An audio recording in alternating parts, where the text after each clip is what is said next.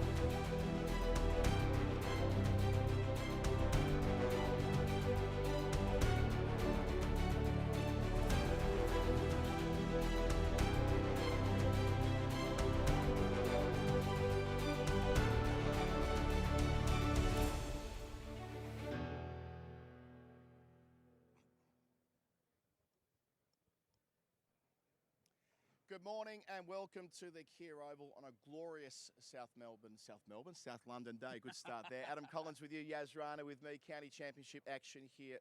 Surrey yet to win this year in the Championship. Up against Sussex, have won a couple of times. As I say, it's a glorious day. Green pitch, plenty of changes, plenty of talking points, and a week where Surrey simply have to deliver. Yeah, there's a good buzz around this place. There was a record crowd across the 4 days last week, and there's good optimism this morning about breaking the individual day record today. But on the field, Surrey haven't quite got going yet. As you say, 3 draws from 3 games. And in truth, they haven't come that close to winning any of those 3 fixtures at the moment. And today they're up against a Sussex side who had a very difficult winter off the field. There was the 12-point deduction that they had to contend with at the start of the season, but they've started really well on the field. 2 wins and a draw from their first 3 games, and they have a very exciting seam attack led by their new captain, Ollie Robinson, but also ably supported by Finn Hudson-Prentice, who started the season really well, and Henry Crocombe, who I think is one of the most exciting young seamers in the country. Bowls a good pace, leading wicket taker in Div 1, got Joe Root out last week, so watch him over the next 3 or 4 days. Yeah, 16 wickets in the competition so far for Crocombe, so they won't get first use of the pitch, though Surrey will, for the 27th time in a row in first-class cricket here at the Oval. The winning captain at the toss has elected to field, and there are multiple changes for Surrey. Gus Atkinson out of the team in the usual way with respect to ECB rotations. He played last week, won't play 2 weeks in a row, and 2 soft tissue injuries. Ben Folkes and Tom Laws out of the 11. Yeah, so we'll see Jamie Smith take the gloves for Surrey this week. So 3 changes, as you say. Ryan Patel's in for his first appearance of the summer. Adam Thomas is making his county championship debut, 19 years old, right-handed batter. Scored a massive 100 in the One Day Cup last year against Derbyshire. People at the Oval are really excited about him. And the other change, Reece Topley into the side as well. Slightly different balance to the Surrey side this week. We normally see them go in with 5 frontline seamers. This week it's just 4. But one thing we haven't mentioned yet, Colo, is the green tinge on the pitch today. I was talking to Mark Ramprakash upstairs before we started recording, and he said he's never seen a Kia Oval wicket this green. So expect movement early on. And we're playing further across the square. We're playing towards the Archbishop Tennyson School this week, which in the last few years, the pitches on that side of the ground have tended to bring more wickets on the first couple of days. Yeah, absolutely. And I think both seam attacks will really enjoy working with the pitch they have here today. And worth talking about the Sussex change as well. One change to their side. Charlie Tier is in for Tom Price, who picked up an ankle injury last week. Charlie Tier, 21 years old, Scotland international, hasn't played a first-class game in 3 years, but is in really good nick. Scored a massive 100 against Surrey 2s in London yesterday. 143, owing the batting of 149 balls, so he's a man in form. And a return to London for John Simpson, who's been just immense since moving to Sussex. 10 centuries for his second county, or indeed third county, but where he did most of his work across the river at Middlesex. But he's been a revelation. The elder statesman, the senior pro in that team, ably assisting the captain, Ollie Robinson. Yeah, they've recruited really well. You mentioned John Simpson, another really good recent recruit. Jack Leaning scored a 4th innings 100 in their win over Warwickshire in round 2. And actually on the field, there are lots of reasons to be optimistic at Sussex. Everyone's been talking about James Coles over the last few months with that £390,000 100 deal. He's a really exciting player in their middle order. Tom Haynes at the top of the order, someone who's played a lot of cricket for the England Lions. Jack Carson, another player who's played a lot of cricket for the England Lions as well. So it's a really exciting team. And they bat deep as well. They come here with Carson carded at 9. Now, you know, in ordinary circumstances, he'd be a 7 or indeed trying to push up into maybe even top 6 calculations. But at Sussex, where they are deep, batting at 9. It means on day one here, with it moving around in all probability, they'll all have work to do, but they do have that degree of flexibility. And Ollie Robinson at 10, I think. He's averaging more than 40 with the bat in the Championship this season. I'm pretty sure he's batted 8 for England, and he's batting 10 here for Sussex. So real batting depth for the away team. So for the visitors, it's Dan Hughes, Tom Haynes, Tom Clark, James Coles, Jack Leaning, John Simpson, the keeper, Charlie Tier, the 21-year-old into the team, Finn Hudson-Prentice, Jack Carson, the spinner, Ollie Robinson, the captain, and Henry Crocombe, who you mentioned before. He picked up Joe Root last week, but 16 wickets across the season, 9 against Leicestershire in week 1, where they were victorious, and they've done a pretty good job of eroding that points deduction, the 12 points they started the season behind. Yet they're already into 4th spot on the table, so they're in with a fighting chance. And if they can win here, they have not won here at the Oval since 1994. A massive week for the visitors. Absolutely, this will be a huge statement win for them. They've started the season really well. Even with that 12-point deduction, they're ahead of Surrey in the table. And you mentioned Crocombe. I think he's going to be the quickest bowler on show across both sides this week. And there's a lot of conversations in English cricket at the moment about how the cricket in April on quite slow pitches across the country hasn't always been the most watchable. Teams have really struggled to take 20 wickets. Bowler like Crocombe could be a real point of difference. He's played England Lions cricket already. His first-class record at the moment is middling, but it's very quickly improving. And you speak to people who've watched Sussex closely this season, they really like what they've seen from Crocombe.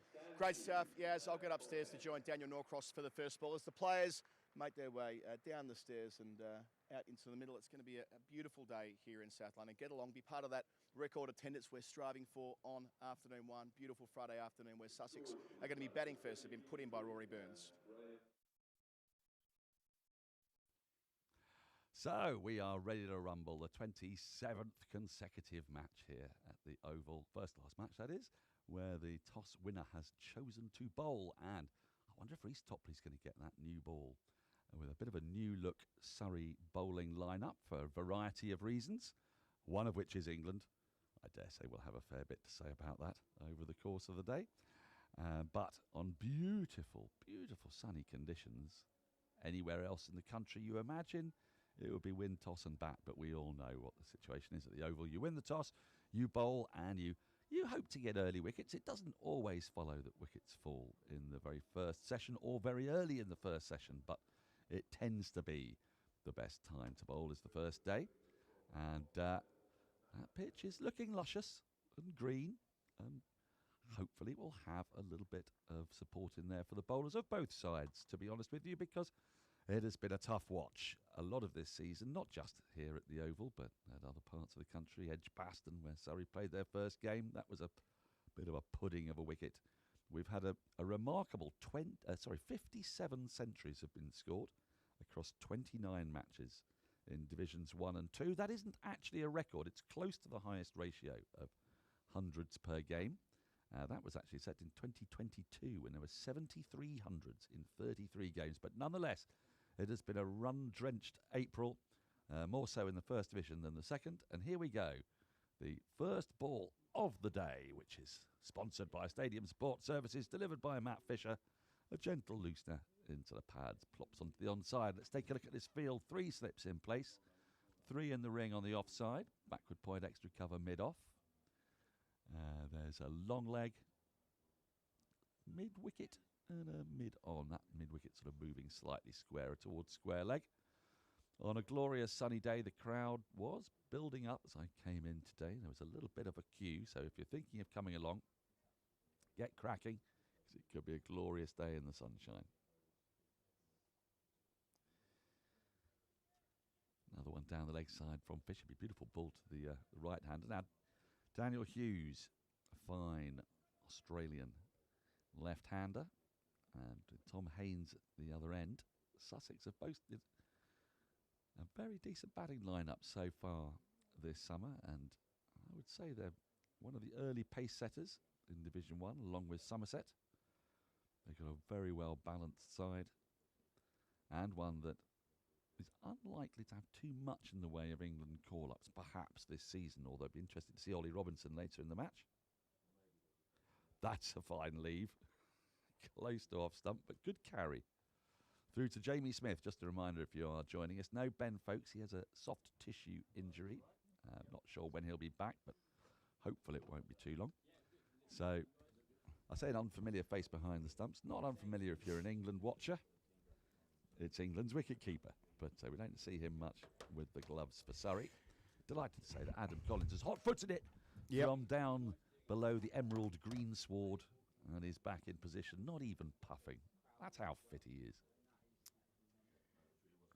Ooh, bit of swing there. I think you're the big boss man for this half hour. I've just covered for you for 3 balls. Thank you. It's very kind of you to do that. That's okay. How is it I'll down steer there? the ship. Lovely. 25 degrees, I'm told. Beautiful. Oh, come on. How good. Beautiful. South London. I can't hear crowd or stump or anything through my headset when I'm turning program up. Daniel, can you hear anything? Daniel can't hear anything. I can't hear anything. So, who do you think's going to open the bowling at the far end? Might it be Topley? Well, interesting. Fisher bowled third change last week. So they've got, as he gets one to come back and find the inside part of the play, they've got these vast resources, sorry, to account for, say, Gus Atkinson not being able to play this week. And they can sort of mix and match as they need for circumstances. Tom Laws opened the bowl in the first innings, didn't in the second, for example. Laws not playing this week. In our intro, then we didn't really get a chance to reflect on that. But yeah, Laws, soft tissue injury, different wicket keeper in Jamie Smith, one of those quirks where he's doing the job for his country but not his county. Well, he is today. And Fisher, as he did against Leicestershire, taking the new ball from the Vauxhall end. Back off the seam to finish a maiden, none for none. Reminder that Surrey have won the toss, elected to field 27th time in a row. If Andrew Sampson was here right now, he'd remind us that Wellington is the most bowl first in a row. 55, I thought it was 45. 55 times where, had the pitch looked like the one a week ago, it may have felt like bat first. But when we arrived this morning, it was very clear to all that the winning captain would field if the coin came down their way, because it is very green. And you see there that extra movement off the seam, which hasn't always been part of the conversation the first couple of weeks here as the members start filing into the pavilion. It's going to be chock-a-block up there. Fair few out the back, I tell you. Yep. Yeah, carnival atmosphere. Could we break the record that we set last week? I reckon it's 5,600 on day one, which wasn't the day one record. That was just a nice foundation. It's bank holiday weekend. On breaking the. I don't know whether that means people be away or whether it means they'll come here. Abbott from the pavilion end, first opportunity. Nice broad blade of Haynes to start. That'll feel good. That's interesting, isn't it? It's not Topley and it's not Jordan Clark. So those are the options, obviously, available to Rory Burns. So the day record, 63-11. Yeah. Now, that was last year during the Red Ball Carnival of Cricket, if I recall correctly. Well, I've seen there are kids here today. Brighton College is in. You know how I get a little bit. Oh, gone. What a take. At second slip over to his left. Surrey needed something early. Abbott's got it second ball. Loose shot from Haynes in a channel wide of the off stump. Goes after it. Good sharp grab. Surrey have dropped a few in the cordon so far this season, but that one was taken comfortably by Ollie Pope. And that is just the start that Surrey needed. Wickets with the new ball have not been forthcoming for Surrey so far this season, and that is a terrific fillip. Yeah, that was moving as well. Threw his hands at it. Second ball, and Abbott, who's toiled without reward for the most part through the season so far, gets the opportunity with the new Dukes and makes the most of it. So Pope up to his left, and they're pumped up as well. They know what this week means for them. Yeah. I mean, early on in the innings, Tom Haynes will be thinking to himself, could I have left that? But it actually sort of started to shape in slightly towards him and then may have just left him off the pitch, because looking at that pitch, there could be a bit in there for the bowler who nips it, hits the seam. Certainly early on, that is, again, why we've got a win, toss and bowl situation for exactly that reason. Haynes, big wicket, player of genuine pedigree. Wicket before a run's been scored. Sussex sent in morning one. Not going to be easy out there. Surrey a point to prove. It tells you if you are sitting at home, just maybe having your second cup of coffee and finishing off your tea or toast or whatever it is that you're having for breakfast, thinking you could saunter in around about lunchtime, you might want to just get a wriggle on. This might happen this session. So our producer had a haircut. The Sharp cut. Yeah. Whether it's new. I don't know. I think he has. 3 slips right away. Another left-hander in Clark. Dare I say, I think it suits him. It gives him a certain kind of noble gravitas in one so young. Yeah, genuine gravitas. He's got the beard of a Tudor king. He's actually got the colouring of a Tudor king. Slightly ginger. Like a slender Henry VIII. Young Henry VIII, before he became a psychopath. So Sibley off the field. We see Blake there substituting early on. Oh, shout! Big decision. Finger stays down. My goodness. Back off the seam. That is close, isn't it? So impact would have been fine. It's a question of height and a question of whether it was doing too much. It's my impression from behind it. We'll see again here. Umpire's reaction was that was close, wasn't it? Ooh. Oh, my goodness. Well, you judge for yourself. Might it have pitched outside leg? Height is not going to be an issue. Well, no, it isn't. You see the ball plop down off the knee roll into the ground. Looks like it's pitched on. Well, a very, very good shout, but tells you that ball's doing something for Abbott. Top start from Abbott here, threatening both edges, of course, picking up the outside edge with his second ball, and that beat the inside edge, and that did pitch in line with about middle, and impact was in line with about leg. So the only question could have been, was it doing just a little bit too much? Might have been, and it did hit the knee roll, but it's a close call, that, and you could actually see the umpire, after giving it not out, he had a sort of look at his face and said that was really tight, but not quite stone dead enough for me.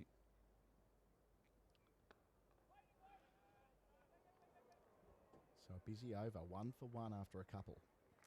Well, what I liked about that over is that Abbott kept it full. You win the toss, you bowl on a green pitch. Attack first up. Now, just a reminder, just to set the scene for you. So, this is the 3rd home match at the Oval. And on each occasion, the pitches favour one side. We're not slap bang in the middle. We're actually not a million miles away from the test pitch. Do you know how I found out which is the test pitch the other day, Colo? I don't know how. Okay. Use one of the turrets, possibly? No. It was the fella from Sky who does the stump mic. All right. And it's hard for you to see now because it's obscured at mid-on. There's some movement again from Fisher through the air. Now, see the fielder standing at mid-on. There's a tiny little sort of circular disc. Ah, right, yes, okay. Which is where the stump mic goes. And it's not always the test pitch, but it's that one or the ones either side, because that's where his technology fans out from. We might better get a camera on that. So that tells you basically what is slap bang in the middle. So we are 1, 2, 3, 4 pitches away from that one. So we're not too far off centre. So short side of the ground, the Tennyson School side this week. Use of feet early on. Hughes yet to score, but wanting to mitigate the movement off the seam. So last week we were 8 or 9 along. 1, 2, 3, 4, 5. Yeah, 9 along, which was right in line with the Mickey Stewart Members Pavilion. So the short side of the ground was over towards the gasometer. There is, I wouldn't call it an especially short side square, but in that corner of the ground that's created by the Bedser stand, that isn't a particularly far journey. So third man, as you're watching here, that's the shortest boundary on the ground this week. That's a very good start from Fisher. Well, it's a very productive area. A very productive area. So it's kind of short thirds and third man. That's the area that a lot of people target here.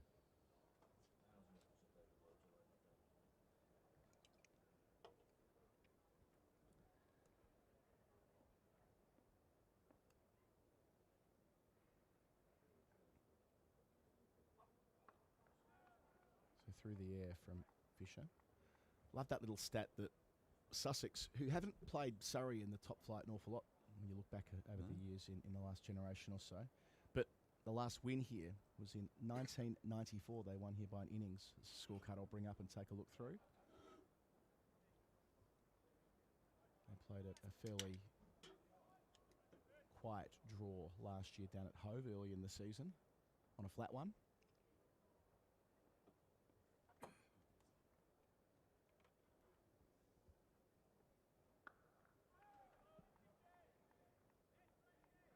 So our umpires this week, if you were wondering, we've got Graham Lloyd operating at our Vauxhall end, and Russell Warren, who had the big decision to make in the previous over, he's down at the pavilion end.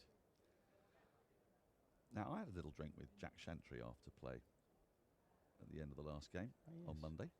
I did hear that was happening. Very interesting. Dom Sibley back on the field.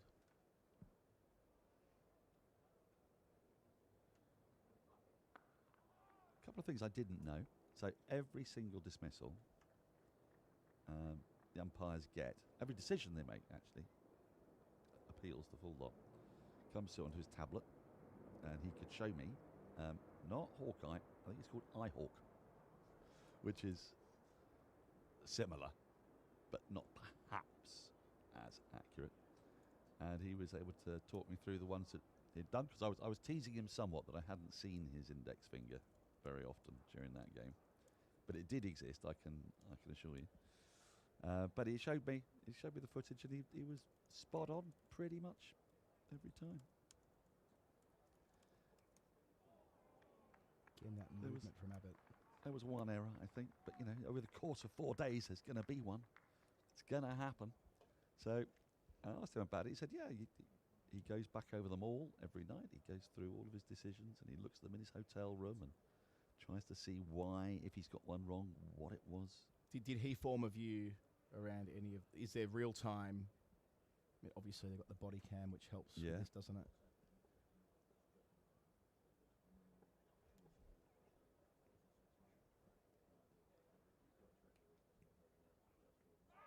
Ken using his feet.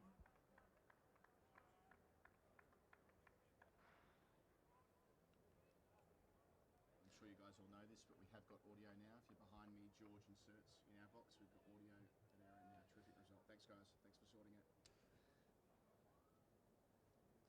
I mean, it's just amazing the technology that's come in now, and how umpires are able to not just be assessed, but help assess themselves, improve their own performance. And they're conscientious types, umpires. It's not a job for me. I remember playing in a game where you were officiating, Daniel, where you gave a hat trick of leg befores. Yeah, and by that I mean not just 3 leg befores in a row, 3 and 3 balls. Well, actually, I think I only gave 2 of them, because if you remember, I think I'd been drinking a bottle of Rothesay. You've been out early. The first wicket fell, of the hat trick, and there's a bit of a tumble going on. So the call came up, Norcross go out there, and then there was a very unhappy young adult fiction author called Tony McGowan. 11 dots for Hughes so far. Sharpish shingle to get himself off the mark. 4 for 1 Sussex. A reminder that they've lost an early wicket. Haynes was caught by Pope moving to his left from the bowling of Abbott for a second ball duck. So just a word of warning for anybody who might find themselves coming out to bat when I'm umpiring. And if you are facing a 15-year-old who bowls in swingers, and you think it's a good idea on a hat-trick ball to leave it, and that ball hits your pad, there's a strong chance that in order to enhance the gaiety of the nation, my finger will appear and you will disappear.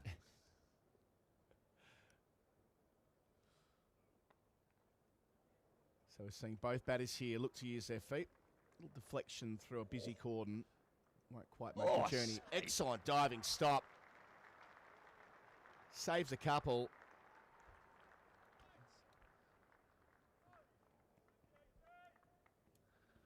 Wow, that was something else, wasn't it?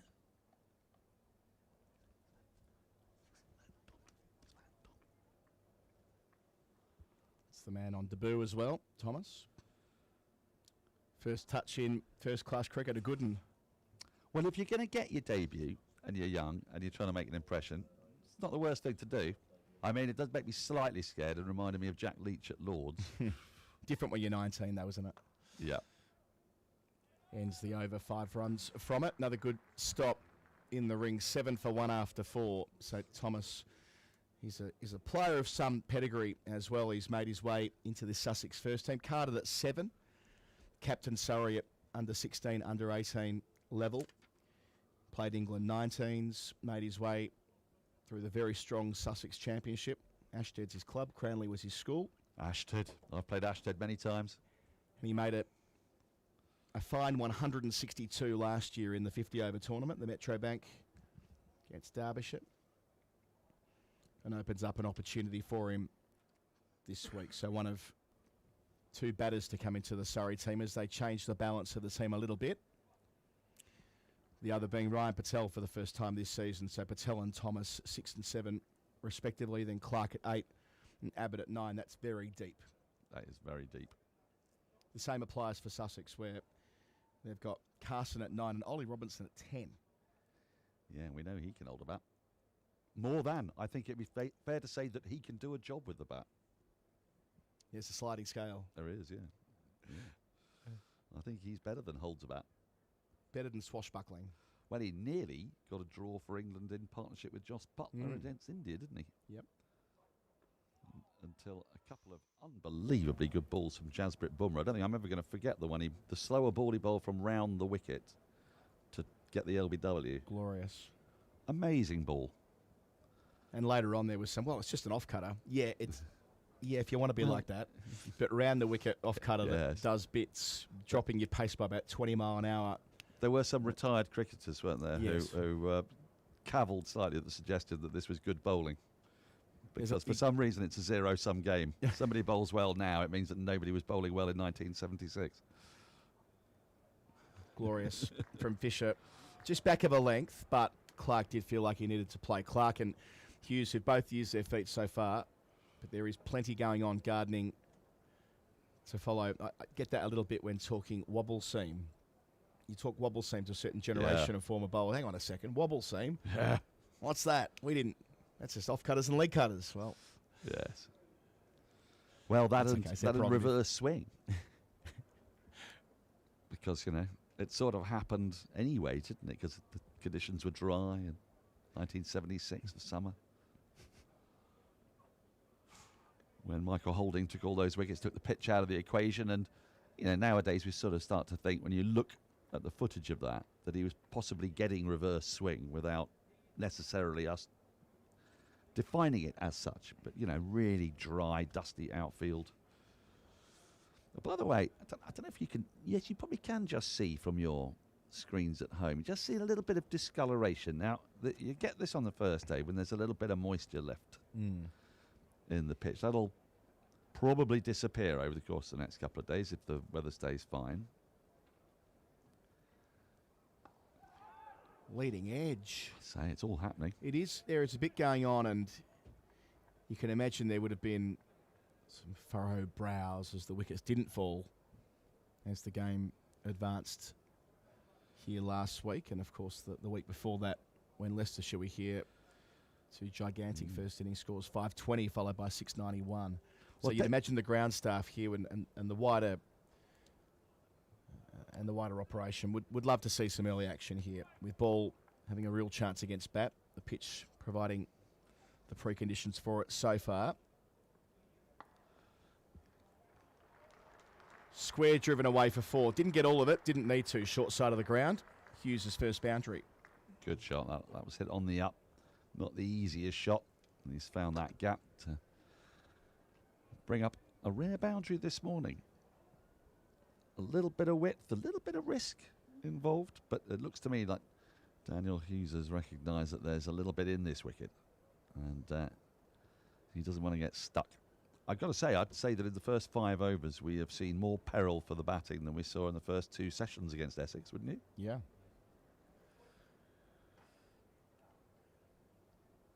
Seeing here gardening at both ends as Clark waits for Abbott.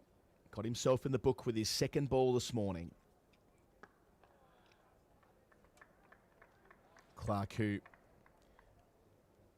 this season got a century against Leicestershire in week 1, 101, and then last week in the second dig in a high-scoring game at Leeds got 93.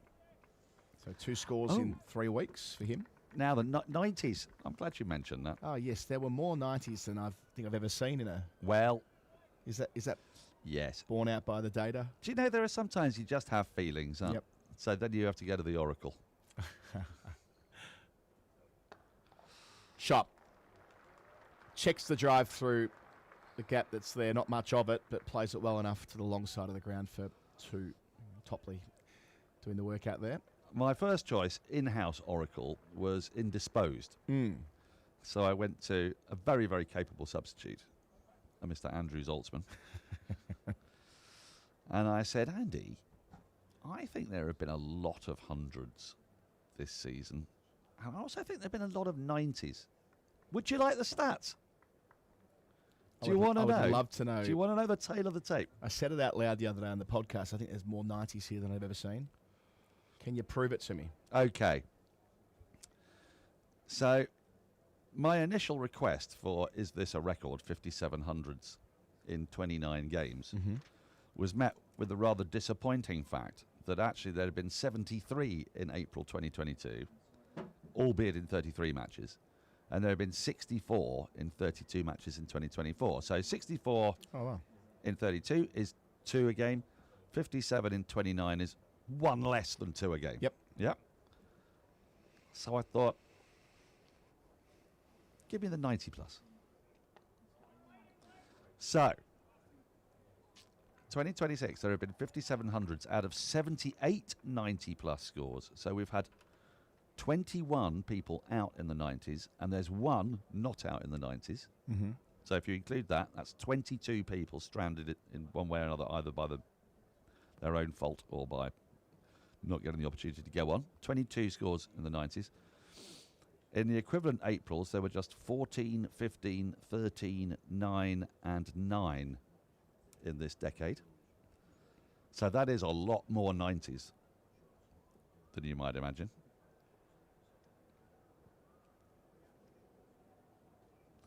And here's something for you. I asked for ratios of hundreds per match in decades where there have been enough April matches to count. Okay? Yep. Because they didn't always play much cricket in April. Yeah, it's a smaller sample size than you might think. In the 2020s, there have been 347 hundreds in 190 matches at an average of 1.82 per match.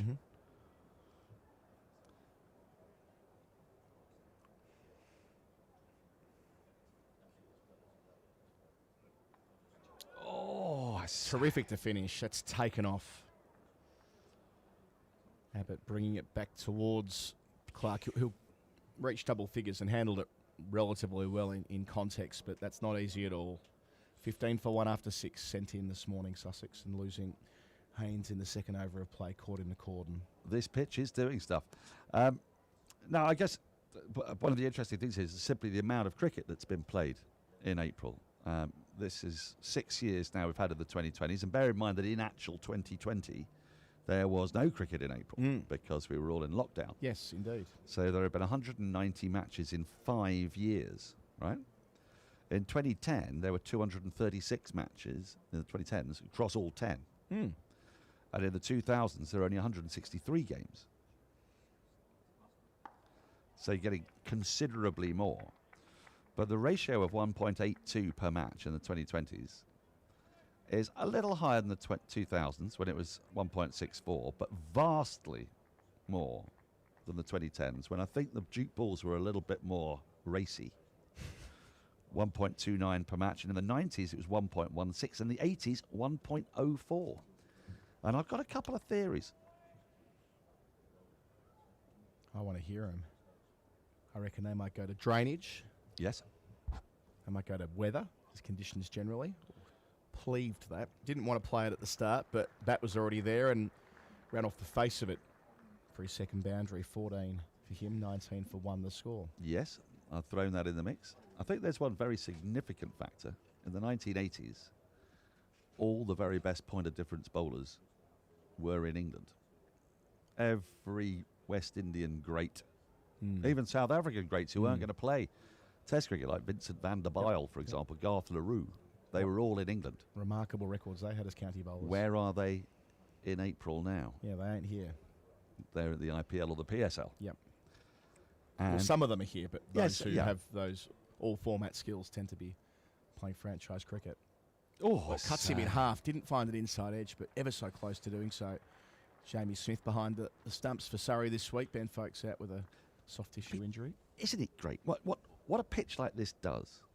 Like the reason I've been talking about runs and what have you is because it's been a tough start to the season for Surrey watchers, and for fans of other teams on surfaces and under circumstances which I've been outlining there. Yep. I think there are about four factors that combine together along with the balls, which we haven't mentioned.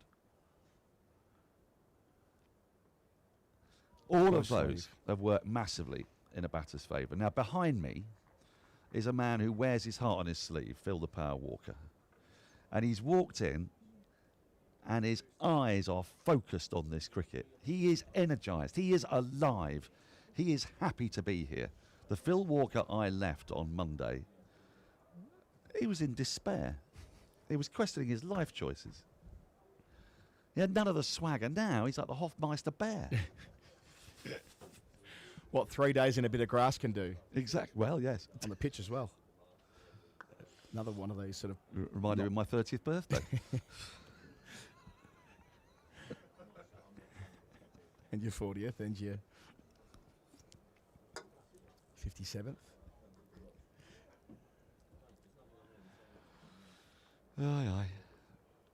I'm most interested if one of the oracles, plural, are listening. I want to know about this 90s last round. That felt remarkable. There were 3 in 1 innings at Glamorgan. Yeah. There were a lot of 90s last round. That's a lot of 90s, isn't it? A couple of England players It's got ruined 90s, my Root and Duckett. Yeah. Yeah, ruined your data set, but down the leg side, nothing on it on the way through. Completes another maiden. No, it doesn't complete a maiden. Ruined the boundary hundreds at record. 19 for 1. But I'm interested in whether there's been a completed set of county games where there's been as many 90s as last week. Because we had the opposite a couple of seasons ago, round 2, where the most 150 scores ever in one round. That was a Kookaburra. Yes. No more Kookaburra. God, in the we were existentially challenged during the Kookaburra era, weren't we? were. One other thing, because I'm conscious that we're getting off at the end of this. Yep. And I can't believe I've been so unobservant, essentially my entire life. I want to run something by you.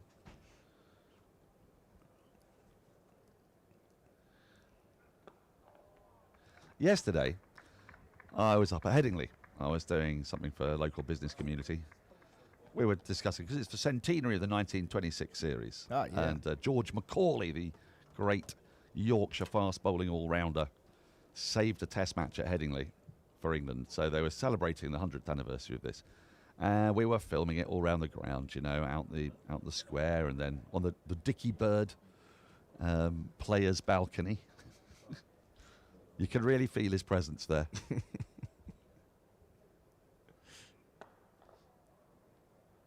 Straight a mid off. Well played. Had a lovely day. Beautiful sunshine. Lovely people to work with.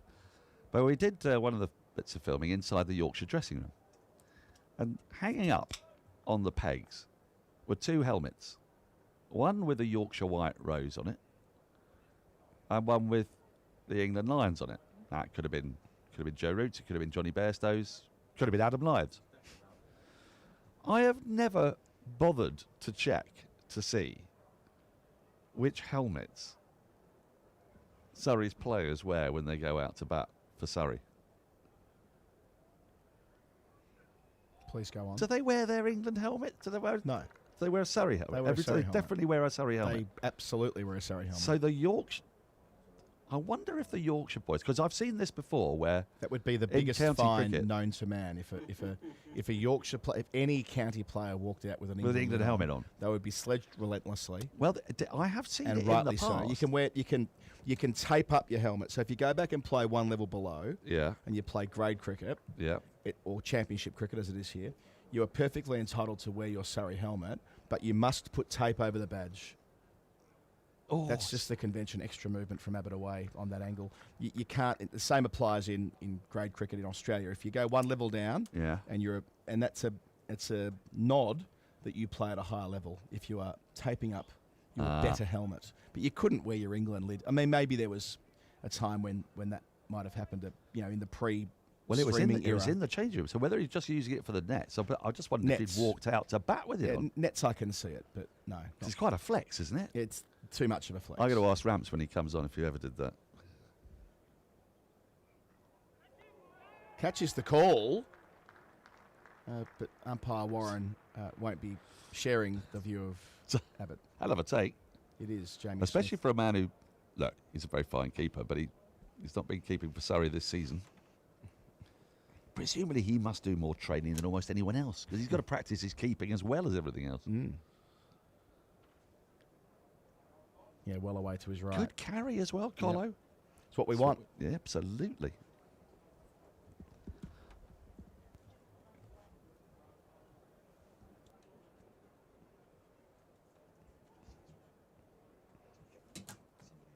Edged, diving away to the left.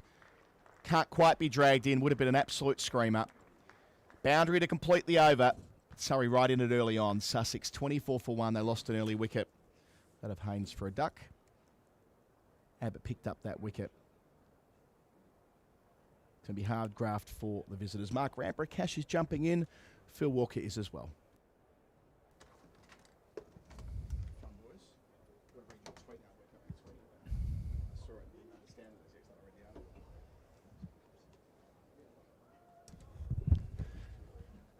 We have life here at the Kia Oval. What a beautiful morning.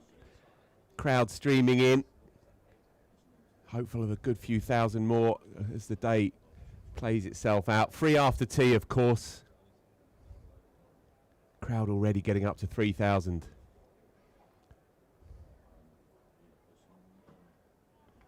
It's been a feature this morning. Matt Fisher has just lived on that length, just outside off stump. Letting the pitch, which is alive and well, do its thing. Mark Ramprakash, good morning, sir. A very good morning. Great to be here. So, early impressions, first half hour. Yeah, it's been enthralling. I've really enjoyed it. Really good contest. I was trying to think about the batters and their mindset. And they're up against two high-class performers in Fisher and Abbott with a new ball on a very green pitch.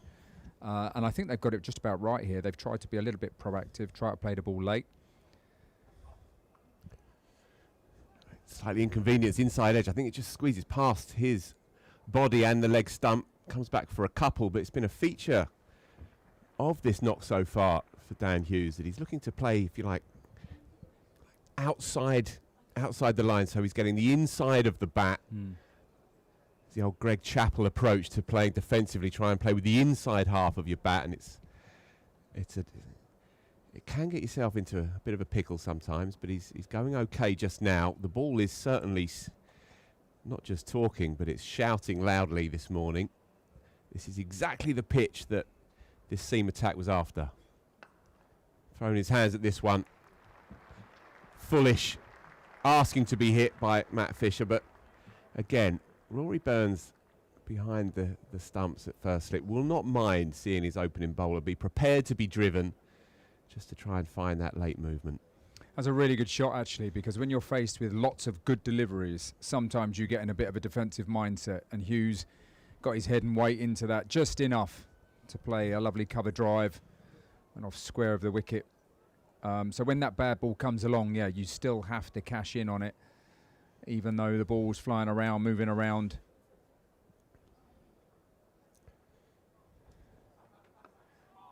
And again, playing from the crease, inside half of the bat. Sorry, Mark, just felt like a real contest this morning, hasn't it?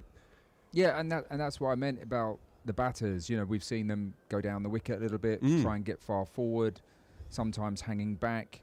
You need a bit of luck, and they've had that. But that last ball that went down to fine leg, he was trying to play the ball late, got an inside edge, and the same with Clark at the other end. And You know, again. here and there they've tried to look for quick singles like that where they've defended the ball when it's dropped down short, looking for those quick singles, and that's kind of what you have to do. You know, that's where you're in this 4-day cricket. I think right now these two are trying to stay positive, but equally back their defence for a period of time, because this new ball morning session is going to really be testing. And if they come out and try and hit the bowlers off their length, it could be high risk stuff. They could really find themselves in a lot of trouble. Oh, that's a Jaffa. Missed everything in the end. Appreciable movement. Matt Fisher's been bang on it this morning, and that has cut the left hand of Tom Clark in half. 30 for 1 in 9. Surrey have been bang on it this morning.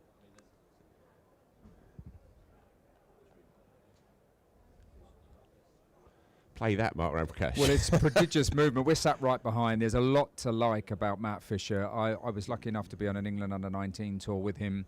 He was a standout character as a young man, but also a terrific bowler, and he can bat very well. He's been really good this morning, as you say, right on it, top of off stump. And he's repeated. I think he's really grown in maturity. He's now making significant sort of contributions to this terrific Surrey team. He's got a very sort of easy, rhythmical run-up, good action, high action. He looks like a well-oiled machine, and he's a sort of bowler that kisses the surface, doesn't bowl a lot of bouncers, but he's really honed in on the top of off stump right now. Yeah, it looks hard work for the batting side.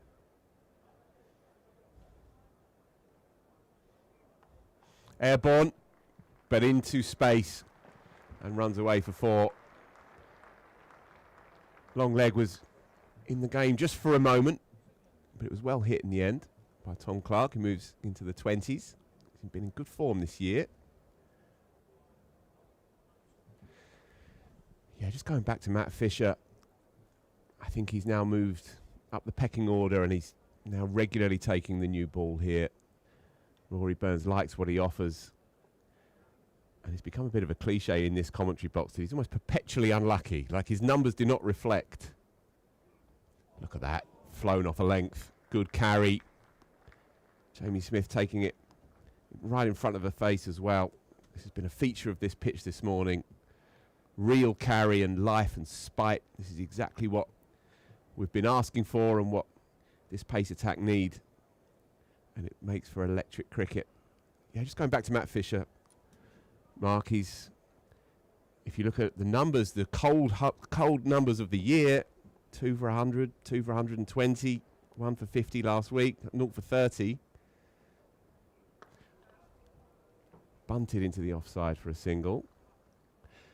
Then they don't scream in form, and yet if we've watched him closely throughout this summer, and the number of deliveries that whistle past the outside edge, that just fall short. The pitches have, as we know, been tough to extract much life from it. But when you put him on a track like this, perfect conditions as well for swing bowling.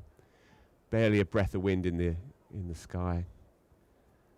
And you just see him get to work, and you see why Surrey persuaded him to hot-foot it from Yorkshire down here, and he's become a mainstay of this attack.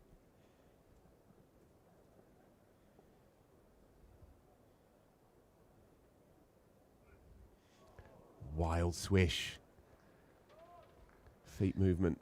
Yeah, it's probably afterthought. It's probably interesting to compare as well the two opening bowlers, because Abbott hasn't been quite as accurate, and he's moved around his position of release on the crease. You've seen a couple go down the leg side. You've seen a couple wide of off stumps. He's not been quite as metronome as Fisher, but in some ways he's beaten the bat more because of that perhaps more variation in what he's delivering. So I guess you've got to know your role in the side as a player, and Fisher knows his role. He provides control, and I think that's probably why Roy Burns gives him the new ball. Yeah, exactly that. And it's a different challenge for these two left-handers. Another one ticks by 35 for 1 from 10. Getting through these overs quickly as well, by the way. 40 minutes into the day, and already they've cleared 10 overs off. Shows how intent they are.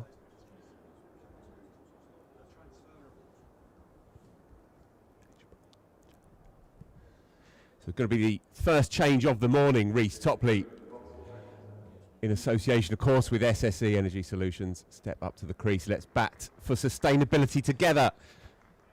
Yeah, just to go back to that, Mark, I guess Matt Fisher is a more natural away swinger to the right-hander, and so he's going to be coming back into the lefty, whereas Kyle Abbott's natural angle, Sean Abbott's rather, natural angle is just to run across the left-handers, and so two different challenges for a left-handed heavy top three.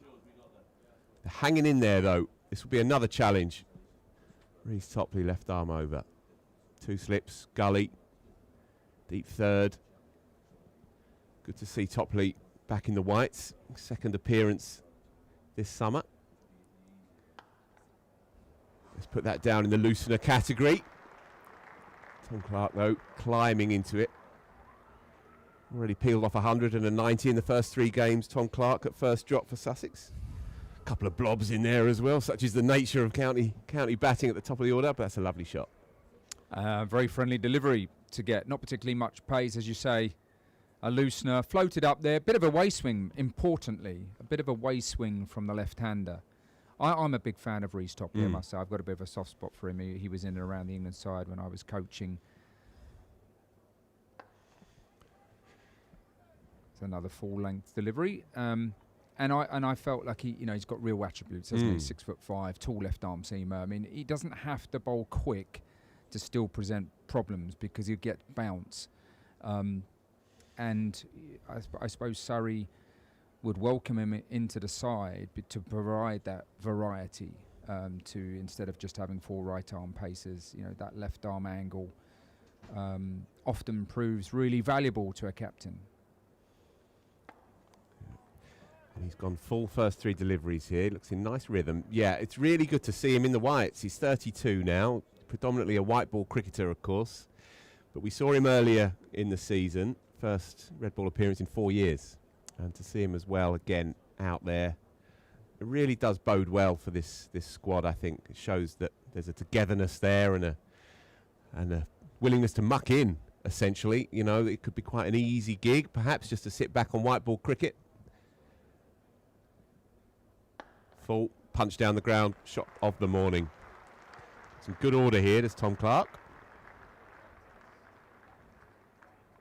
Yeah, well, this shot will give him a lot of confidence. It's one thing to squirt a cover drive through the offside, but to hit one back past the bowler on a pitch like this, yeah, terrific shot, full face of the bat, punched it down the ground, and that will give him a lot of confidence moving forward. Yeah, I think we're seeing a lot of pace bowlers in particular play a lot of white ball cricket, and I suppose it comes down to the individual's desire to want to play the longer format.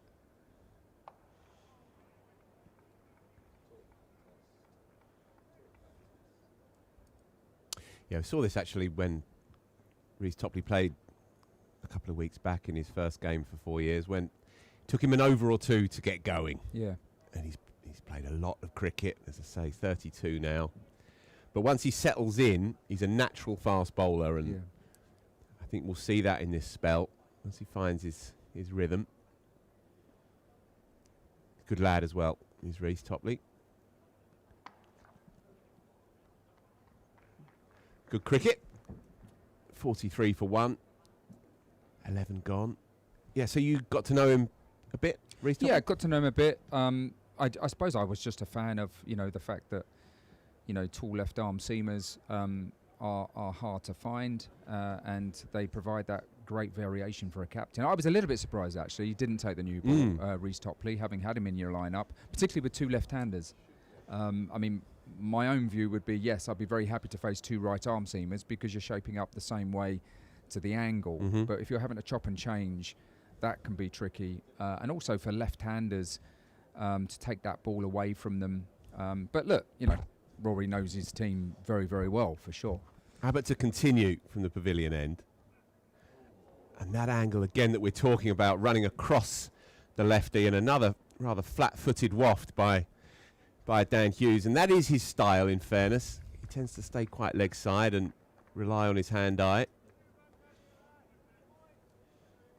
First bye of the day. Yeah, we're seeing more and more left armers in the modern game. I was just thinking back to in your prime, Mark. How many left arm seamers were kicking around county cricket? Perhaps not that many. Quite a few, actually. Oh, okay. Yeah, no, quite a few, and they all had a chance against me. I must Right. say. so was that something that I you struggled? Yeah, I did Okay. struggle with the left arm angle. Yes, I did. So No, I think. I mean, I remember Mark Eilott at Essex. Yes. Smith.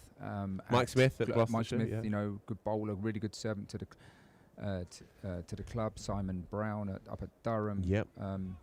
Yeah, no, there were a few, and in county cricket, invariably, you know, you'd get the conditions where you know they would swing it and they were a real threat. Absolutely, and I personally always like to see an attack with variety. But obviously, they've got to be accurate. Clearly, you can't just have them in as a luxury. Oh, he thought about it. Did Tom Clark in the end manage to pull away? This is in a different stratosphere to you, Mark, but me as a weekend club cricketer, I used to quite like facing left arm as a right-hander because I always wanted to be a left-handed batter, you see. Right. Gower was my hero and all the rest of it. Absolutely. And I worked hard on the kind of the flat-footed, airy drive, but as a right-hander, it never quite looked right. But against a left-arm seamer, I could fulfill that fantasy in my head, you know. Like it. Well, he's got me out, of course. Inside edge onto the pad. It's good again by Abbott. He's been excellent this morning. Ask questions, ball after ball here.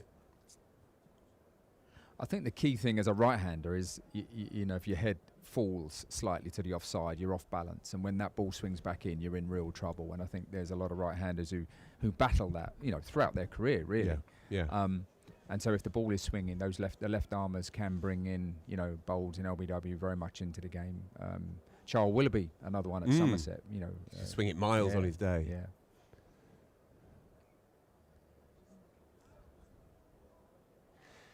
Yeah, endlessly fascinating talking batting techniques, how they evolve over time, how ideas come and go as well, and trends and so on. I was talking to Jamie Smith yesterday, actually, and he was talking about one or two little adjustments he's made post the Ashes in his game. He felt like he was getting slightly closed off, and that the bat was coming not back, say, towards first slip, but actually towards, if you like, leg slip. Yeah. And was struggling to access the ball, he was saying, and he just changed a bit of alignment post the Ashes. Yeah. He says he feels a lot better, and obviously the runs speak for themselves. There will be runs here, but fine leg tidies up. Reece Topley, just a single. And he was saying that in the pressure cooker, another one ticks by 45 for 1 off 12. In the pressure cooker of a big series like that, things creep into your game without you realising it, and there's not enough time, he was saying, to really take a breather and focus on what might be happening, what little kinks might be creeping into your game. And he said it was only after the series when he was able just to take stock and look at some footage, and he thought, okay, one or two things to work on. And he says he's just opened up his stance a tiny bit, and he can now access that ball down the ground. He feels a lot more comfortable, he was saying, with his game.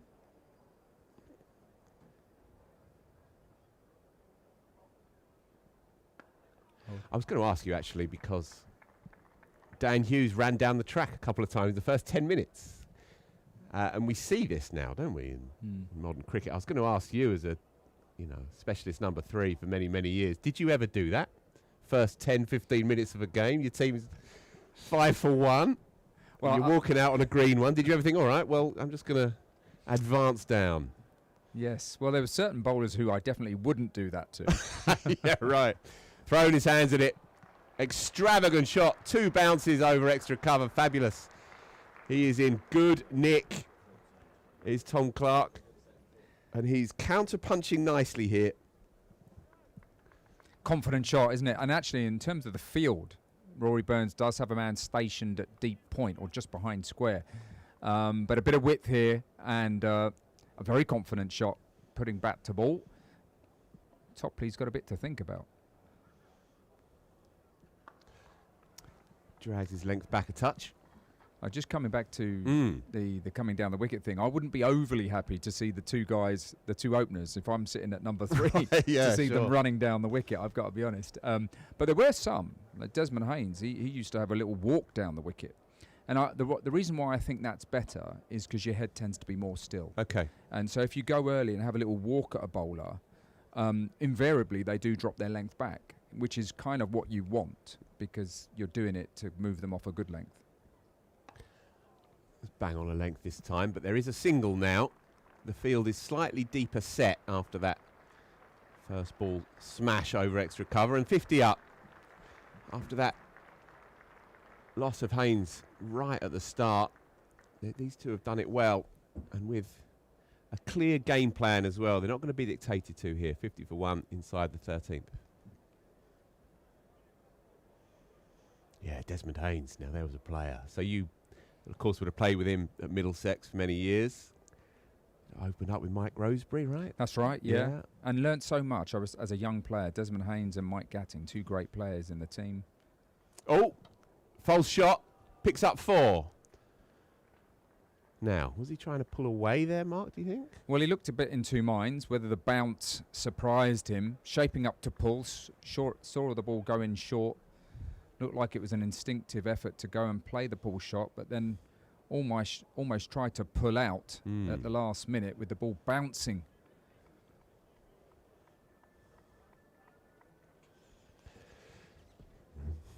Yeah, as a bowler, you just have to bite your lip, turn on your heel and get back to your mark. It can be a thankless task sometimes. He's in again here, Reece Topley. Driven again through the covers. Beautifully done. 4 more. 3 in the over.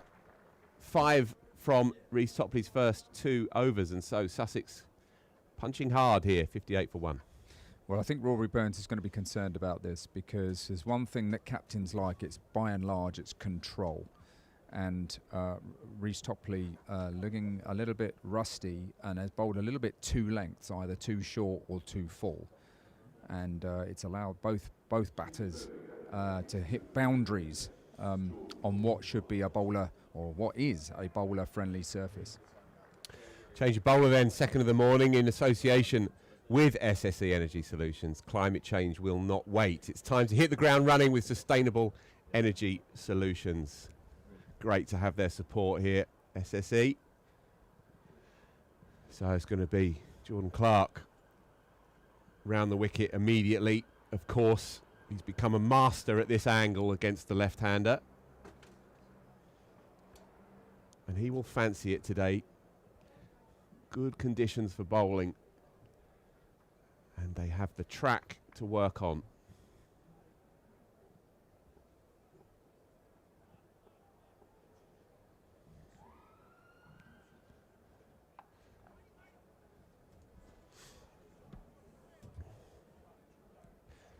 I spoke to Sussex skipper Ollie Robinson yesterday, actually, just after training here, and they've played, well, they've won 2 games already this year, of course, played 3, won a couple. So they've already, if you like, eliminated that 12-point deduction that the club faced at the start of this year for financial irregularities. And he was saying, well, they're not going to die wondering here. They're interested in a result one way or t'other. Look at that. That's what we're talking about, standing it up on the seam and running away against the angle. Here he goes, Jordan Clark. Yeah, he was saying, and look, famous last words, but got to be prepared to lose in order to win in this league. And it was refreshing to hear a skipper say that. It's been a lot of draws around the grounds, as we know, this year. Just looking at this delivery again. Yeah, beautifully done. You can see the grip on the ball as well by Clark, just ensuring that he holds that line, almost unplayable.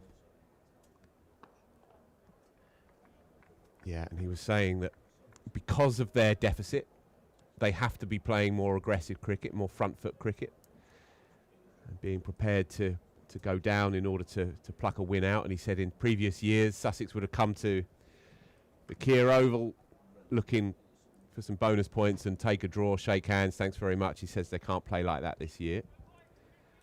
And we know the problems that the club has had off the field. We know that the coach, Paul Farbrace, his contract is up at the end of the year, and that a number of other players, big players, may be following suit. And so there is that sense that this is their time. And so they're going to throw everything at it. Should make for a very good game. More runs, couple I would say. Dan Lawrence from backward point picking up. And you can see it, I guess, in how they've gone about this first morning. 0 for 1, and yet they've counter-punched well. And I think that mindset, it probably suits, they've got some good young players. When I say young, they're sort of perhaps mid-20s, and they've played enough county cricket to know what they're doing. They're sort of maturing as players, reaching they've got a certain level of experience. Big swish, and another one flies by. No dice yet, though, for these seamers. Well, that's Hughes, who, of course, is an experienced player. I think he's 37. He's been around the block, overseas player. Big drive outside off stump there, no real foot movement. And sometimes that will happen. You get that side of the line, the adrenaline's going, and you want to try and take the attack to the bowlers. But so far, their proactive way of batting has been really good. Oh, and another. In what we'd say is bowler-friendly conditions. And they've managed to rotate the strike, pick off the full balls, and they'll be very happy with their work in this first hour, unquestionably. But in coming back to the psyche of the team for Sussex, you know, when you have strategy and you're thinking about your players, you want every player to be really clear about how they go about their game when they walk over the white line. But as a mantra and as a team, if your core of players are pretty young, punchy young players who want to play in an aggressive way, well, then you're just playing to your strengths as a team. And I mean, obviously, Ollie Robinson is his role in the side. He provides great control, doesn't he, for his captain, which allows young players around him to perhaps go out and play their game. He's done himself a mischief there. Might have just crashed into that no man's land at the top, just above the top flap of the pad. We've all been hit there before. Just below the thigh pad, but above. Yeah, it's right in there, isn't it? Oh, that hurts. Yeah, I think the overseas player to have a top order batter is an interesting choice as well. You know, early season, you know, you're looking for him to provide stability. So these young tyros like Clark, Haynes, Coles, they can go out and play an aggressive way, and that's playing to their strengths, and they're quite happy to do that. Yeah, he's been a real success as Dan Hughes at the top of the order. In white ball as well, of course.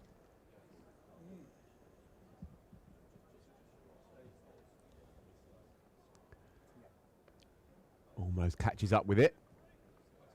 Feels like he's missed out there, Tom Clark.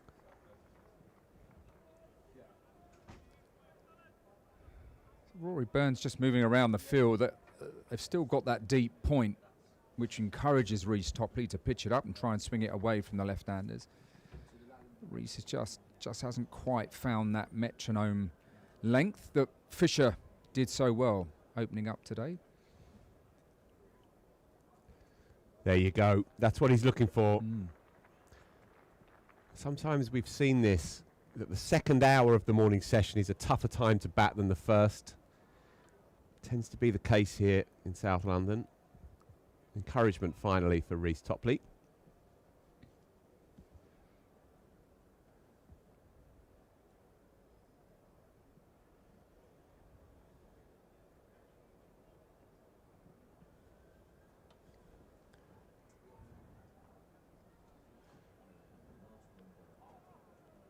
And he's hit him again. I think in exactly the same spot.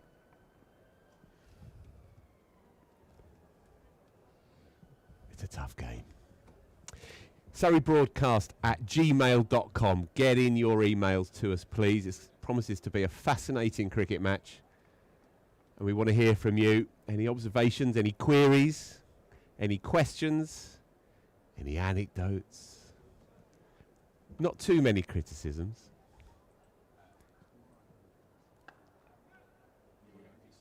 Carved away thinks about a second, but probably smart to turn it down. Good work on the boundary by Dom Sibley, who took a blinder, by the way, last week at deep mid-wicket against Essex. An absolute stunner. The full lengther.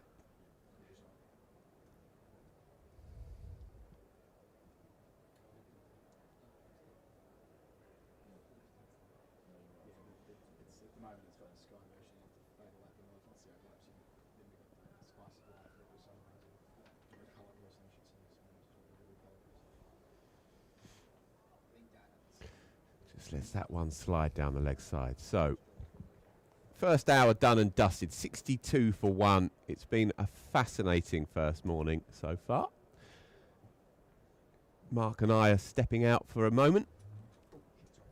And it'll be Adam Collins and Yasin Rana.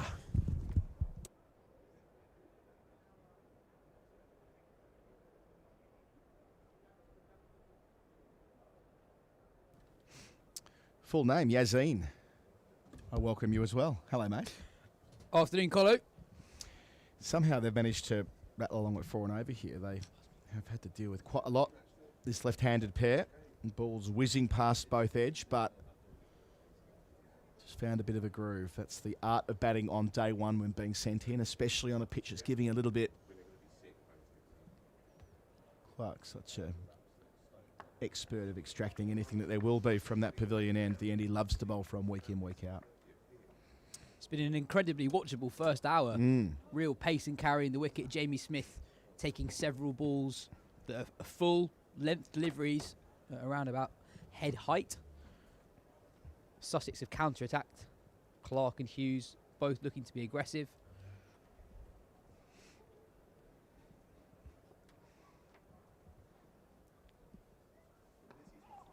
When conditions are sporting as they are this morning, you look for the mini wins for the batting side, and there are times this morning that Surrey were bowling with a slip cordon of 4.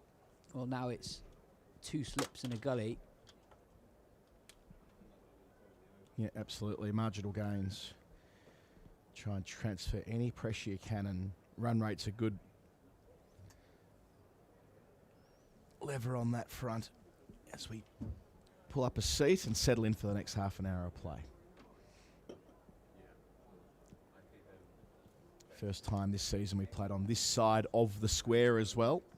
Typically the more lively side has certainly been the experience of watching here the last 5 seasons. Feet being used, not for the first time, from almost the moment that Hughes and Clark came together. They've wanted to try and get down the track. It isn't convention for morning one, but or a conditions-based decision. I did wonder aloud a couple of days ago just how much scrutiny there would be on the pitch here just on day one. I say scrutiny, I mean attention more than scrutiny, because of the first 2 weeks and the necessity of Surrey getting a result this week. Shout, close, yep. Full straight toe gone.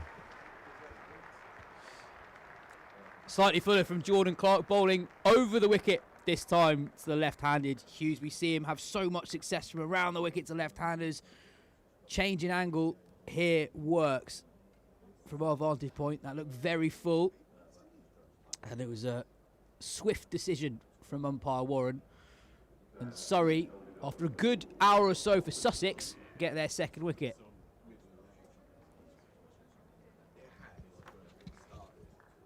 Doing plenty, just short of Yorker length, but the ball didn't have a long way to go. Played nicely for his 22, a stand of 63, which in the context of a lively first morning is not nothing at all. But it does mean that a long stretch of time between now and lunch, Surrey had the chance to apply some pressure of their own. The new man will be James Coles, talk of the town a month or so ago. Went for £390,000 in the 100 auction. The most expensive player on the day. Incredibly exciting young cricketer. Across formats, he's built up a really impressive first-class record for a man so young. Just 22 years old, only turned 22 last month. This is already his 54th first-class games. 800s to his name already. High score of 180. Batting average of pretty much 38. But this will be a real challenge. The ball's doing a little bit for both Surrey bowlers at the moment. Clark's got his tail up. He's one of the players they've invested in from a very young age. He famously made his first class debut as a 16-year-old, youngest to ever do so for Sussex. At this very ground. Yeah. The Bob Willis Trophy days, weren't they? Number of starts this season without really going on with it with the bat, Coles. 4 times reaching the mid-20s, only once passing 50. Surrey really on the attack now. 4 slips alongside Jamie Smith, but also a catching short mid-wicket. Huge gap between point and mid-off.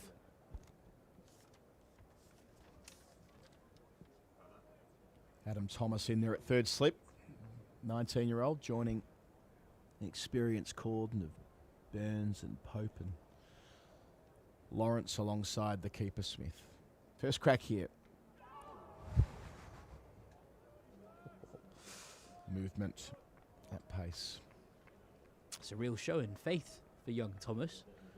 Great First class debut. Yeah, great bit of fielding down here. His first touch shaved a couple and he made a great stop.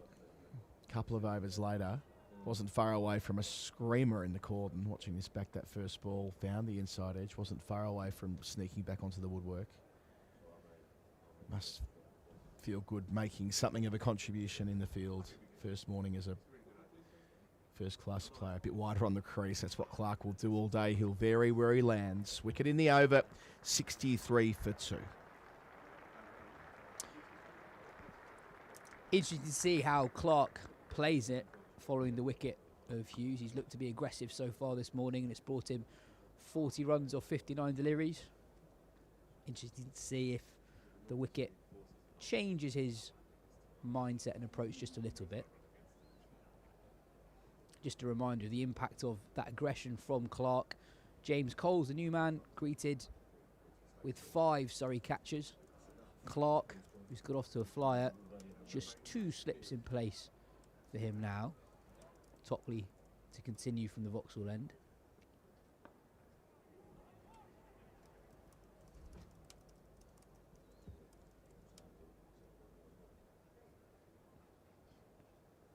So Topley, his second opportunity this season. Didn't play last week. Part of that rotation of quicks that Surrey have. So James Taylor missed out this week. He was in the squad. And the way you look at it, that really has been to recalibrate. So Thomas, as a specialist, bat at 7. I know he bowls some meds, but primarily there for his batting. And that's the luxury you've got. Oh, they've got to scamper through for a leg by here. Direct hit, interesting, not quite. Sort of a belated decision to follow there. Cole's call him through. Yeah, it was a very late call, and I think Clark would have been in trouble had this been a direct hit. Yeah.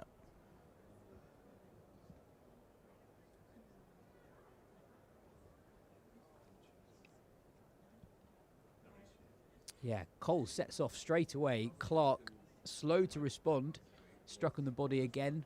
He's been troubled a couple of times by Topley, just bowling back of a length to the left-hander. A half chance there for Surrey. Yeah. One of those that professional teams practice time and again to try and make something from nothing. Not quite nothing, though.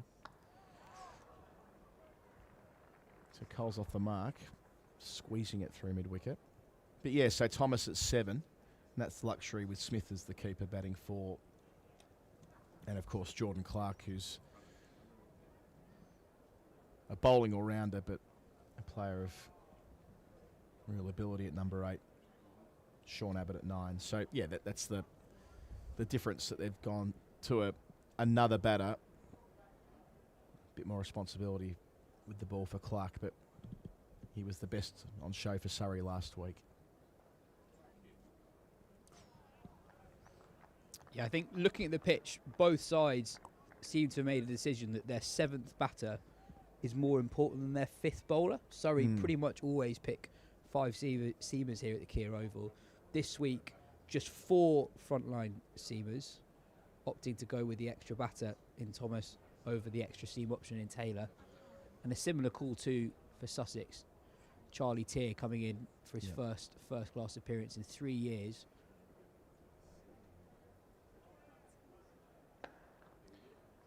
Playing with the shape to the short boundary. Doing so convincingly, up to 44 for Clark. Yeah, Topley's troubled Clark on a number of occasions, but this time offers up a half volley that Clark tucks away. He moves on to 44.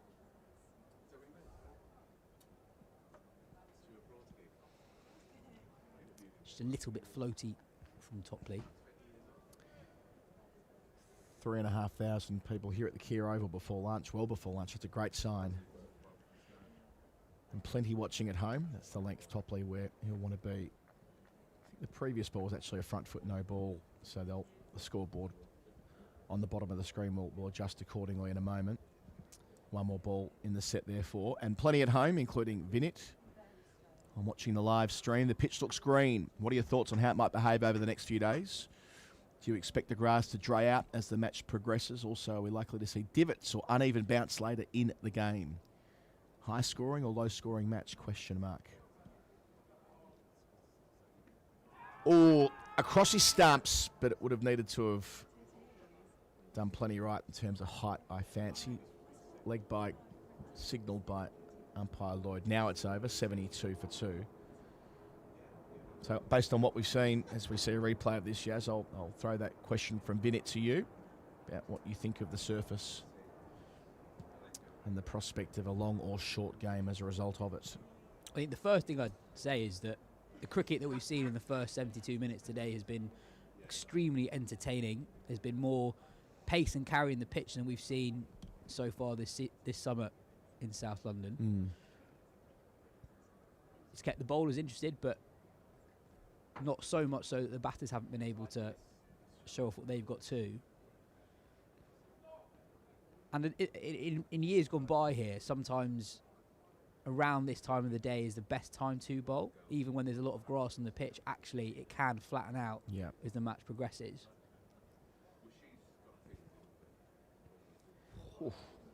I would say, Vinit, this feels across Surrey's three-peat. They had a remarkable knack of bowling out visiting teams in the 5th hour of play on day one. And they would find themselves about 50-odd for no loss by the close, and they would set the game up to dictate terms. That was their model. They liked bowling first, getting their 10 wickets, and getting their feet up, and then days 2 and 3 would be when they would drive the game. So they would love to do that today. They certainly didn't do it last week against Essex. Using his feet, taken down the leg side, an ambitious shout won't be given. Runs away, 4 runs, leg by signalled. Bit going on. Yeah, Clark looking to use his feet again. Sorry, asking the question, suggesting that Clark had got so far across that even though that hit the back of his thigh, really, that still might have been adjacent enough for the LBW. Again, Clark looking to be aggressive. I think the other thing on Vinit's question is it's 25 degrees today. Sun's out, not a cloud in the sky at the moment.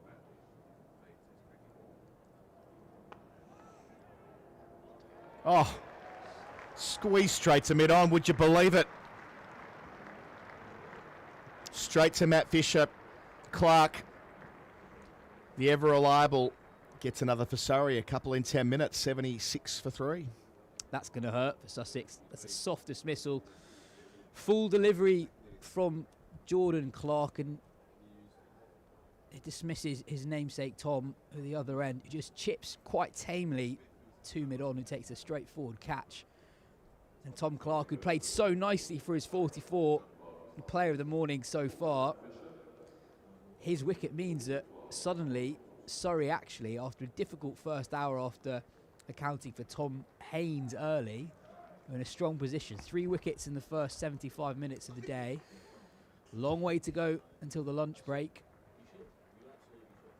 Clark's got his tail up Yeah, that late movement, watching it back on the replay, the ball hitting the inside part of the bat and just chunking it really out to wideish mid-on where Fisher did the rest. And what you'd say with both Jordan Clark wickets so far is he's really looked to try and swing the ball. The main effect that a greener pitch will have on the cricket is the pace and carry, but also the movement off the seam. That's clearly helping the bowlers, but Clark is looking to really pitch the ball up, be aggressive with his lengths, and to move the ball in the air as well as off the pitch. Jack Leaning, the new man in, first season at Sussex, having made the move from Kent. Brilliant 100 in the 4th innings of their victory over Warwickshire in round 2. Real statement win for Sussex, who obviously had a very difficult winter off the field.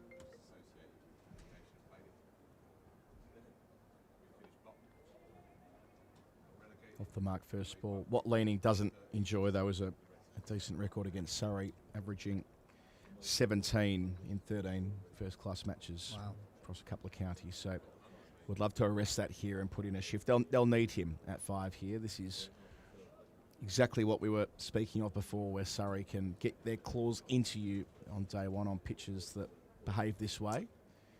Giving a bit for the seamers, and they just don't stop coming. And Clark, the luxury of being able to use him as a change bowler. In 2022, he usually took the new ball from that far end, or from that pavilion end, I should say. All the subtlety seeing there, wide of the crease. That's there as a tempter, but Coles is equal to it. His first boundary, square driven, out towards the Archbishop Tennyson School. Looks like Jordan Clark is very deliberately trying to bowl the ball really full this morning. He's created a couple of wickets in his opening 3 overs, but it'll also create run-scoring opportunities for the Sussex players. On this occasion, full outside off stump, bit of swing movement, so Clark won't mind that. Surrey very deliberately leaving the cover area vacant. There are 4 slips alongside Jamie Smith behind the stumps, so Clark won't mind that at all. So finishing with another ball that is intentionally set up from a Clark perspective to move away from about the 4th stump line, because everybody knows that his off-cutter is so potent. 81 for 3, a successful over for Surrey. Consecutive wicket-taking overs for Clark. Leadings was quite an interesting signing on paper because he had a really tough year for Kent last year, averaging under 20 in Division 2 for a side who really struggled. Kent haven't actually won in the Championship for over a year now. And at times he wasn't getting into the Kent side. So on paper, seeing him take the jump up to Division 1, where he's of course played before, interesting to see him make that move and actually start pretty well. So a change of bowler for Surrey. Matt Fisher getting a second spell from our Vauxhall end. Change of bowler for SSE Energy Solutions, of course. Leaning, pressing it into the offside for 1. Step up to the crease. Let's bat for sustainability together. SSE Energy Solutions. Dare I say it, it was the quintessential Matt Fisher spell to start. Ball's just missing the stumps, just missing the edge. An edge that ran away. We could have found a hand on a different day. He's that kind of bowler who luck doesn't seem to follow, but the lived experience of watching him, he's always in the scrap. 3 slips behind Coles here, both men new to the crease. That leaves him beautifully. Spotted a lot of deliveries like that. But I reckon if we had a pitch map, though, if you compared his lengths to those of Jordan Clark noticeably fuller.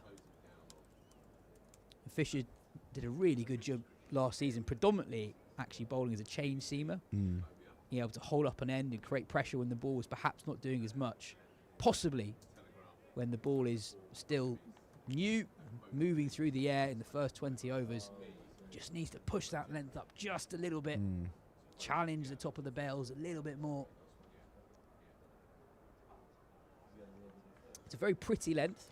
Yes, I was going to say that term can follow a bowler pretty length. I remember Mohammed Shami bowling in a test match here in 2018 and beating the bat relentlessly, but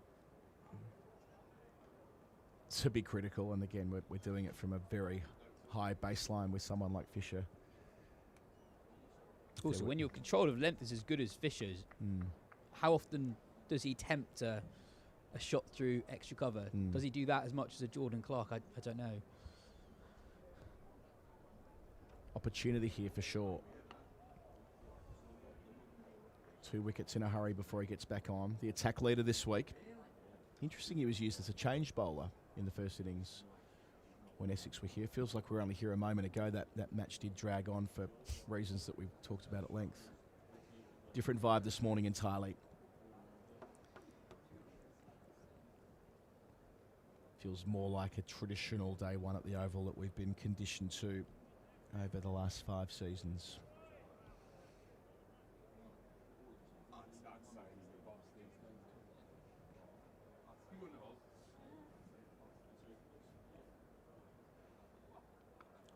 Again, 4 or 5 times today where batters have tried to leave the ball and it's deflected off the face of the bat. I think just another sign, Collar, of the extra pace and bounce in this pitch. Already a very healthy crowd in during this first session. Our latest number, 3,476 through the gates. Brilliant. Here at the Kia Oval. Come on, get down here. Let's break that. We call it the modern record. We don't want to... 21st century. 21st century. We don't want to overplay it because, of course, go back a number of decades, a lot more people at county cricket. Completes an over here where 2 runs were taken, 83 for 3. Do you know what I want to do? We've got about 5 or 6 more minutes together. I want to make sure we know what's going on around the grounds. Glamorgan, start Division 1. Glamorgan have been sent in by Hampshire. Started well, though. They're 62 without loss. Yorkshire, Somerset, big week for Somerset. Big week for Somerset down at Taunton. And they picked up a couple of early wickets. Yorkshire is 63 for 2. Joe Root's in early. A wicket for Alfie Ogborn, who we've all been watching perform so far this season. Good start for Notts. They're 77 for none. Leicestershire choosing to field at Grace Road.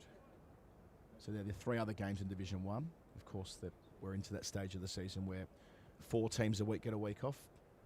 A couple in Division 1, a couple in Division 2. And in the second tier, the most eventful start is at Wantage Road, Northamptonshire. Clark starts his new over.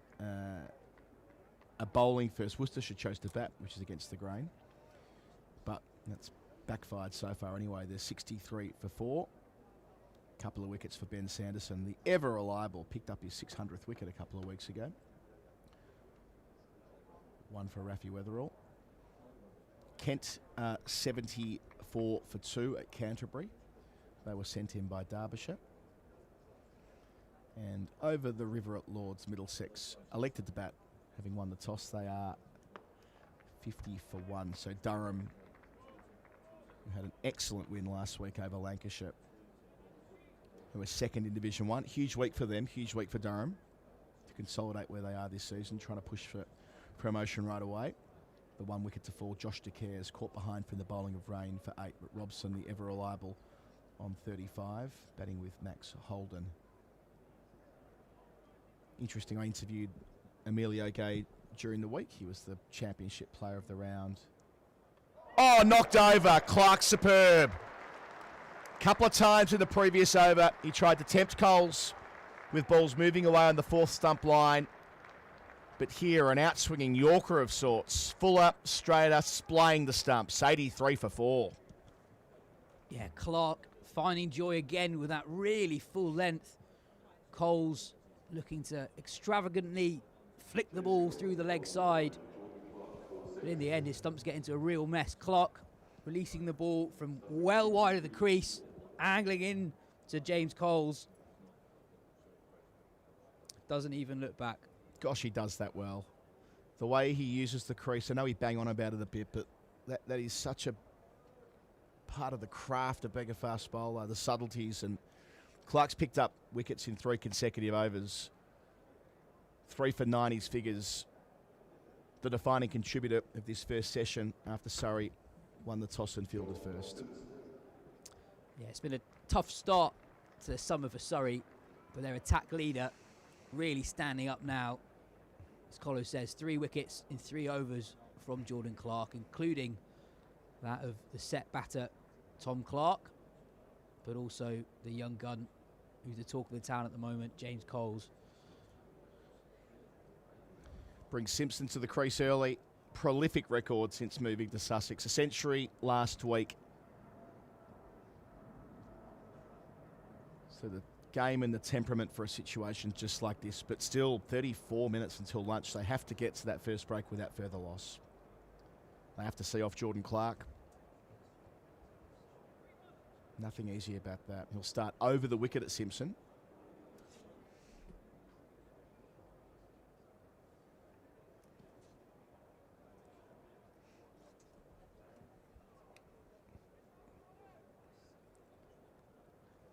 Three slips to the gully.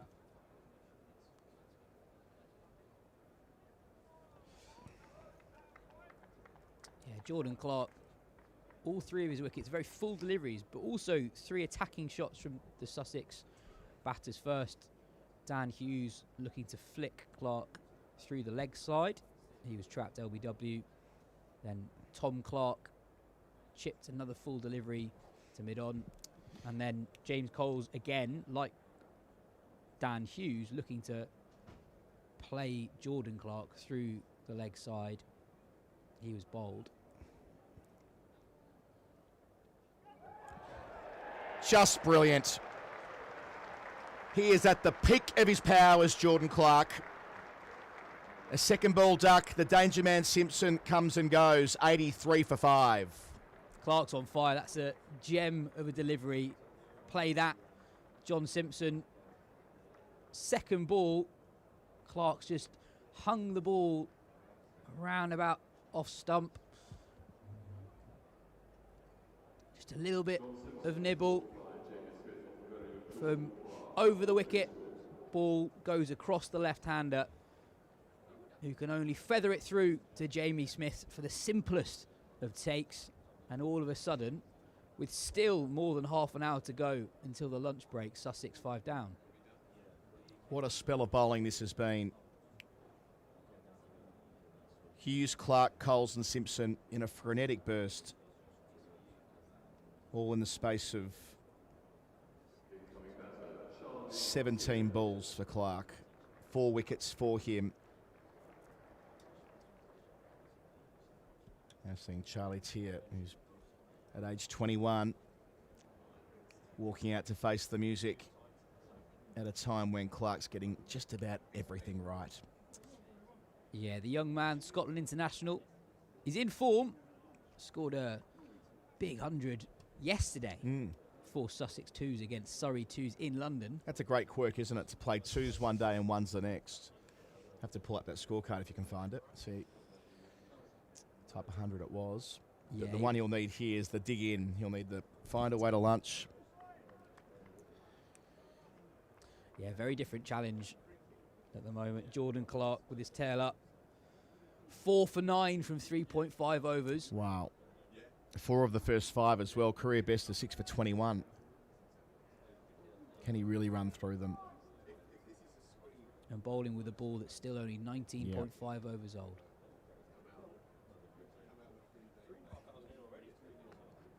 A double wicket maiden for Jordan Clark.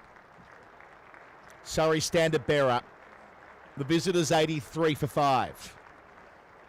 Yeah, the Surrey faithful showing their appreciation for Jordan Clark. What a spell of new ball bowling this has been. 4 for 9 from his 4 overs.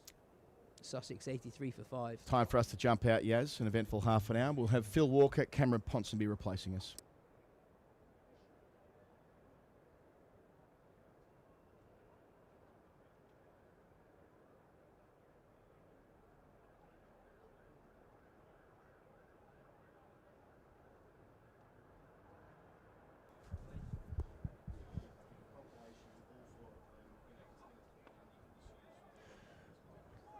Runs for Jack Leaning.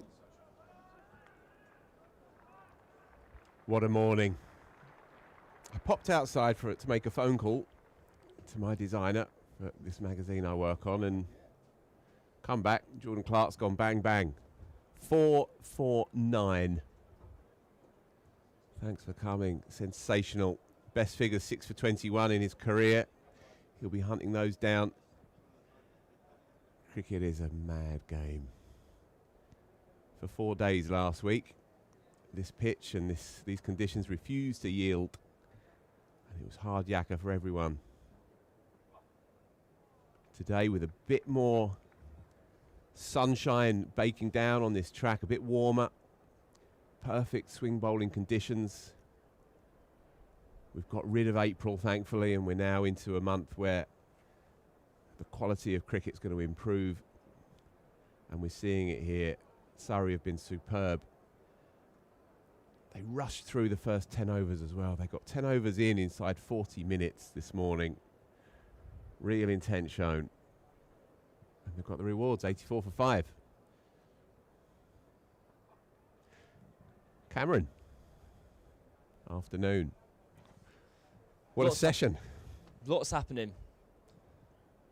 5 Sussex wickets to fall already. Over 3,500 in on this day. 25 degrees is the rumoured temperature. I think we can check that and get it confirmed. Yeah, there are ways and means.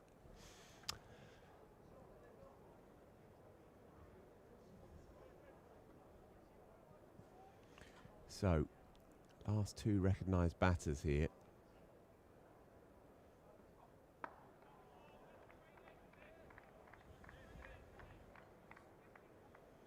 And they need a stand. They need a riposte. Things have been happening quickly here.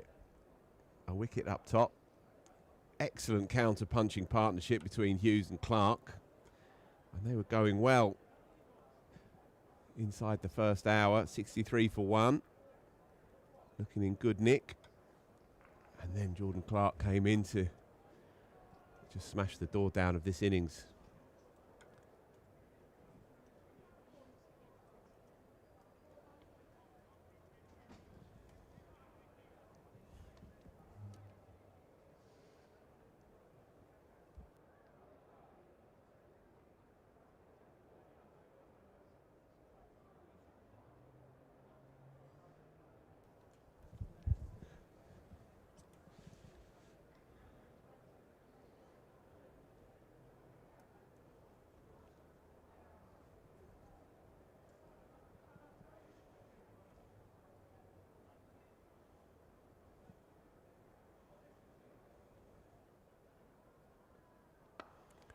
Still swing on offer. It's his natural angle and arc. Matt Fisher swinging away from the right-hander. He was excellent this morning, I thought. Luckless as ever, but that's a given with him. But getting those big booming breakbacks into the left-hander. And it's going to be tough for these 2 right-handers facing up against him with a ball that is still relatively new. And you fancy it's going to swing for a fair few overs yet. 84 for 5. They just need to get through this avalanche, really, and still get through to lunch, regroup, and see what they can build upon this afternoon. So if they're not careful, this innings could fall over in a heap. Clark in again, tearing in now. It's a pattern of play that reminds us of oval matches from years gone by. Yeah, totally. This was the pattern of play that Surrey just had on repeat, really. Win the toss, have a bowl, knock over your opponents as quickly as possible. From 2022 to 2023, there was this bizarre series of results where I think it's 1, 2, 3, 4, 5 matches in a row which Surrey won by either 9 or 10 wickets.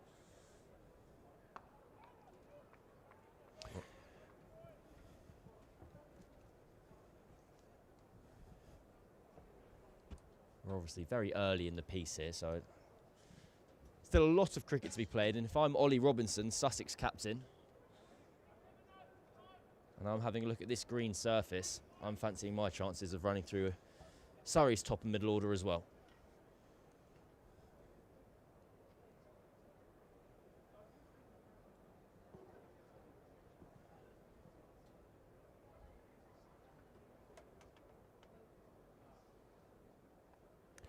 False shot, runs off the face in the end, but down. Tough assignment this for both Jack Leaning and Charlie Tier. Very different ends of the career spectrum. Jack Leaning's been a very useful signing for Sussex.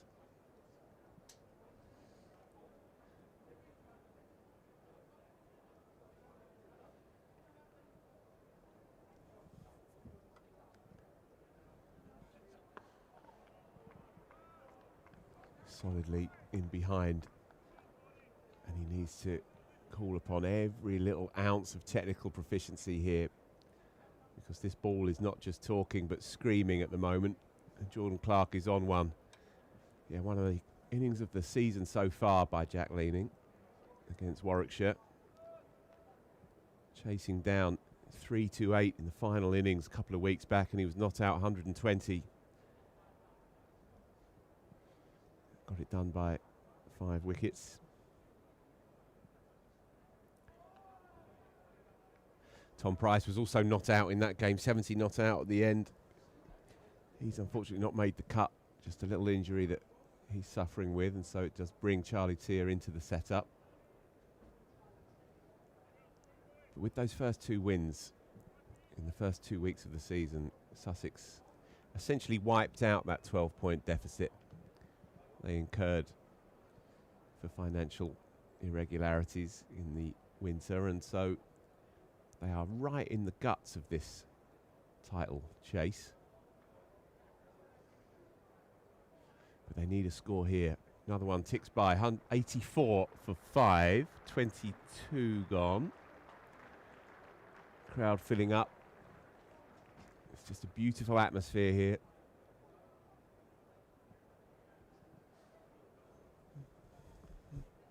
Well, we're closer to the Harleyford Road side of the ground today.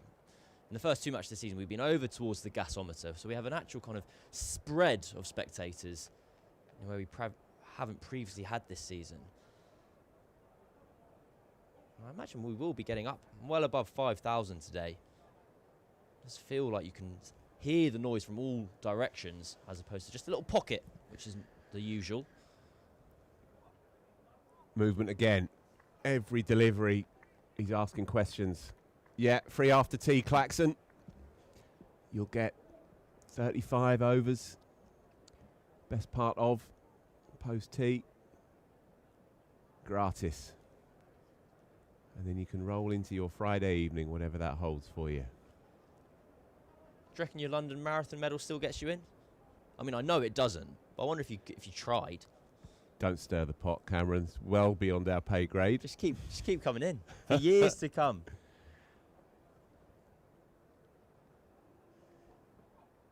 And again, does he just have the other one is the question. Can he just maybe roll his fingers down the side, right-hand side of the ball, maybe get a bit of off-cut going? And then if you're challenging both sides of the bat, then you really are at the mercy of Matt Fisher, who's been excellent today.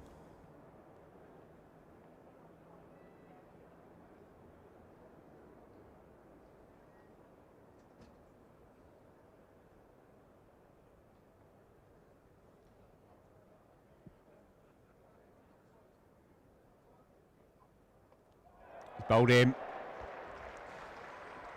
6 down. Charlie Tier has to drag himself off for a blob. Surrey all over Sussex like a cheap suit now, 84 for 6. Well, I think Tier's tried to leave on length here. I look forward to seeing the replay. Because Tier's shoved his arms up in the air. It's clipped the top of the bails. Ooh. Yeah, it's just a straightforward leave. And it's just clipped the top of the bails. Reward for Matt Fisher. If ever a bowler's deserved something in the wicket column this morning, then it is him. He's into his work now. 84 for 6, and my word, what a morning this is now turning out to be. Sussex were doing just fine as the clock ticked past midday. And they've now lost 5 wickets in 35 minutes. Well, it's 5 for 21 on the runs chart. It's not been easy out there. Ball's nibbling around off the surface, swinging through the air. At the moment, it feels like the wickets are going to keep tumbling ahead of this lunch break in 19 minutes' time. This is famous, the pattern that Daniel Norcross talks about here, in that the first hour is often a bit quieter. And we get into that second hour of the morning session, mysterious things start to happen. So Finn Hudson-Prentice as well has had a good year, mainly with the ball. Has become a new ball bowler really for Sussex this year. Speaking to Ollie Robinson yesterday, he was saying how much he's come on as a seam bowler. Picked up a decent haul so far. 10 wickets across 3 games. Beats him. And again, zipping off the carpet here and hitting Jamie Smith's gloves hard yet, but it's with the bat now they need a rear guard, and useful lower order player is Hudson-Prentice. He's made a couple of, in fact, 330s and an unbeaten 27 this year so far. They need something equivalent to that, and then a few on top really. Can they scavenge up to something that they can work with? They need to double this score at least, you fancy. And again, he's got it on a string today.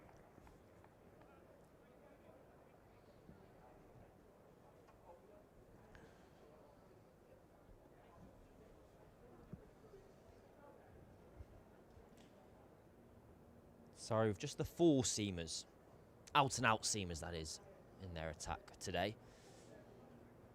Ryan Patel is able to get some medium paces down, as is Adam Thomas, I believe.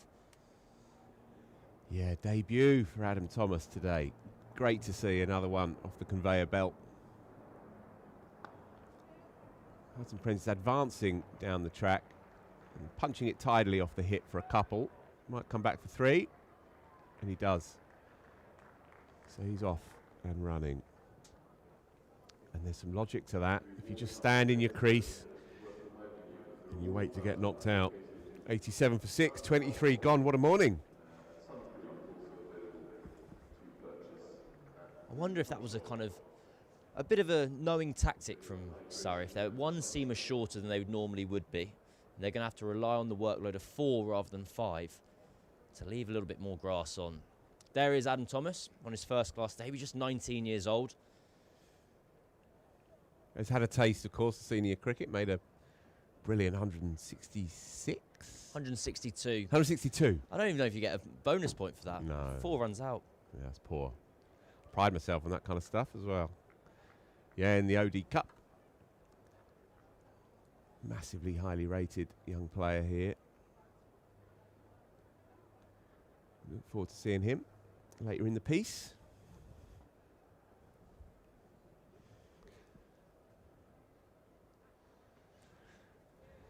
It's a spot in the Surrey side that I didn't really think was available, to be honest. So there's that kind of second tier of batters. Well, you have Thomas, you have Nikhil Garantner as well. And when Ralphie Albert came in for the first week of the season, you thought that makes sense, because Surrey have kind of been lacking a spin bowling all-rounder to potentially balance that seam attack they have. Ollie Sykes as well, to mention. He'd also been out in Perth playing club cricket. Good pace. Charging in. This is great to see. There's been some tough days out in the dirt this year so far. Jordan Clark loves it, of course. Josh Blake, another name you can throw into the mix. So for Adam Thomas to kind of ascend the rankings and get his debut here is an indication of just how highly he is regarded in these parts.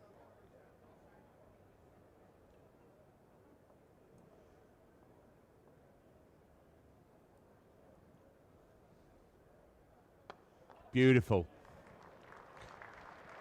So, Hudson Prentice is going to counter-attack as well he might. Shot of the morning for mine. Looking forward to seeing this replay. Seeing just how full this delivery was, whether Hudson Prentice fancied it. It's not exactly a long half volley. With shape on offer. A risky shot, but hell of a reward. Yeah. All style. Turned him round this time, but he will pick up a single into the offside.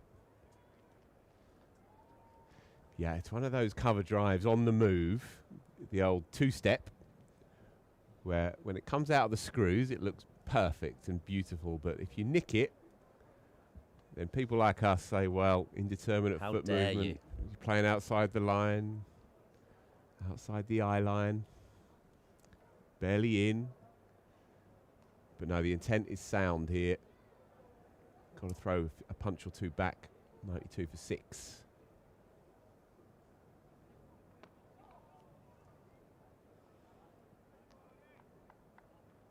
Leaning, really walking across his stumps here to Clark. You can see his leg stump behind him after he'd finished his trigger movement. Just trying to cover for all that movement that's off the pitch as well as through the air.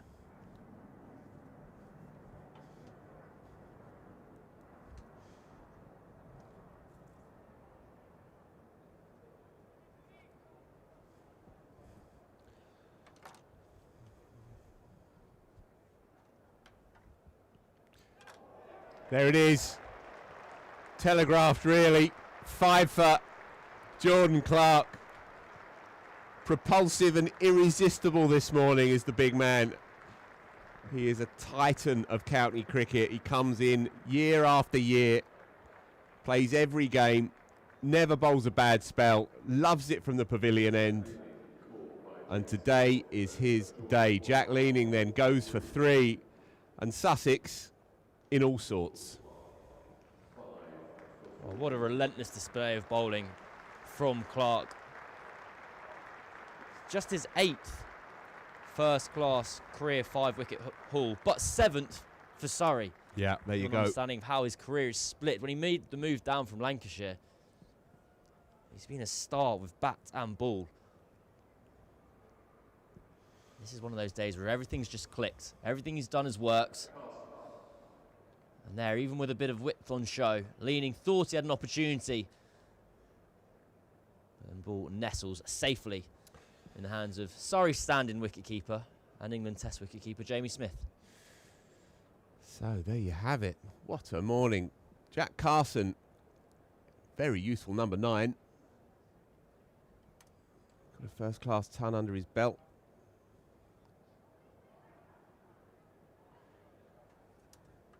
But yeah, Jordan Clark's best ever, 6 for 21. Well, he'll have his eye on that now. Cricket is a absurd and beautiful game. How many times in the last few weeks have we seen Jordan Clark tear in from the pavilion end and just miss that outside edge, just squeeze another one through the gate, turn on his heel and go back and do it again. Weeks and weeks of fruitless endeavour. And then in, what are we saying, 44 minutes, he's taken 5. And his mate at the other end, the perpetually unlucky Matthew Fisher, has nipped in as well with one of his own. 92 for 7. What a game. What a game if you're Surrey. I don't think Sussex will be best pleased at the moment. To your point, that Clark has taken 9 wickets this season across 70 overs. I guess to butcher a phrase there, but there are sessions where seasons happen. I don't know if that stands up, Cameron, but I'm prepared to let it slide. I don't think it doesn't need to make sense, really. It gives like the illusion of learning, doesn't it? I like it. I'm learning. Yeah.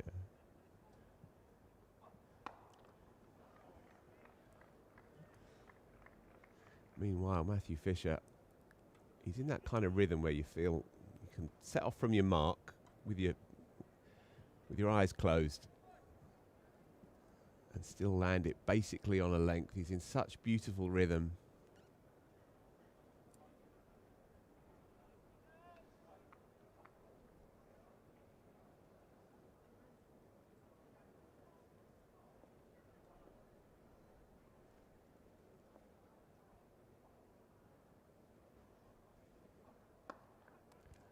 Runs, precious runs into the onside. Tom Sibley ambling after it. Be a couple. Oh, Sibley was tucked in quite close at mid-wicket there. He is in a catching position. And briefly, looked like he might have been in the game. Surrey bowling to a 6-3 here, with even all that movement off the seam, bringing the slip cordon into play. Because it's moving off the seam, you want to keep the stumps in play as well. So two fielders in position, in the ring, as it were, on the leg side. Kicks off a length. Right into the bottom hand, I fancy, of Hudson Prentice. Yeah, just another reminder, surreybroadcast@gmail.com. Do send us in your emails. Let us know what you're thinking. And we'll do our best to sift through them across the lunch break and get going after lunch with them. If you're a Sussex fan watching the stream and you're befuddled by what's happened out there, then we'd love to hear from you.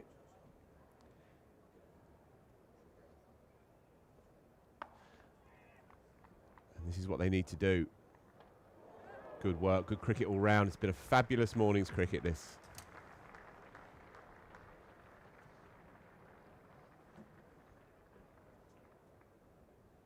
Just having a run through Sussex's lineup. And of course you have Ollie Robertson there, who's a fantastic seam bowler and will be a handful on this surface. But outside of him, you have a Henry Croker, who's very exciting, faster bowler. Finn Hudson-Prentice will be able to bowl some seams as well. Then they're going to be turning to Jack Carson and James Coles as spin options. Sussex have a seamer shortage at the moment, so they're relying on shorter stocks as they normally would do. I just wonder whether this surface is playing into Surrey's hands a little bit, using that home advantage. Going, we'll produce a green one. We've got the seamers, you don't. Yeah. 95 rather for 7. 25 gone now. Probably got time for at least 2 more before lunch. They'll be herring round to get them in. Yeah, it felt like a significant toss at the time, and it's proved so.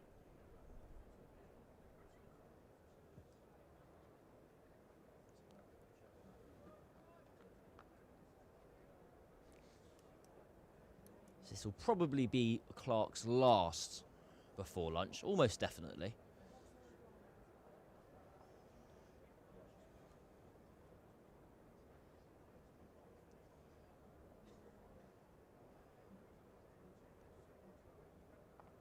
Oh my. I'm being taken by surprise, Phil. Yeah, a bit late on that. He's bowling a real pace here.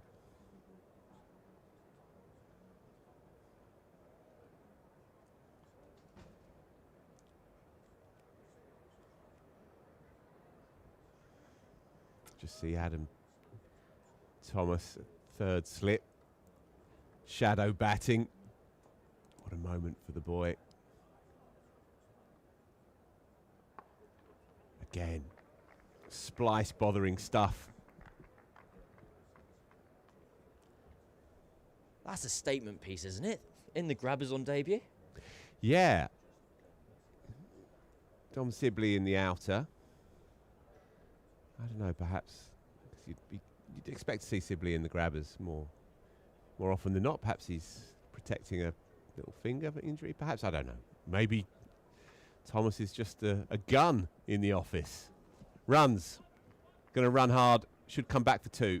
Does do. Far end. Almost buzzers, but no. Tidied up by Fisher.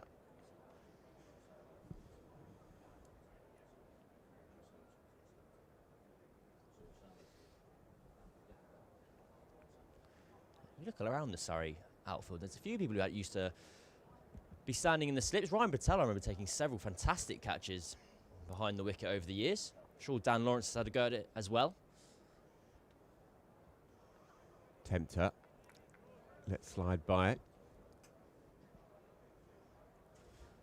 Reminds me of there's an Australian player called Ashley Chandrasinghe, and a friend of mine. He's not kind of been in and out of the Victoria side. He's still very young. And a friend of mine said he's an unbelievable player. Well, no, have you seen him play? And he went, no, but he stood at first slip on debut. There you go. That's all I needed to know.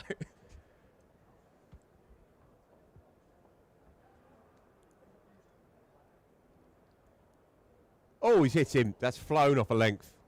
Spat at him. He's okay, I think.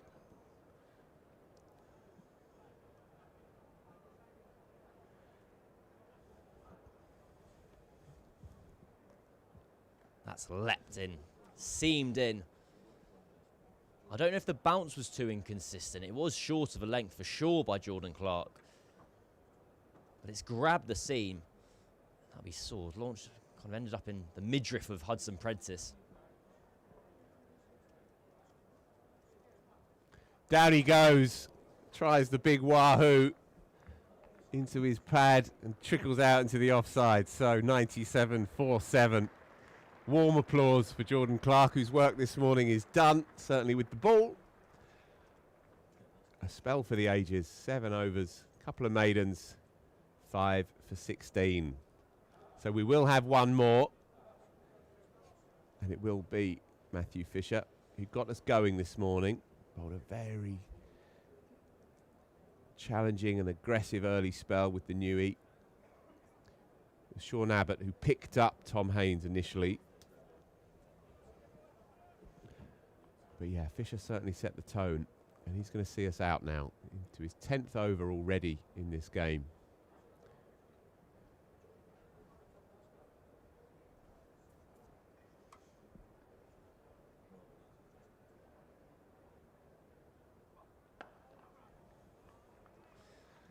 It's the eternal debate for batters in tricky situations. Hudson Prentice, last over, had a ball misbehave. So your catch-22 is, do you try and survive, or do you try and go after it? And he immediately ran down the wicket the following ball. We saw Jack Leading probably doing similar and chasing a wide one. We saw a rare opportunity to score. It's not a catch-22. It's simply a decision. We're bowled again. For those people listening who don't know what a catch-22 is, I might need it explaining. A catch-22 is when whichever decision you make, you end up losing effectively. I don't think I was too far off, because it's a green seam. The All right, odds are then. Loaded in favour of the bowler. You've got 4 deliveries to give me the origin of the phrase and the scenario from where it comes. I'll pretend I haven't just Googled it. Again, squares him up. It's that banana ball that starts on middle and leg and just goes away from the right-hander. It's been a feature all morning from him. I'm not going to get it in 3 balls, so I think we should educate the masses as well as me. Yossarian, the main character in Catch-22, Joseph Heller's classic anti-war novel of the late 60s. And he's faced with the decision of whether to claim madness and be struck off,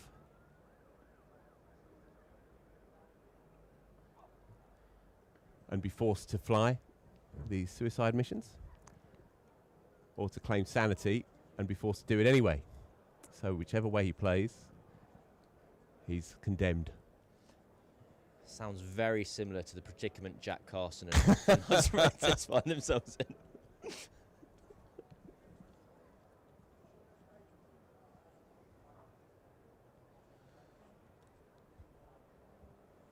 So, 2 to go.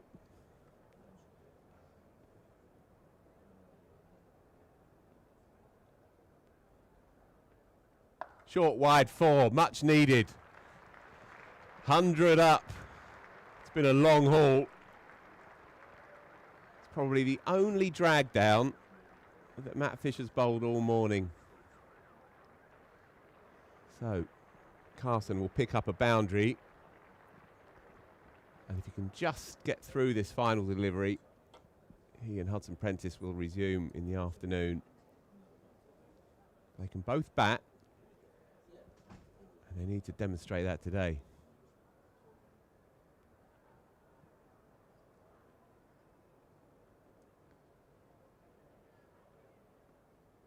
Driven. Useful stuff. And so back-to-back boundaries for Jack Carson, who's a useful lower order player. And so Sussex go to lunch 7 down for 105.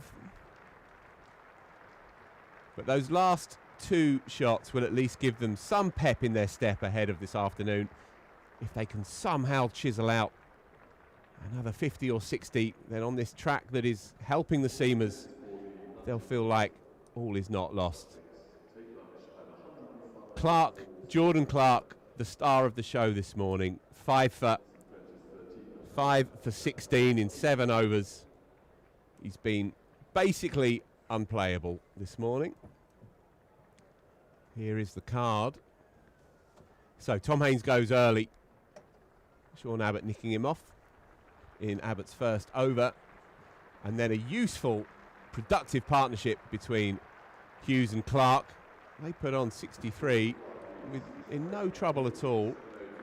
And then Jordan Clark emerges and basically runs through that middle order. Wickets 2 for Fisher and Abbott. And that spell for the ages, really, by Jordan Clark. Here are the wickets as Daniel Norcross steps in. What a morning, Daniel. Well, what a second hour. Yes. Here are these wickets then. Well, that was a crucial one. This is Clark and his incredible spell of 5 for. That's a slightly loose shot, but a couple of loose shots. Good catch from Fisher at mid-on. But it's the unerring accuracy. I don't think Coles will want to see that again, just playing across a really full delivery.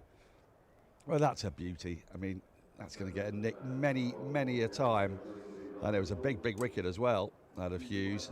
Then a thick edge through to the keeper. Nicely taken. A few catches for Smith today, but 5 wickets for Jordan Clark. And what a contrast it has been. There is the match summary.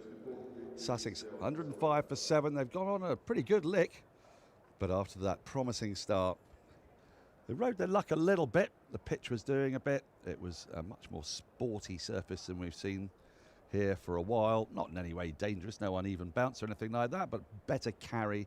Nicks were going through to the keeper, and Clark with 44, Hughes with 22, but there's still batting to come for Sussex. They've got Ollie Robinson down at 10, and he can more than hold a bat. With Hudson Prentice and Carson, they're going to just try to get some miles in those Surrey bowlers' legs, but for Surrey, this 40-minute break might have come at just the right time, gives Jordan Clark an opportunity to rest up a touch and try to pick up those last 3 remaining wickets as quickly as possible. So it's our lunchtime segment, and you will see, many of you eagle-eyed people will see, that we have in the box one of, if not the premier cricket photographer. You, Phil Brown, you've been around for yonks, 20 years doing cricket. Well, a little bit longer, as you're going to tell us, but 20 years full-time doing cricket. You're ever present whenever England's men's team is playing in ICC tournaments or test matches. You're toured across the globe. You've seen England win an Ashes series in Australia. That is quite the distinction. There aren't very many people who can say that. And with that in mind, you have produced alongside the truly great Rory Dollard a fabulous collection, anthology of pictures celebrating those 20 years with some absolute corkers in it. Gareth Copley-Jones, welcome to the Surrey live stream. Thank you very much, Daniel. Well, it's absolutely lovely to have you. I started doing this sort of stuff about 16 years ago. You have been there all the time, but it wasn't always cricket, was it? That was your premier photographic passion. No, I started off doing football and rugby and back when it was on film. I think everyone's now photographing film again. It's all trendy, but we On just film? Yeah, everybody's doing film. So I started off 30 years ago. Photographing bits of rugby, bits of football, and the occasional test match. So my first ever test match was 2001 against Pakistan at Old Trafford. But I just fleeted in, just did the ones up north, and that's sort of cricket as I did it. And then Were you a freelancer at this point, or were you already working for Getty? Because we should say you work for Getty now. yeah, I'm staff photographer at Getty Images, but previously I was a photographer at the Press Association for 10 years, and I did bits of football and cricket and things like that. So 2005 happened. We had that amazing Ashes series, and the team went to Pakistan later on that winter, and somebody pulled out last minute and they said, could you go to Pakistan? And I said, well, I'll do you a deal. I said, I'll go to Pakistan, but I also knew that they were playing in Ashes the following year in Australia. So the deal is I'll go to Pakistan this year if I get to go to Australia for 3 months the following year. And that was it, I went to Pakistan, and I was just bitten by the bug. But they took the deal. I like that deal. I wish I could get that deal with the BBC. I'll do the Bangladesh series if I get to do the Ashes. The Ashes didn't go quite well either. But, so I've been doing it ever since. I just bitten by the bug. I love the sport. I love the fact that there's no distance. With football, the superstars are held up there, up there, and no one gets anywhere near them. There's an us and them. With cricket, there's no us and them. We all mix together. Back in 2005, we were all in the same hotel. We all went to the same restaurants. We all went to the same bars. We'd all talk on an evening. We'd talk on the boundary edge. And it's still the same now, even though they're even bigger superstars. What is the reason for that? I mean, one obvious one, I suppose, is that, football teams don't tour.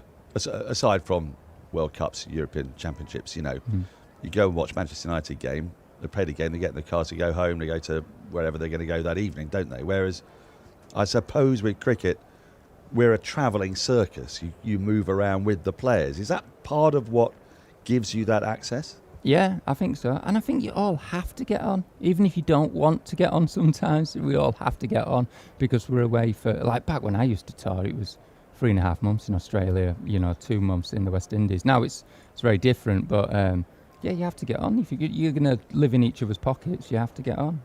Yeah. Before we leave the subject of football, rugby league, etc., I just want to get a kind of a technical understanding from you of the sorts of shots that you get, because photography is an intensely skillful, unbelievably technical exercise. And a game like football, rugby league, they're dynamic games where stuff happens. In cricket, we've kind of got a series of set pieces, haven't we?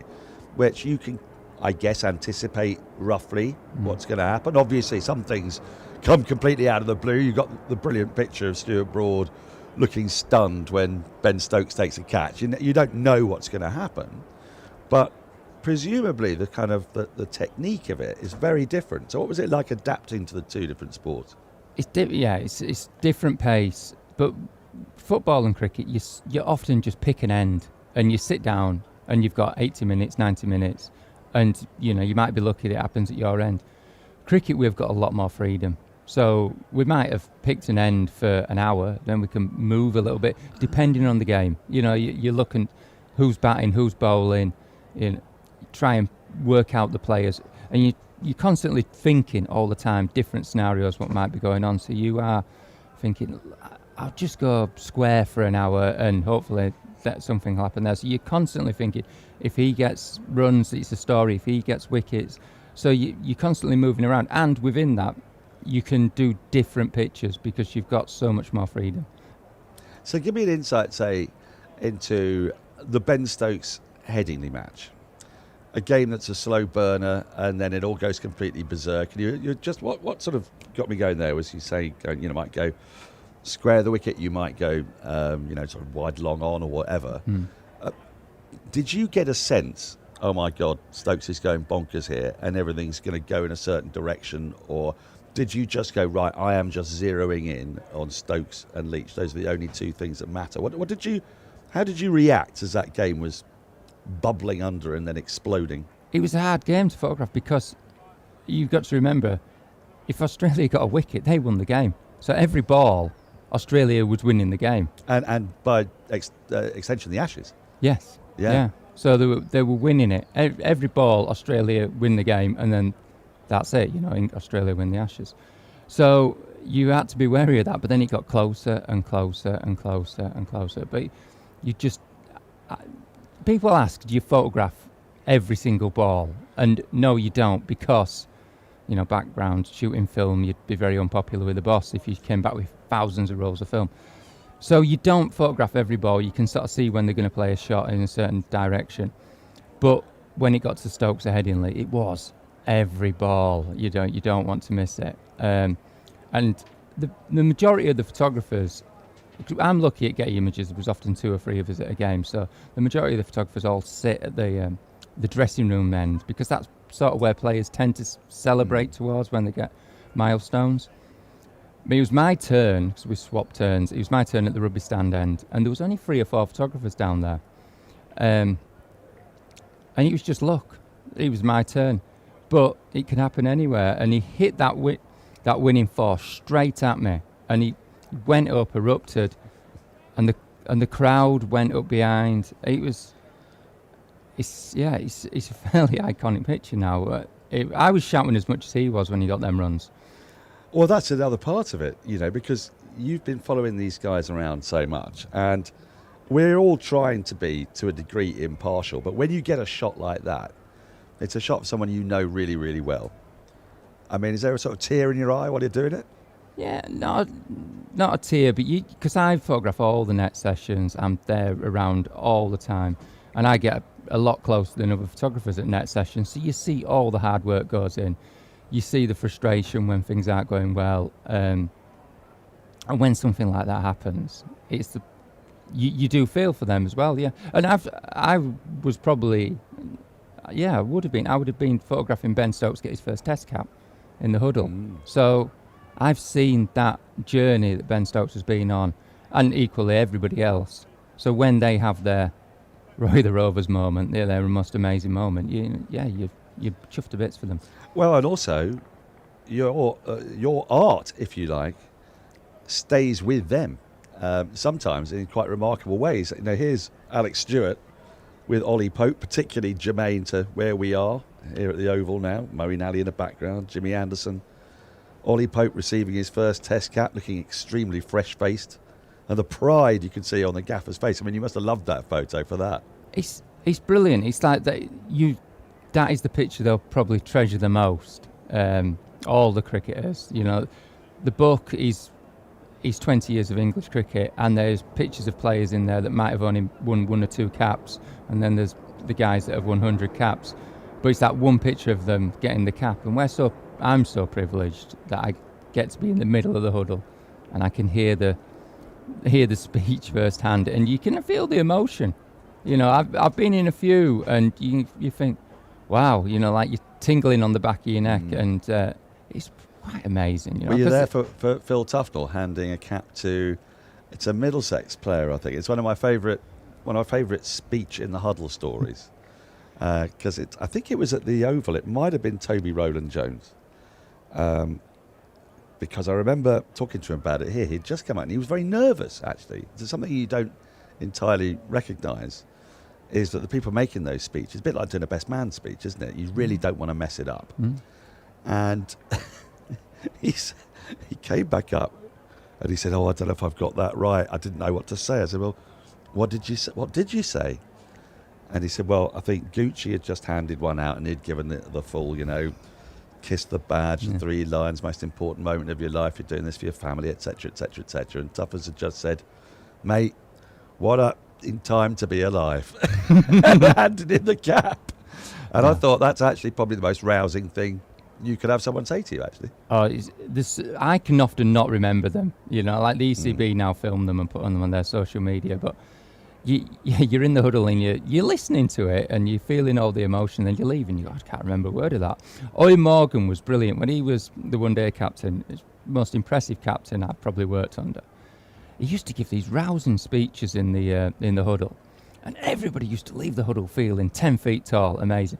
You couldn't remember a word of what he said. I couldn't. Maybe they did, but yeah. So it's just a tone, really. It was a kind of call to arms. Yeah, and there's been tears in those huddles before. Yeah. I want to see if we can find. There's a really wonderful picture you took of Jonathan Trott playing his first Test match here at the Oval. I promise I'm not just picking out pictures from the Oval because we're on the Surrey live stream, but it's a wonderful one of him getting out in his first innings of Test cricket. Here we go. And he's diving to get back into his crease. And the throw's coming from Simon Cattage at short leg.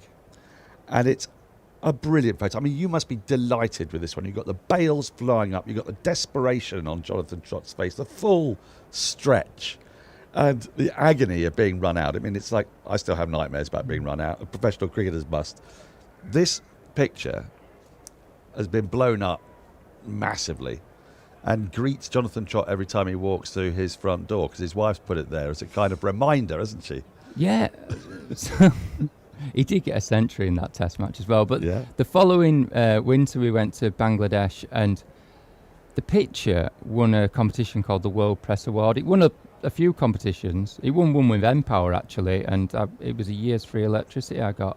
Did you? As a reward, yeah, it was good. Wow. But he also won another award called the World Press Photo, which is probably like the equivalent of a Pulitzer, and it was the sport category. So all the pictures of sport around the world, that was judged the best sports picture in the world that year. What is it about? As a photographer, tell us about this picture. I know some of you might just be listening to this and can't see what we're talking about. It's a very famous picture. Trott's right leg is up in the air. His left leg is parallel to the ground. You can just, I think, see his tongue sticking out, can't you? As he's fiercely, desperately trying to get there.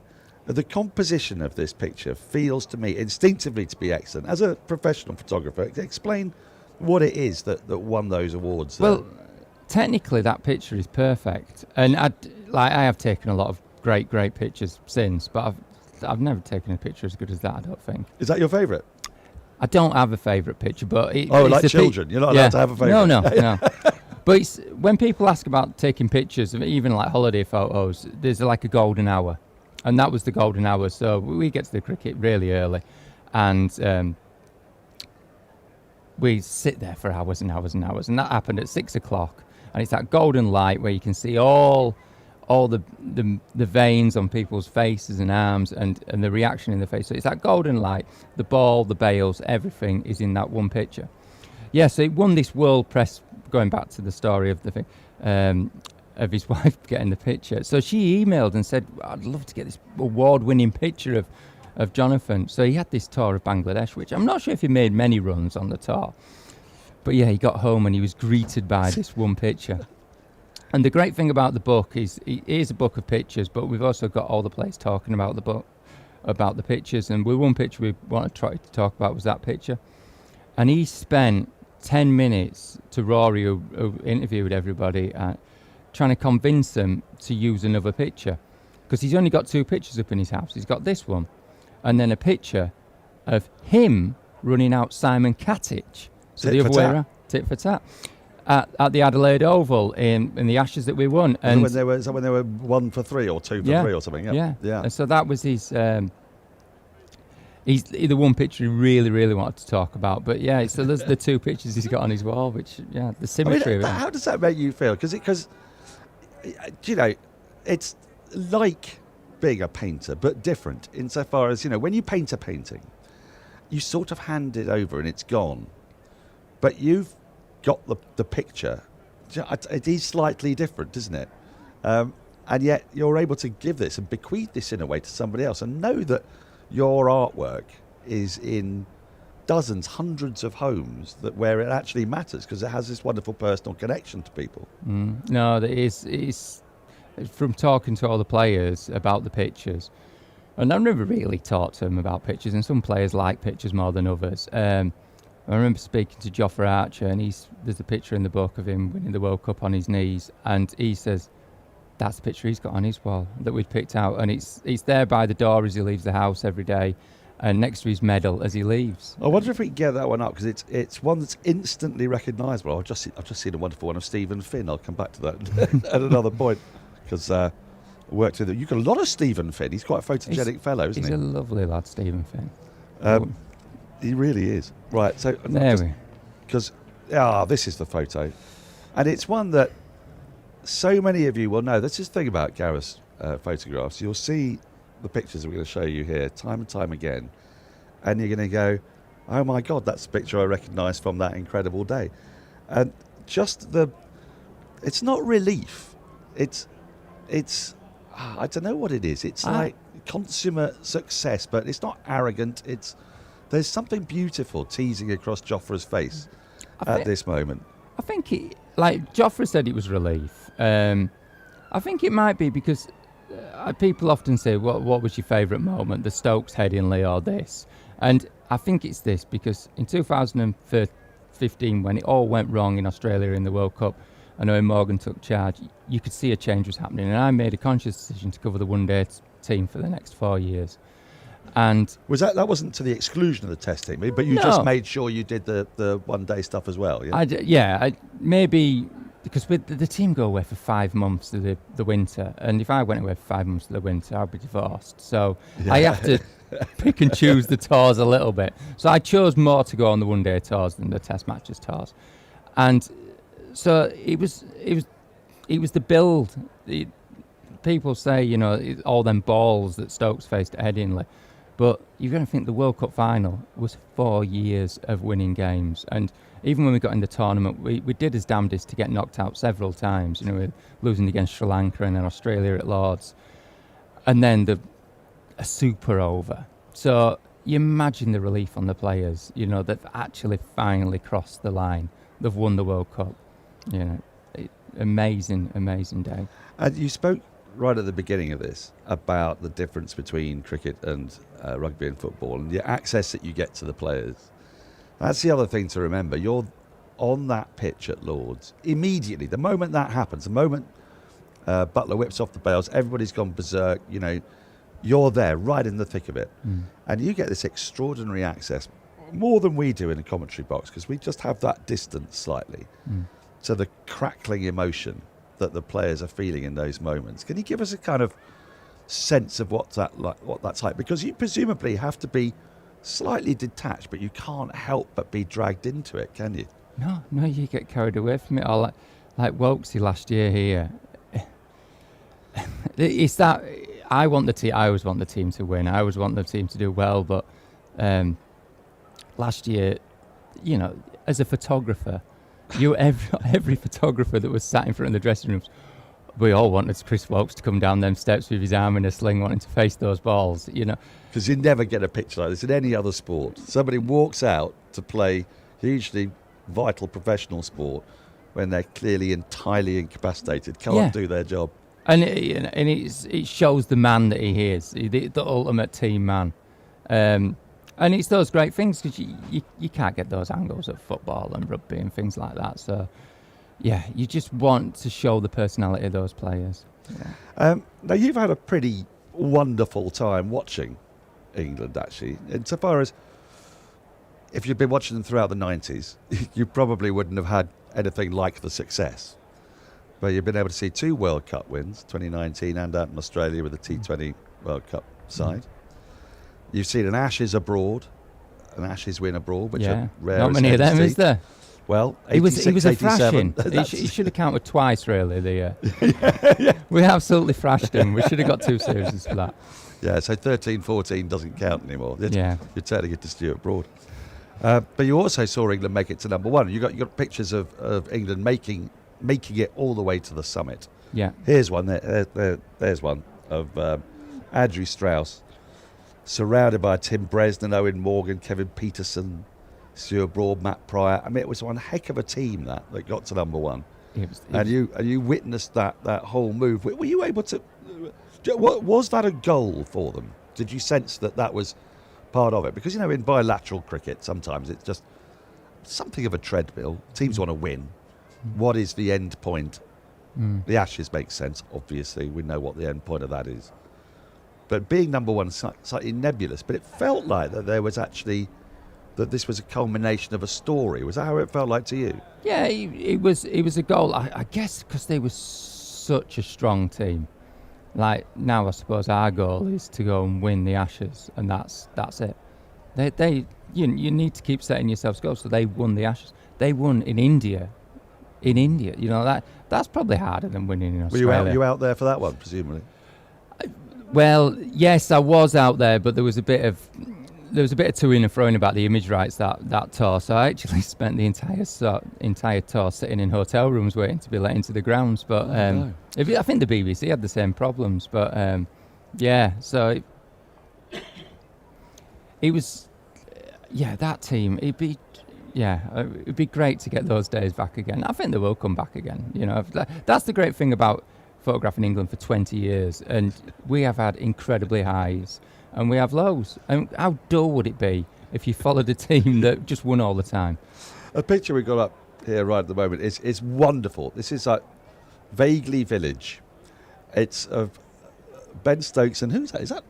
That's Matt Fisher. That's Matt Fisher. So that must have been out in the West Indies. Yeah, and that's playing his one test, and they're moving the sight screen. It's a great thing about cricket, isn't it?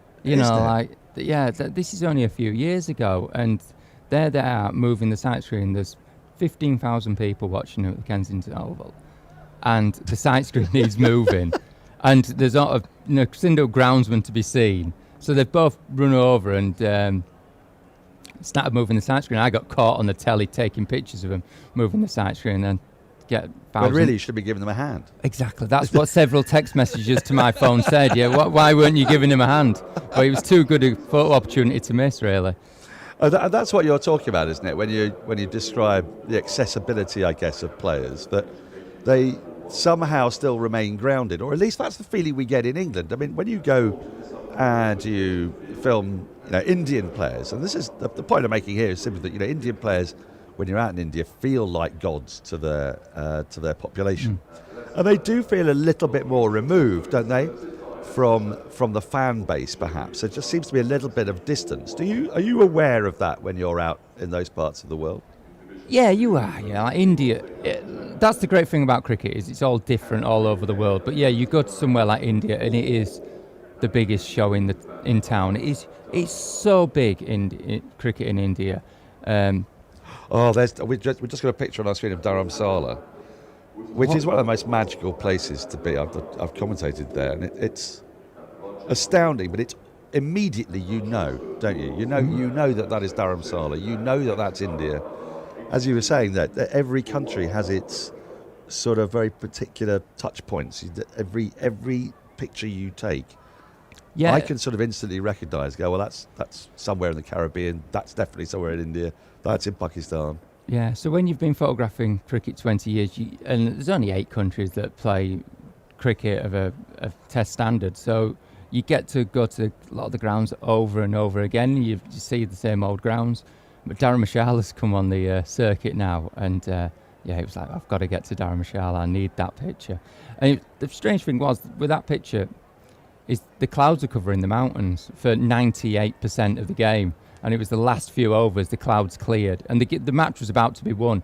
And I thought, I've got a choice here. I can take the winning moment or I can get this picture of the mountains. And I thought, I've done plenty of winning moments. I need this mountains picture. So I ran up the stands as quick as possible. Was that for you as much as anything else? Yeah, it's for me, yeah. But, you never know when you'll get to go back to these places again. So, look, where are your favourite places? I mean, you've been to so many. You've been to them all. Where do you love photographing from the most? It can be both a country or a specific venue. Dharamsala is obviously brilliant, but... I think Headingley is my favourite cricket ground, but I'm a professional Why would that be, Gareth? As a professional Yorkshireman. But that's the beauty of cricket, is we get to see mountains in New Zealand, the Dharamshala Mountains, we see beaches in the West Indies. Everywhere's uniquely different, whereas I guess all football stadiums tend to look the same. So we're incredibly lucky with cricket that everything's got its own little identity. And it's great going to New Zealand. Everybody's really chilled out. Cricket's only a game. You go to Australia. Australia is the best tour in the world when you're winning. Equally, it's the worst tour in the world when you're losing. It's such a big thing over in Australia. Yeah, it is. I mean, I can testify to that. But do you have a kind of, when you're there, do you think, all right, well, for me, I'd say the Adelaide Oval, most aesthetically pleasing ground, but might not necessarily be the most photogenic. I don't know. Do you have any kind of peculiarities about the places that you like the best? I love coming here, the Oval, because they have really nice quality light, and often we have the final test of the series is here. Stuff happens because it's often the last test of the series, and we have really nice light because often the test match is quite late on in the year, so you get that low light. So is that the best for you? Is that what you? As a Yorkshireman, I would never say that coming to the Oval was the best place. I mean the light, because obviously we probably don't think about things like that because we're not photographers. So what is it about it? Is it sort of, it creates a sort of golden glow? Yeah, the golden glow, like the directional of the light. Yeah, that's the thing that we look forward to. And I've been all around the world and done all these countries, and they're all amazing. And after 20 years, I've sort of come to the decision now that I think England's the best tour. Really? Yeah. I genuinely, we play in well, these... Stuart Broad is staggered at you saying that. Yeah. On our screen. England. But we're playing huge, like test matches especially. We're playing grounds and they're always packed. Most of the time we have lovely weather. It's a bit of a myth that it rains all the time in England. Yeah, that's true. And we're incredibly lucky with the way that cricket is in England. Yeah. When you got that picture of Stuart Broad, a very famous one, with his hands to his mouth when Stokes has just taken the catch, how did you know to look there, not to look at Stokes? Because obviously the catch was so spectacular that might have been this picture of Broad is the one that everybody remembers about that catch. Yeah, because we sort of look through the field on a really long lens, so we only see a very narrow view of the field. And like Stokes was there at fourth slip, almost gully, wasn't he, when he caught that catch? So you never really, and when a ball goes that quick, you never really see the catch. So you have to get on the bowler straight away. So I don't think anyone really ground level got the catch. That's why we have the remote cameras to get those catches. But yeah, Brody's reaction's priceless, isn't it? It's brilliant. Did you sort of punch the air with glee when you got it? Because there must be times when you get these photos and you go, yes, that's going to be huge. Yeah, no, there's a little bit of satisfaction. I think I punch the air more now when it's just a wicket against Australia.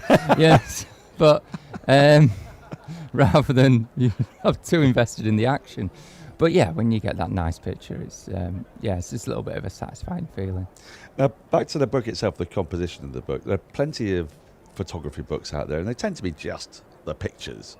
And, you're able to fill books 10 times over with incredible pictures. But you've chosen to collaborate with Rory Dollard to bring the story of the pictures to life a lot more. Of the players that you've got in here, run us through the sort of the highlights and maybe the surprises, the people that either aren't interested in photos or massively interested in photos or just have given you a surprising reaction. I thought of this idea. I wanted all the players to talk about the pictures, and I wrote a list of the players' names, and it was a who's who of English cricket. And I presented it to Rory, the writer, and he said, "You'll never get all these people." And everybody came forward. So in the book, Andrew Flintoff talks about his moment at Lord's taking the fifer, and it's often their greatest moment. And I mean that's the thing. And I think obviously all them players in the book are all established, played a lot of test matches, and they look back at it like we look back on all these pictures like with very fond memories. And I think it's them looking back on the pictures, telling us about the pictures, and then you looking back and you just think of your memories that all come back. And it might not actually be the subject right in the middle of the picture. It might be just something away from the action. And you just go, oh, God, do you remember that person there? Or do you remember when the stand used to look like that? And it just takes you, maybe it'll take you away to a pint that you used to have in a bar that didn't used to exist, that don't exist no more, Well, we're looking at an absolute beauty here, with an Ashes replica held up by delirious players with fans behind and a very, very happy-looking Alistair Cook. Being there for those moments must be spine-tingling, isn't it? It is. Being able to,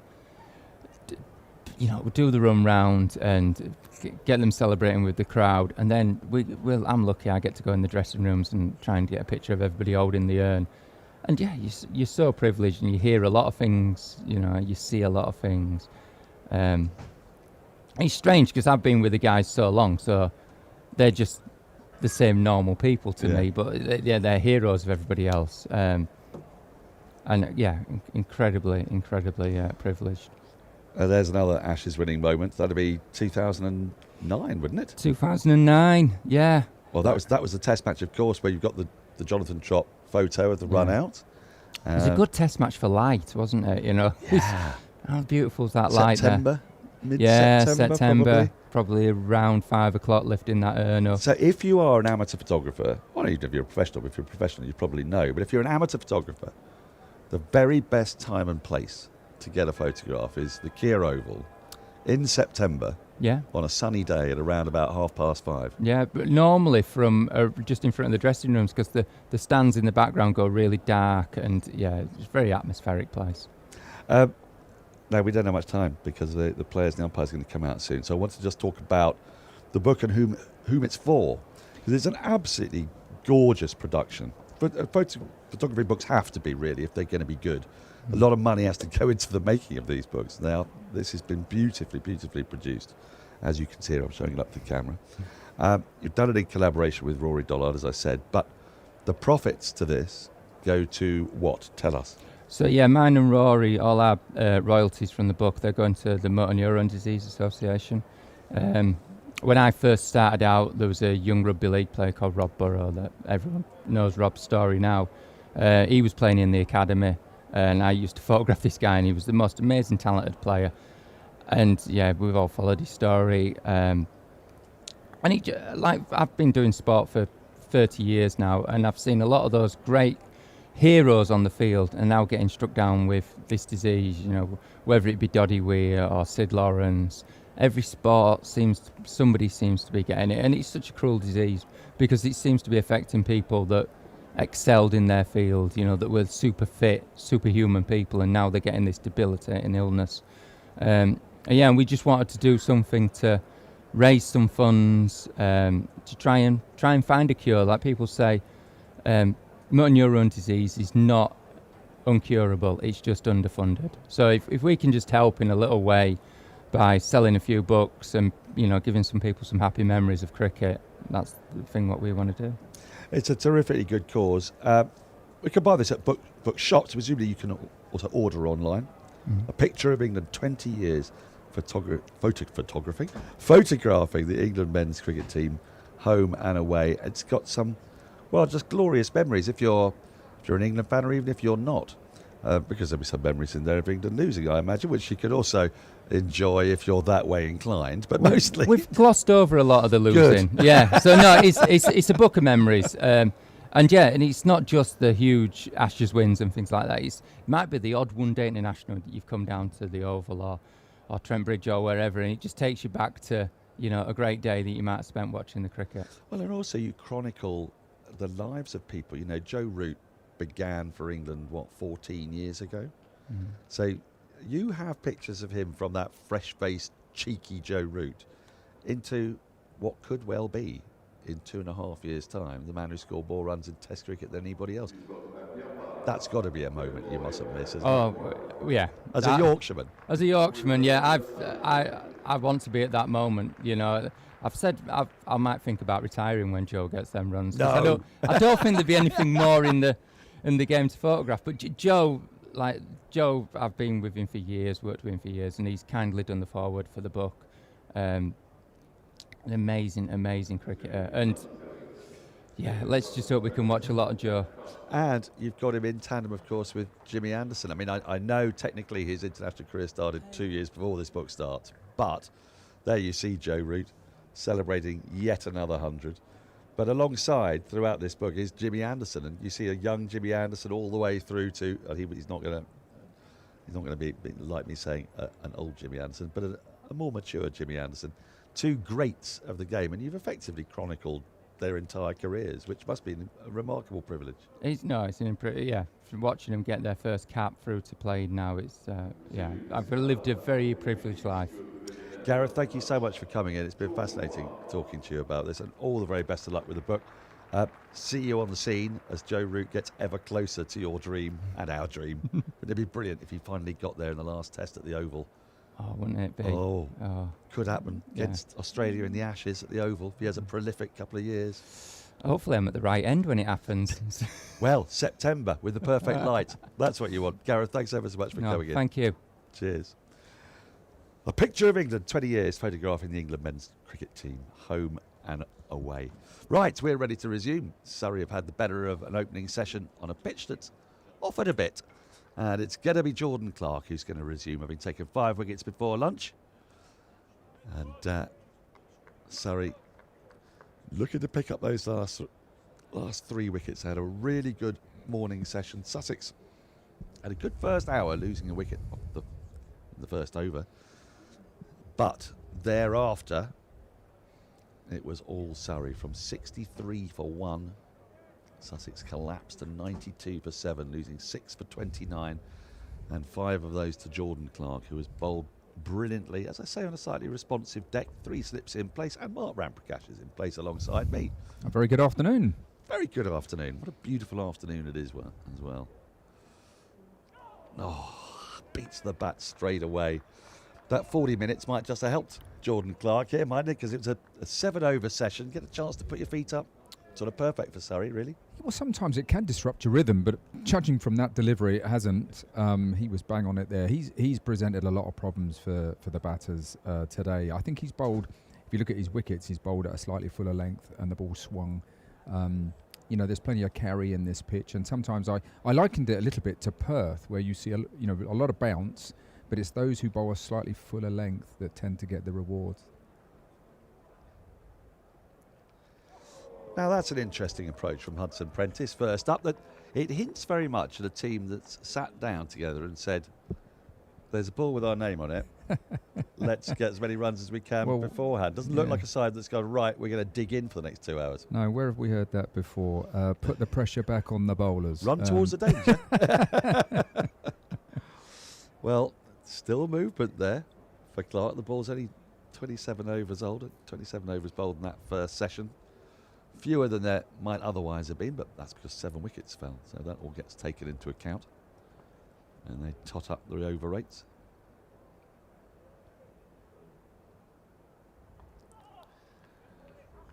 And look, we're on the Surrey live stream. We're bound to be a little bit biased, but for me, cricket started today. I've watched Surrey play 3 matches on unresponsive tracks. Nearly 4,000 runs scored in those matches. 70 wickets have gone down at an average of 57.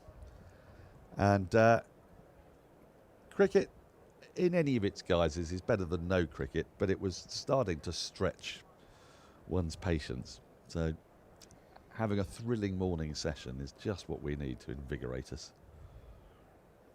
And if you are in the vicinity, you might want to get down here because the weather is glorious. The sun is fabulous. It's due to get a little bit cooler and a little bit damper over the next few days. So this is a real opportunity to bliss out in the sunshine on this bank holiday weekend. Then maybe be part of another attendance record, because I tell you, today has felt more than quite well attended, actually. I don't know what the daily record is, but there's been a good hubbub today, hasn't there, Mark? Oh, yeah, absolutely. Really enjoyed it.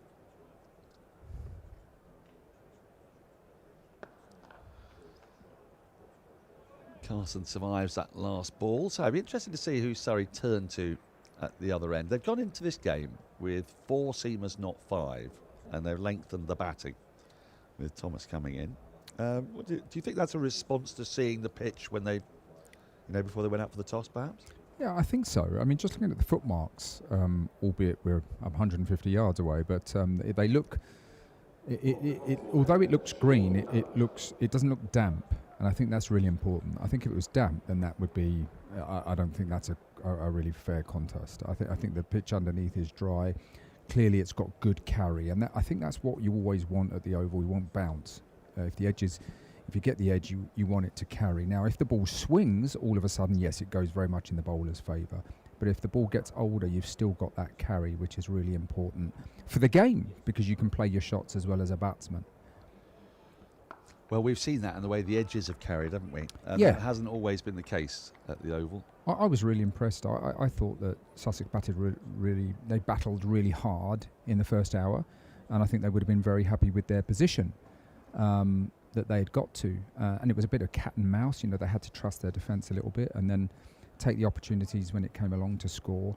But as I say, it was the introduction of Clark with that fuller length plus the swing. Once that lacquer had gone off and he found some swing there, and he delivers from wide of the crease, which is an awkward angle. Play and a miss from Hudson Prentice. That's a reminder, our changes of bowler this season. Sponsored by SSE Energy Solutions. Step up to the crease. Let's bat for sustainability together. Just get the feeling here that Hudson Prentice, I say get the feeling, I don't think it requires Sherlock Holmes to work this out, that he might bat with a certain aggression. But I would say, having looked at Sussex's scores this season, their batting lineup has been pretty proactive. Yeah. They're going in around 4 and over.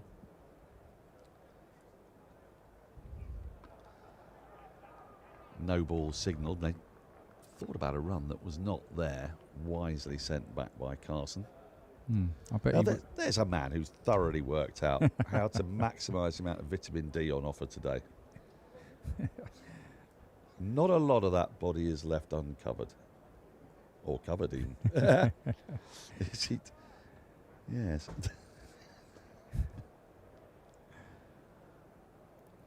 I mean, we've had a fair bit of sun this spring, but today is the first day when you really feel, could soak it up.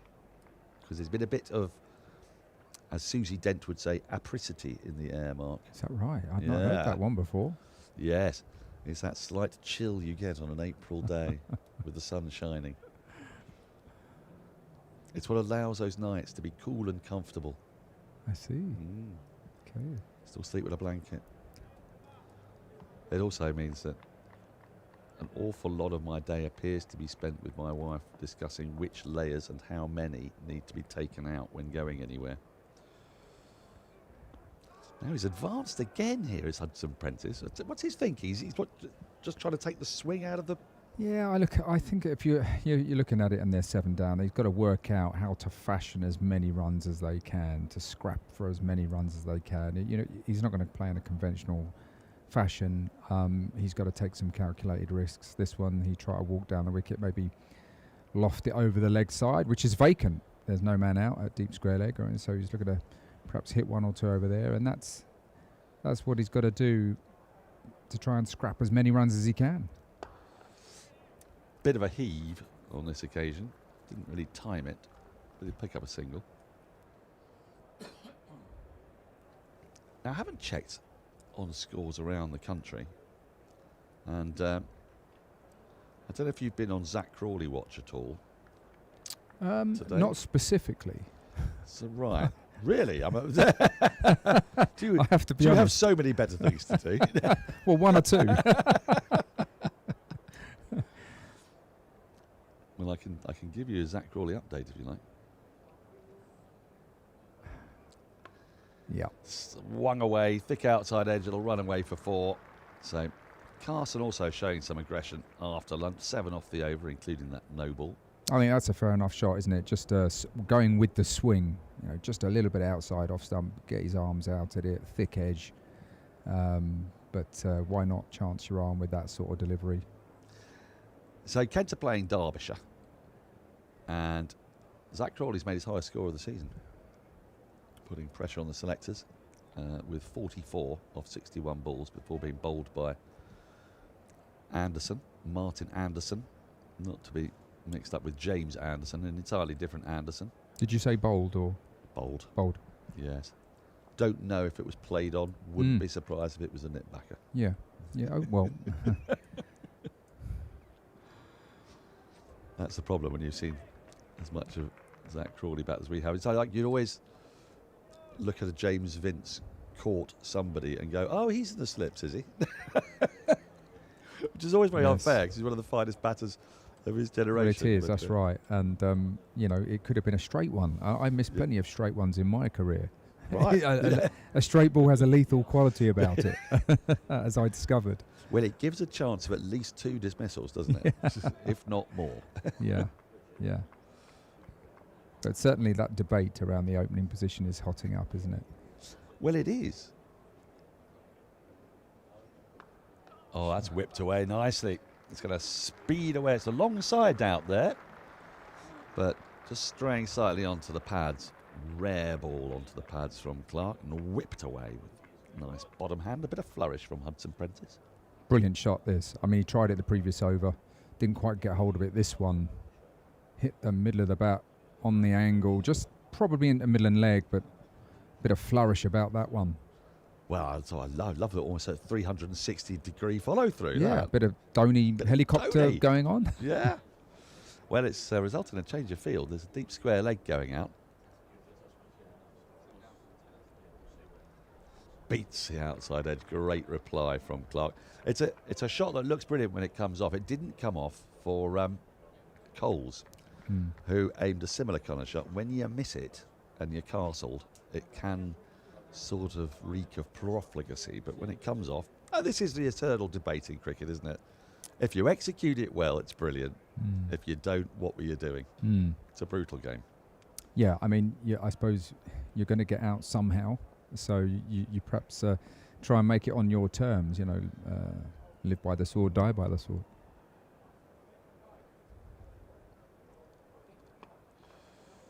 And because there is that deep square leg, it will be just the one. So one of the guys who's in the conversation, I'd like to ask you about it because you might have seen him, Asa Tribe. Have you had much to do with him, the Lions and what? I've not had much to do with him.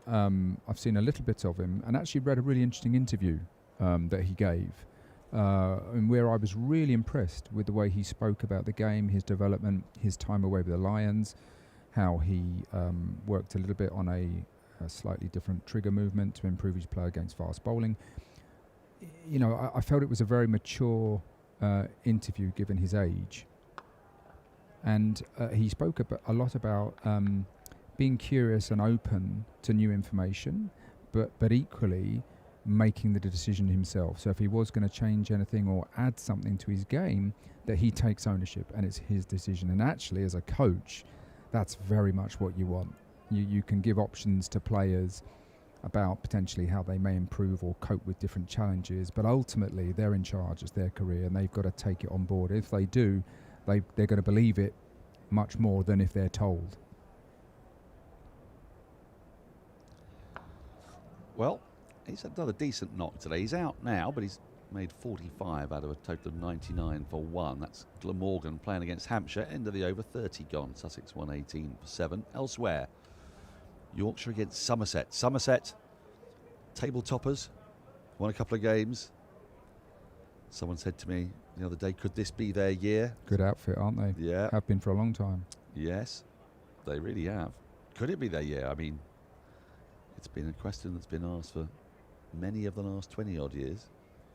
But they've started really well, and they've got themselves into a decent position against Yorkshire, who are at 124 for 4. Joe Root is out. Lewis Gregory's bowled him for 33. Johnny Bairstow still there on 26.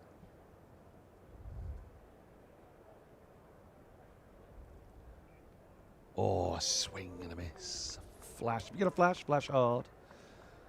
Lucky not to get the edge. And in a fixture that used to be a perennial rivalry until we went to 2 divisions, Nottinghamshire are playing Leicestershire. Nottinghamshire, the champions. Still a phrase that sticks in my craw. I've got to let that go. What, are you saying they didn't deserve it? No, they deserved it. It's just that for the last 3 years I've been able to say the champions, referring to this team. That's true. Got to let someone else have a go now and again. Well, I don't believe that's strictly speaking true. Actually, I can't believe I'm saying it. No. Flashed away. There's no one down there at deep backward point. Wide, deep third. Bit too much width from Abbott. And Hudson Prentice, who looks in the mood to take the fight to Surrey, flashes another boundary away. Well, Bayern Munich don't take that view, do they? I think they won 13 out of 14 titles. No one says German football's boring, Mark. That's greedy. That is greedy. It is a trifle. It is a trifle. Yes, I'm consoling myself that it's good for the game. but I'm saying it through gritted teeth. Nottinghamshire go well. Hasib Hamid, another man in this conversation, alongside Asa Tribe. So he should be, yeah. Oh, no, he's got a bit of luck there. Flown away over the slips. Surrey won't mind this too much, but it will get irritating to them if Hudson Prentice gets more of those away. Again, width. And that one's gone up and over third slip, down to the boundary. Yeah, he's got to make up his mind here, the bowler, because he's got a deep square leg. So you're meant to be bowling a lot tighter line to the stumps. If you're going to give width like that, then you might as well have deep cover and bring up square leg. So Rory Burns hasn't put a man back yet on the offside. He's asking his bowler to bowl a straighter line, I think. Wow. Now there's some enterprise. Cracked away for 4. Hudson Prentice is on the charge here. I like this. This is a good counter-attack from Sussex. He's to have now put on 40. And we've seen him after lunch a few times come hurtling down the wicket. Hudson Prentice, this time he's got hold of it.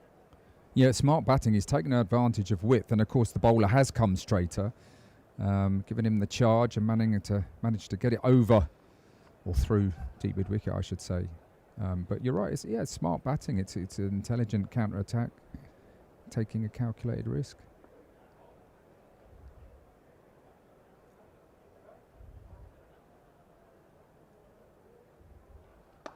Well, I guess the other thing they know is that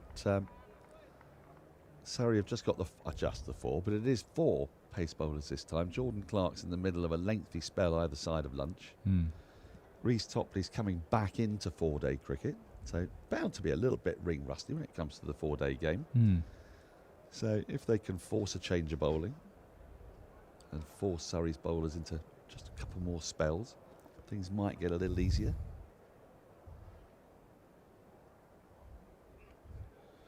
Responded with a furious bouncer there, Abbott, who's not enjoying, while we may be getting a certain amount of pleasure from watching Hudson Prentice's approach, the bowler not so much. So I've given you 3 opening batters who are in the conversation. Did Crawley, Hasib make any? he made 42. So we've had a 44, a 45 and a 42 today from 3 guys in the conversation. Yeah.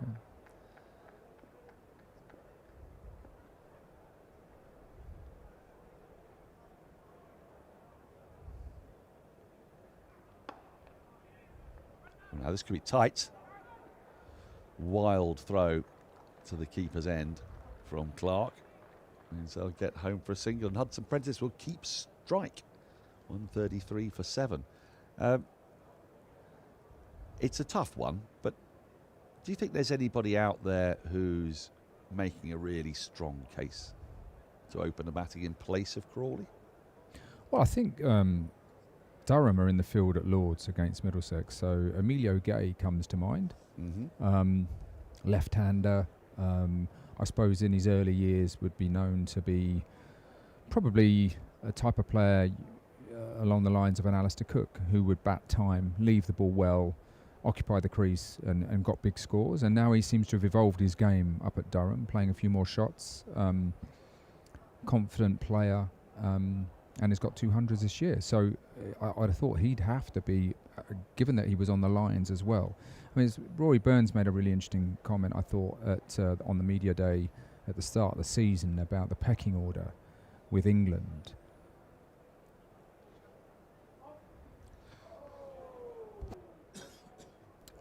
Goodness me. Sorry, it's gone again. Strike one. Yeah, absolutely. Yeah. He was talking about, well, look, a few years ago you would know where you stood as an England player, and Rory did his time. He scored runs in domestic cricket, Division 1, and he knew where he stood in the pecking order, and these chants came along, and there was that was what England established. And then under this current management, players don't necessarily know where they stand, because it would seem that county runs are not particularly valued. So that's a very quick running there to make that into 2, showing good urgency. It's not that long a boundary down there at third man, so they've done well to get 2 there.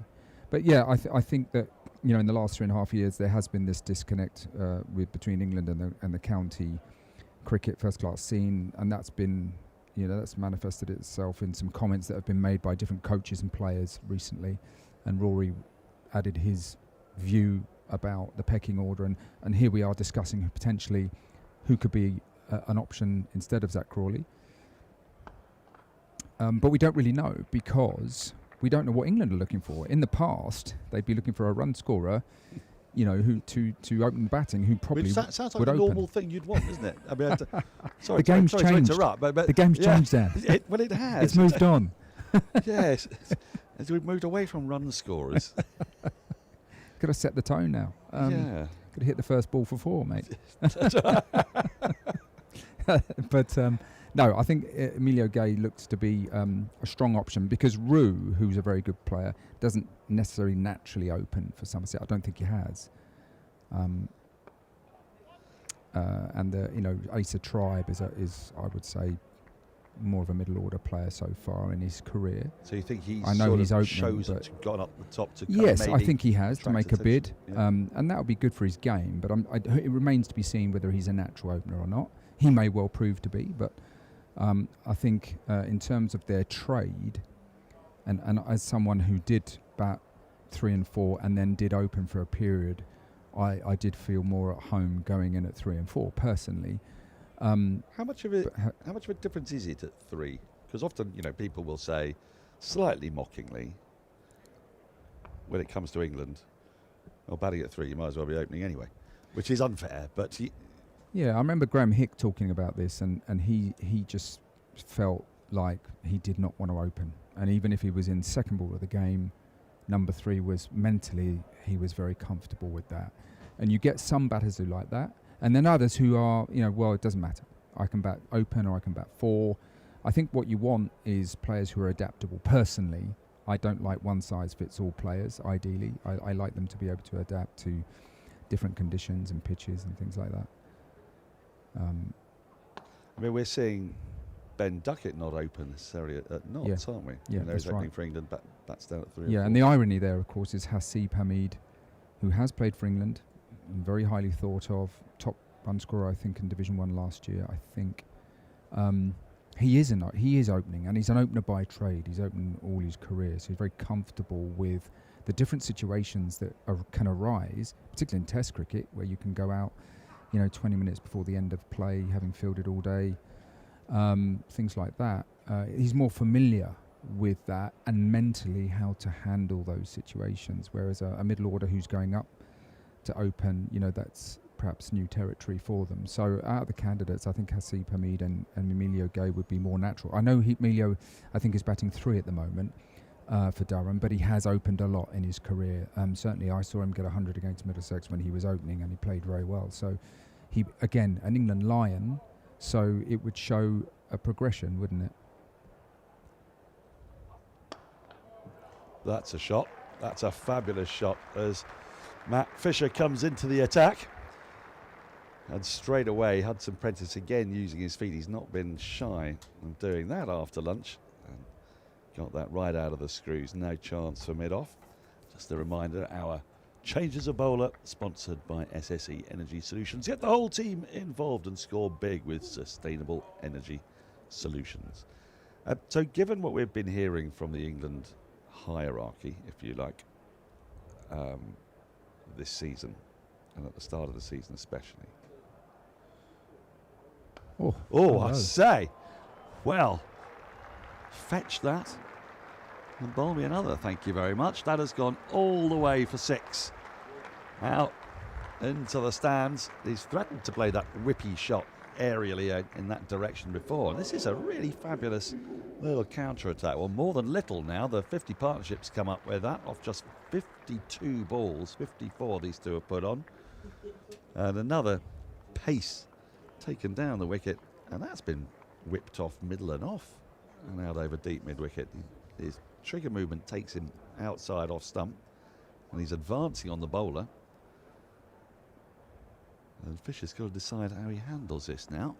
There's still nobody out there at deep mid-wicket yet. Again comes down the wicket, swing and a miss. It's entertaining stuff from Hudson Prentice. Yeah, so just to finish off on that point, though.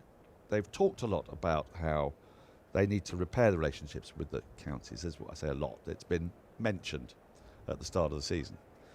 Well, we've got a new committee, haven't we? Almost certainly. I think there's a new committee. Mickey Arthur, Richard Dawson. They're on there to have closer relationships with county representatives. It's a county liaison committee, is it? Right, yeah. Lovely. Well, hacked away this time. Didn't time it quite as well. You could hear from the sound off the bat, but it's brought up the 150. And it's brought up Hudson Prentice's 50 in double quick time. 47 balls, 7 fours and a 6. This is a really, really good knock. Counter-attacking after Surrey took that cluster of wickets in the second hour of the day. Sussex not prepared just to let the bowlers bowl at the batters. Hudson Prentice is coming after Surrey's bowlers here. And it's making for entertaining, if irksome, fare, if you're a Surrey fan or bowler. So they've made these overtures, but call me cynical. Another swing and a miss. Well, he's living dangerously, Hudson Prentice, but there's no harm in that. We're not going to get into a situation like we had with Dan Lawrence opening the batting, where you take a middle order batter and stick him up the order. I'm thinking, for example, and this is not quite analogous because Dan would probably see himself as more of a 4 or 5 batter. But Jacob Bethel, nobody knows what Jacob Bethel is at the moment because he doesn't play any first-class cricket. Oh, now then, the scoop, exposing all 3 stumps. A dramatic over, you might say, that's brought up Sussex's 150 and Hudson Prentice's 50. Ends 150 for 7. That would be probably the least funky reutilisation of someone, because no one really knows whether Jacob Bethel's a number 3 or an opener, because what's he been given the opportunity to do? So might they sort of do that thing where they go, right, well, we've spotted county cricket. Jacob Bethel, you open. James Rue, you come in and bat in the middle order, because you are a middle order batter. We've been hearing so much about you. And that way you're kind of doffing your cap to it without having to go straight for somebody like as the change of bowler, or rather change of ends once again. Sponsored by SSE Energy Solutions. Bowl out carbon emissions and set your business on a winning streak with renewable energy, as Jordan Clark has come out of the attack after taking 5 wickets in a spell either side of lunch, to be replaced by Abbott, who opened the bowling from the pavilion end this morning at 11 o'clock. But you get my drift, because otherwise they've got to bring somebody in who's sort of outside the squads to open the batting, because I suppose you've also got Ben McKinney might be in the conversation as well. Yeah, I think Emilio Gay and McKinney, I think they've been England Lions. So that there is a progression there. I mean, what I find interesting, Dan. Oh, where's that gone? Well, he's going to get a single for it, as Jamie Smith couldn't quite take it cleanly. He gets Hudson Prentice off strike. Yeah. It is that Robert Key, of course, was an opening batsman, played Test cricket. McCullum was a guy who did open at times, but also played in the middle order and was very much kind of. Robert Key opened all his career, and McCullum was up and down and didn't really seem bothered where he batted. And so far they haven't really seemed to attach a lot of importance of if you're a specialist opener or not. They just want to pick good players that they think will fit into the brand of cricket that they want to play. And I suppose the question I would ask, and that we're all waiting to find out, is that given what happened in Australia and the criticisms of, you had a plan A but no plan B, and do we need to refine what the approach and the philosophy of McCullum and Key? Do we need to refine it, and do we need to pick a player who perhaps may be more orthodox, still a very good player, but maybe be a more orthodox opener, to sort of more of as a long-term vision? So a Gay or a Hasib Hamid would seem to fit that. Again, just straining down the leg side. Hard for Jamie Smith, these deliveries from Abbott. And he's going to concede. see 2 more leg byes on this occasion. Must have just brushed the pad its way through. I mean, personally, I'd be loath to move someone from number 3, Bethel at number 3, who scored a wonderful 100. I mean, that was a fabulous innings from someone so young, so little experience. So I'd kind of be loath to move him, and you've established a sort of a middle order there that I think will be retained. So I would have thought the most obvious thing would be pick a like for like, an opening batter, but what do I know? Well, it's just that we've watched quite a lot of England cricket, of course, over the years, but it doesn't seem that long ago since Jason Roy was asked to open. Yeah. The 20-minute, whichever Ashes that would have been, Yeah. 2019. Yeah. We've seen Dan Lawrence asked to open the batting. We've seen Ben Duckett sort of sometimes not be an opener for his county, but be an opener for England. So, Yeah. What I would say to that is what comes to mind is the continuity of selection and the fact that players have had long runs. Whoever, if Zach Crawley is replaced, catch it. Oh, he's dropped it. Burst through the hands. It was a tough one above Ollie Pope's head, but he did get hands to it. And there was the chance. First chance, really, since lunch. But he couldn't hold on to it. And Surrey's frustration continues. No, it's okay. People have just emerged into the box in a way that suggested that they were going to come sit down, but they're not.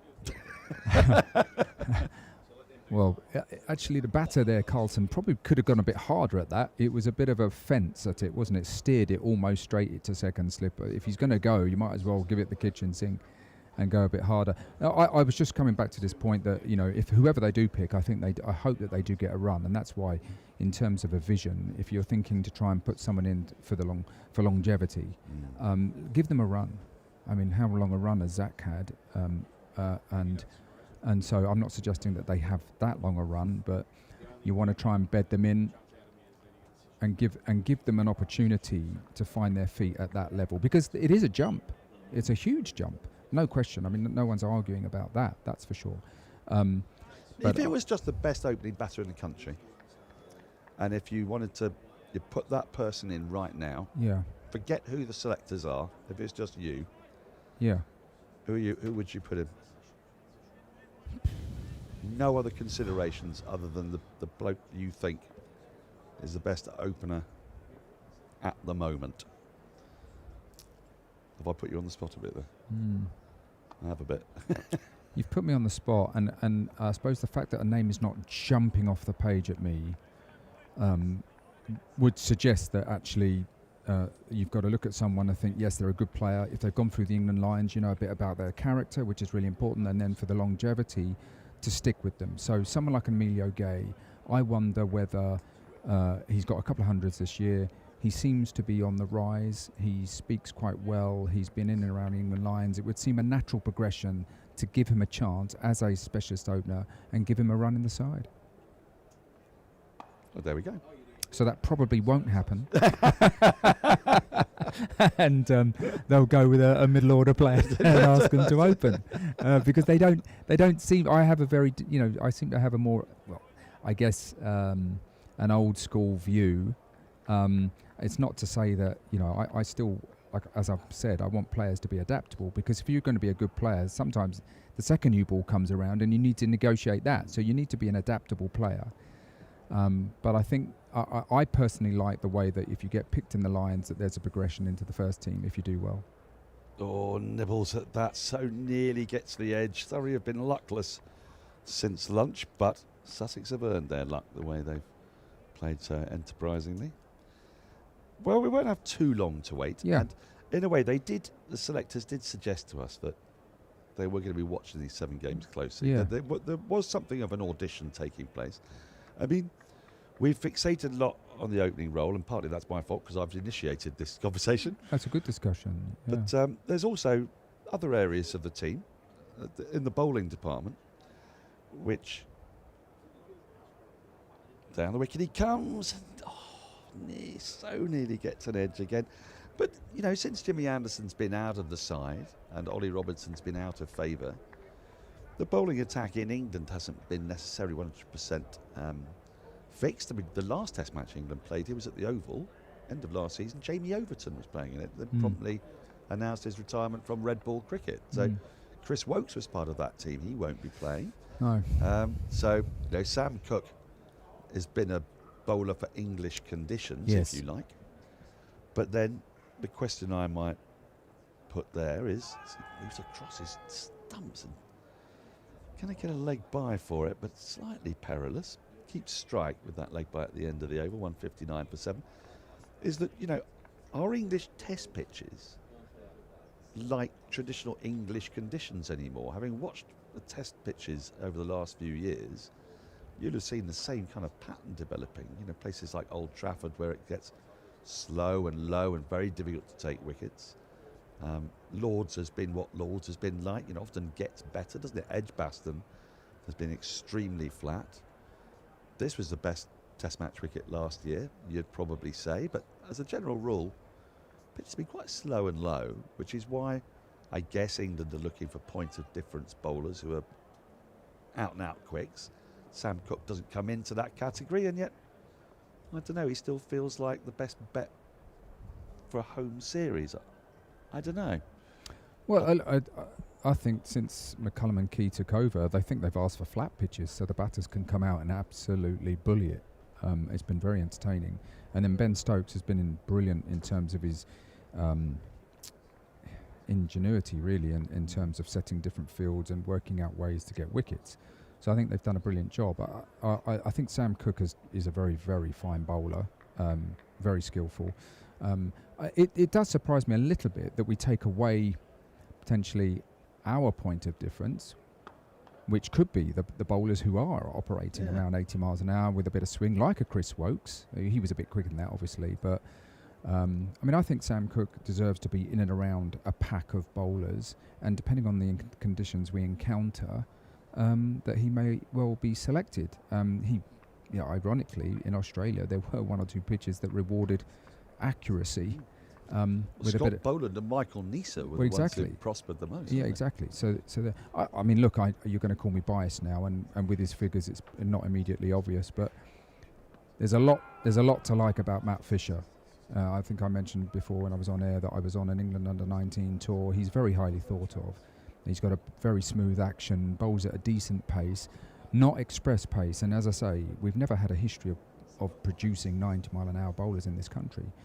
But if there's a bit in the wicket, from what I've seen today, Matt Fisher would do a very good job, I think, for the national side. What would suggest to me that he's not being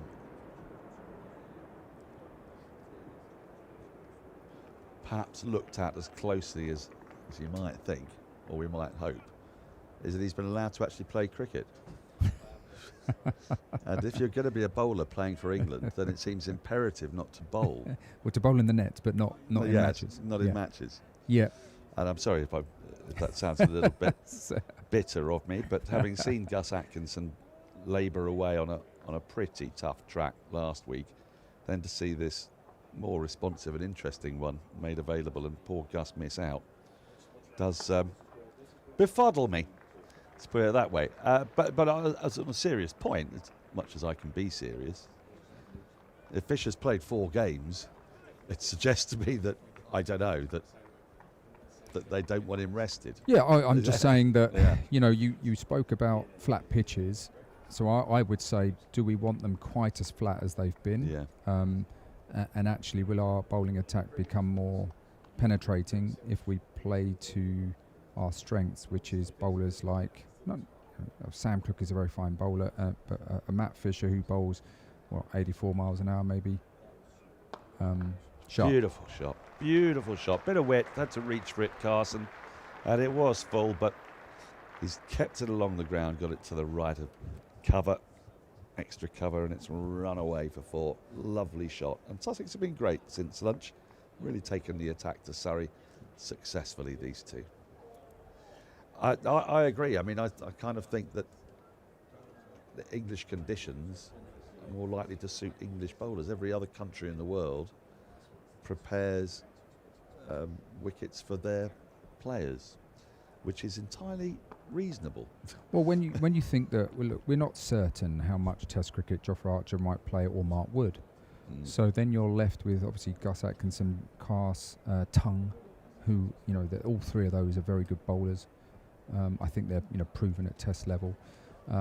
But in terms of a pack of bowlers, you know, I think Sam Cook should still be in and around, depending on the conditions. And I just think that Matt Fisher is someone that England should be keeping a very close eye on, because on today's evidence, I think he's got a very repeatable action. He bowls with very good control.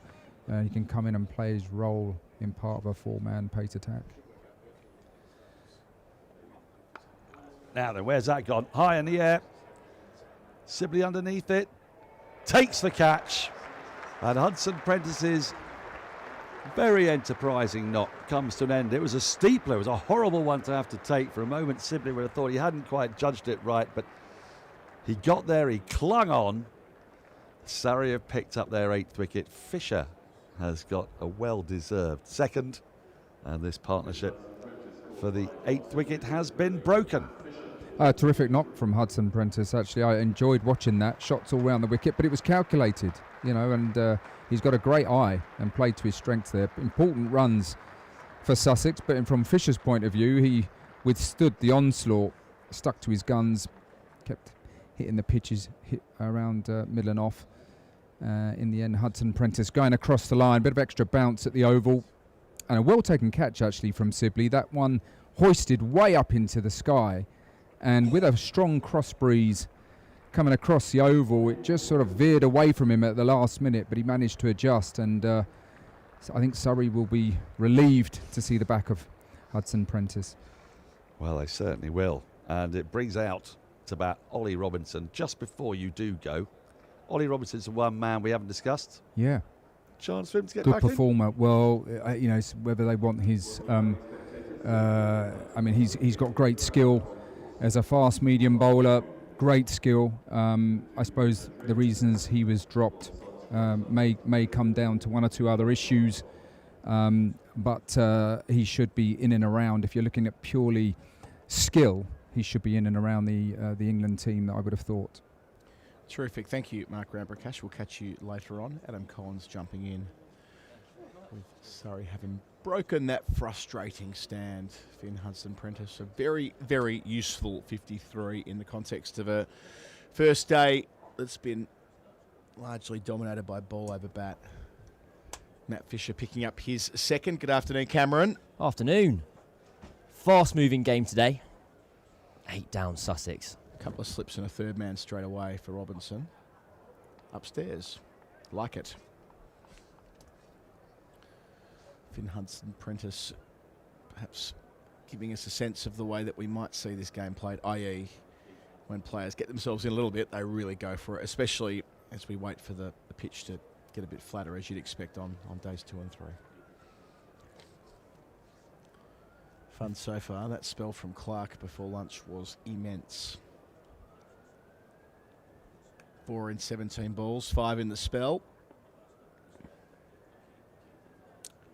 Fisher and Abbott working together here. Gee, you're batting deep when Ollie Robinson's your 10. We've had an email in. If you do want to let us know your thoughts, surreybroadcast@gmail.com. Anytime, send them in. An email from Jacob. Thanks for the coverage. Always a pleasure. Just finished the day and can now turn my attention to the cricket. Having not seen much of the first session, was it outstanding bowling by Surrey or poor shots by Sussex or help from the pitch that led to the current situation? You're not allowed to say a combination of all the above. Yeah, it's difficult, isn't it, to say, can I just say yes 3 times? Yeah. And there was some fine bowling, especially from Clark, but Fisher too, and Abbott. They all played their role, didn't they, in session 1? And then the pitch gave so much more than it did the first 2 rounds that were played here this season. But then a dismissal like Clark that, to a certain extent, typified the way that, well, they opened the door then, didn't they, with Hughes and Clark falling in quick succession. Hughes trapped, but then Clark chipping to mid-on, which opened the door, and Clark went straight through it. Clark of the Jordan variety, I mean. 7 wickets before lunch. How did you see it? Well, I'm fascinated to see the man with bat in hand bowling this surface because it has been very lively. There was one occasion where Finn Hudson-Prentice was struck in the midriff and the ball just seamed off a kind of back of the length. He was expecting to just leave it through to the wicketkeeper. And so I think the Surrey tinted glasses would be applied a touch too strongly if we were to put it all down at the feet of kind of an amazing bowling display from Jordan Clark, as excellent as he was, and Surrey as a whole.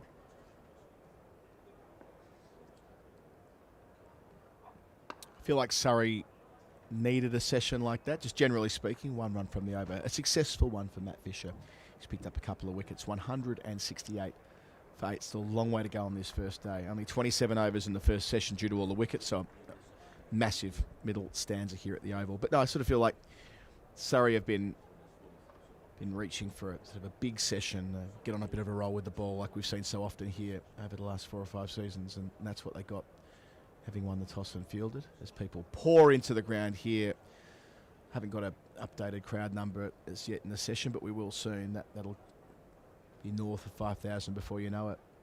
It makes such a difference with the pitch being pretty central on this occasion, that we have this crowd spread evenly around the terraces. So when you do venture outside, you can feel the effects of the atmosphere coming in from all different directions.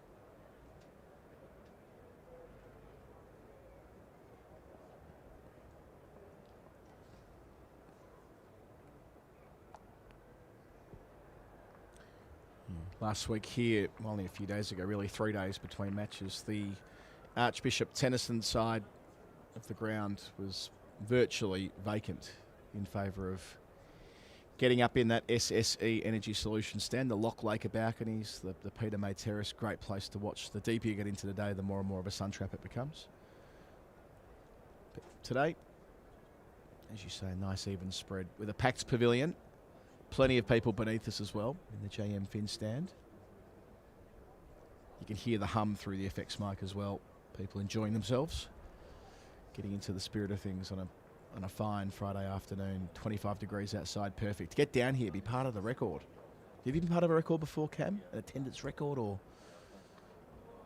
Oh gosh. Somehow that's gone past the off stump. Off the very bottom of the bat. Carson gets 4 for Sussex, but could have easily ended back up on the woodwork. Not to be a spoil sport, I think I was part of an attendance record, and that was here last week. Oh yeah, of course. Yeah, I guess by definition, we are part of that, aren't we? I guess maybe to give a more better answer, I want to say I was at the 2015 World Cup final at the MCG. I feel like that was an attendance record. I was too, and I think you're right. I think that was the most for a day of cricket. It may have been surpassed when we were at the G year before last when India were there. I've got a feeling Boxing Day became the most attended day. Nearly 4,000 in. Oh, sorry, we've clicked over. 4,534.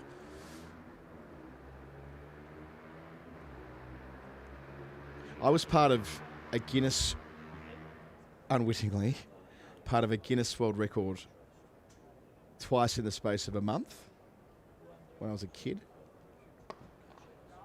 Shot is the call through the mic, but only for one to the shorter side of the ground, 174 for 8.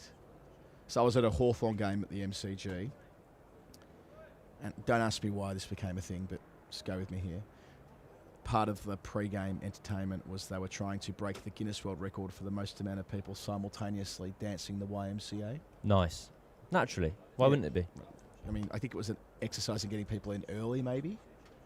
Oh, so this was done before the game? Yeah, it was done like before the first bounce, before the siren or whatever. It's like 60-odd thousand. It's the other one from Abbott that trails back towards the stumps. Well bowled, good change up to the new man Robinson. And about a month later, I was in the States where I was in school by that point at a college football game. And over the loudspeaker at halftime, they go, now in Melbourne, Australia. Brilliant. There's been a world record broken a couple of weeks ago. Now we're going to break it back. And like some of the original Village people rolled out on stage. 80-odd thousand people. Is there a way of finding out if you were the only person to take part in both records? Kind of must have been, right? From Melbourne to Buffalo, whatever it was. 10,000 miles. Oh, run out. Yeah, maybe. No, just got the bat down in time. Thrust of the blade. That's a good bit of work from Reece Topley. He would have Yeah. really enjoyed that. Just by courtesy of being 6'7". He's not always the most limber in the field. And on his second appearance back in red ball cricket, so a quick one-handed pick up and throw, direct hit, would have been lovely. Yep, Quicks love that.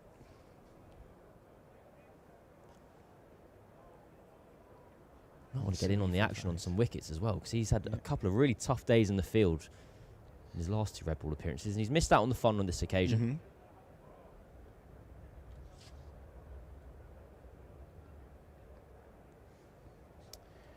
Away from us, Fisher. New over begins.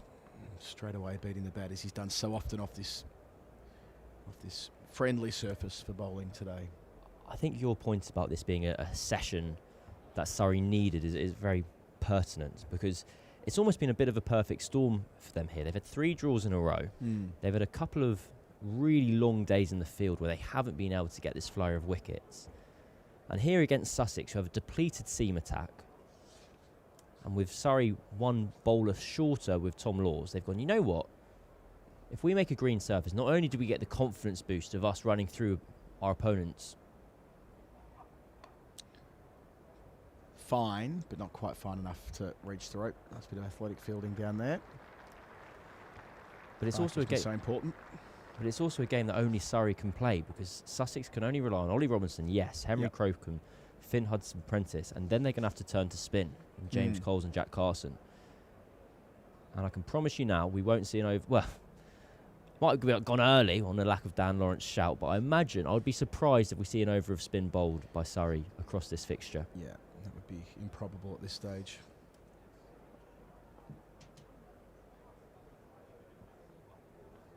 Especially with balls like that. Has it kissed an edge? It was certainly a noise, but assessed as the back thigh pad by umpire Lloyd. Top delivery though. I think that's the correct decision from the umpire. It's always it's always very difficult when it's a mess passing the inside edge and the pads. But the ball just seemed to lose a bit of pace on its way through to Jamie Smith. You can tell when Fisher's not completely convinced because he turns around. He's one of these appealers who, if he thinks it's out, he just runs straight to the cordon, regardless of how marginal the leg before shout might be.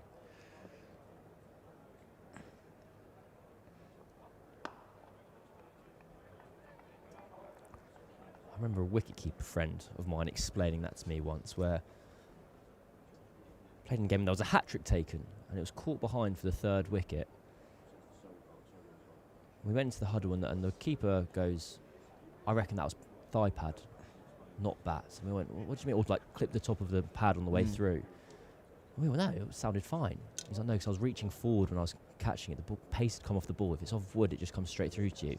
And having never really kept wicket, I was like, I've never thought about that in my life.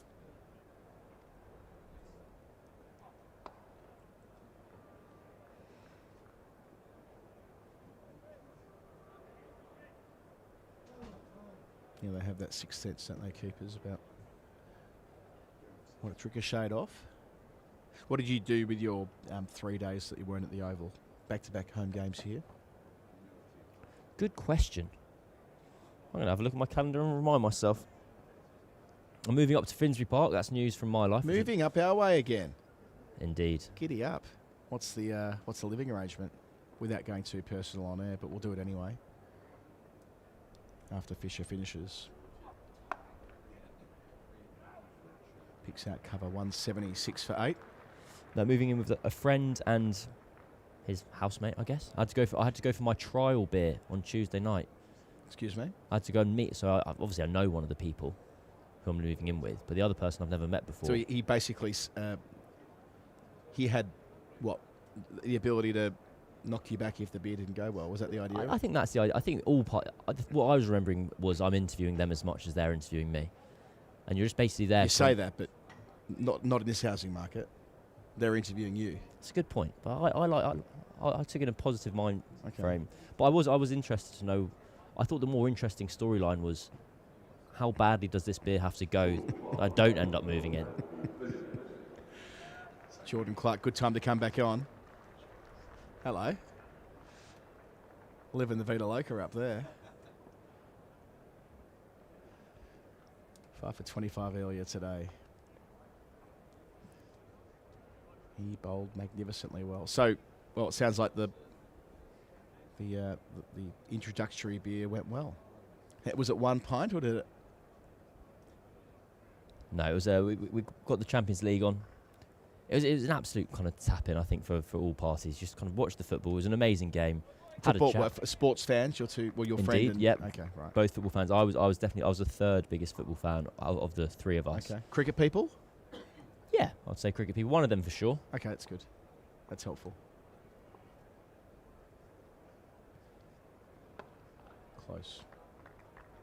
But that's all I can give to you in terms of gossip, which I know is what lots of people are interested in. That's fine. It's county cricket. We can talk about literally anything we want. It's the beauty of the championship. Good you're joining us back on the Victoria Line Superhighway. I know. The Blue Bullet, as my friend refers to it. Yep. Can you give anything back? What did you do your 3 days in between? Well, won't surprise you to learn that in 2 of the 3 days I played cricket because, you know, that stage of life when play whenever I can. Played yesterday, day before. A waft there. I was going to do a little social media video doing some bowling on Tuesday, but I just couldn't bring myself to do it. So I had a very quiet day at home. But then, so hang on. Talk me through that. So you were going to film a video of yourself bowling? Well, there's a guy I've done some social media videos with who's an exceptional bowler, and he's used me as his sort of, person that he teaches things to. Nice. It's quite useful. It's incredibly useful. Connor Haddo plays in the minor counties, dominates minor counties cricket. Shot, albeit for one, just guided it and moved to 30 cast, and he took 16 wickets in the minor counties final last year. So anyway, we didn't do that because I was spent after 4 days with Surrey and Essex. I think we all just needed a day away from it all. But yeah, played yesterday, played the day before. Happy to be back here again. Beautiful day for it. It does feel bizarre that the quirk of the calendar, as I've referred to it, means the Surrey Leagues don't get started till next Saturday. That is wild. It might even be it's next Saturday, Middlesex as well, isn't it? Such a late start for league cricket. There's some of these northern leagues have started 2 or 3 weeks ago. So in other parts of the country where you play a 22-game season, normally you're 2 weeks ahead and 2 weeks behind. But this year, for whatever reason, it's 3 weeks ahead and 1 behind. Okay. Did you have a national knockout last Sunday? I know it was happening across the country. For whatever reason, my club's not a part of it. I think it was an administrative error in years gone by that's never been corrected. Okay. And I actually don't think that's a lie. I think that's genuinely the case. So a mega club like Spencer's not in a national knockout. There you go. Oh, another inside edge too in the space of 13 minutes at the crease for Robinson. I think just in terms of the movement on offer from this surface, as you're seeing players getting beaten on the outside edge and a lot of inside edge happening as well. Both sides of the bat in play at all times. And it looks like we are going to see a bowling change and a reappearance of Reece Topley. We'll pick it up from our Vauxhall end. So a partnership of 75, which bridged the first and second sessions. Hudson Printers was out on 167. This pair put on 12. Topley gets a look at another big man in Robinson. Really try and do something similar to what Hudson Prentice did and go for it. To the extent to which there is a short boundary, it's leg side for Robinson here. The captain, of course. Topley just reached for his hamstring there after that delivery. He's having a stretch and a play around as well. Keep an eye on that. That's his first ball of a spell stuff, I reckon. Oh, it didn't come out at 85 because, a bit sore first ball. If he whips one past the outside edge, you won't be reaching for the hammy. He'll be fine. Like that. Reaching for the hammy? No, good. Follow through all the way to the batter.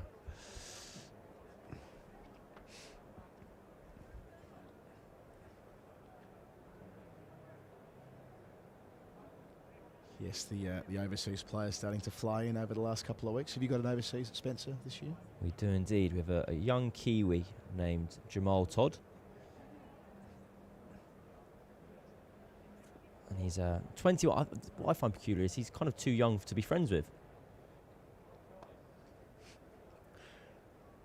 Go on. Well, I'm 30 and he's 21. That is just a different generation. I'm not. He was going to make his friends around the ground and the club. It's not going to be me because why would he wouldn't want to hang out with me. I'm too old. I'm past it. It's a deflating comment. Do you think that's how the 21-year-olds think of you? In your heart of hearts, they think you're an old 30. Like, do you hang out with the 41-year-olds at your club? I'll put it to you this way: I said hello to him for the second time on Wednesday, and he said, "Nice to meet you again." Well, that's not ideal. Okay, that's pretty well worked by Carson. He's been going it better than a runner ball.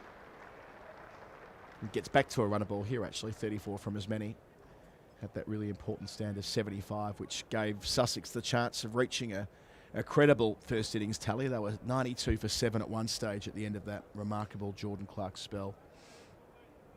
And that to the shortest boundary on the ground this week was help yourself stuff. So he's had the double nice to meet you. I've had a double nice to meet you. We'd have a nice chat, so I'm hoping it won't be 3 and 3 on Saturday. Oh, fully. Sweeper out there. Probably trying to find some rhythm. But I think what's been an amazing, a genuinely fantastic piece of administration from Spencer and my club and their work is his partner is called Anna Browning, who's also a professional cricketer. Mm-hmm. So they've come over as a couple. And so she's going to be the women's overseas. Jamal's the men's overseas. Brilliant. 2 overseas pros for the price of 1 accommodation. Yes. It's a business model for the ages. Yes. Great bit of business. Got big on him. 6 runs from the over. 185 for 5. He's not been over bowled Topley, so we wanting to get amongst the action here on day 1 on a lively pitch. Big left armour.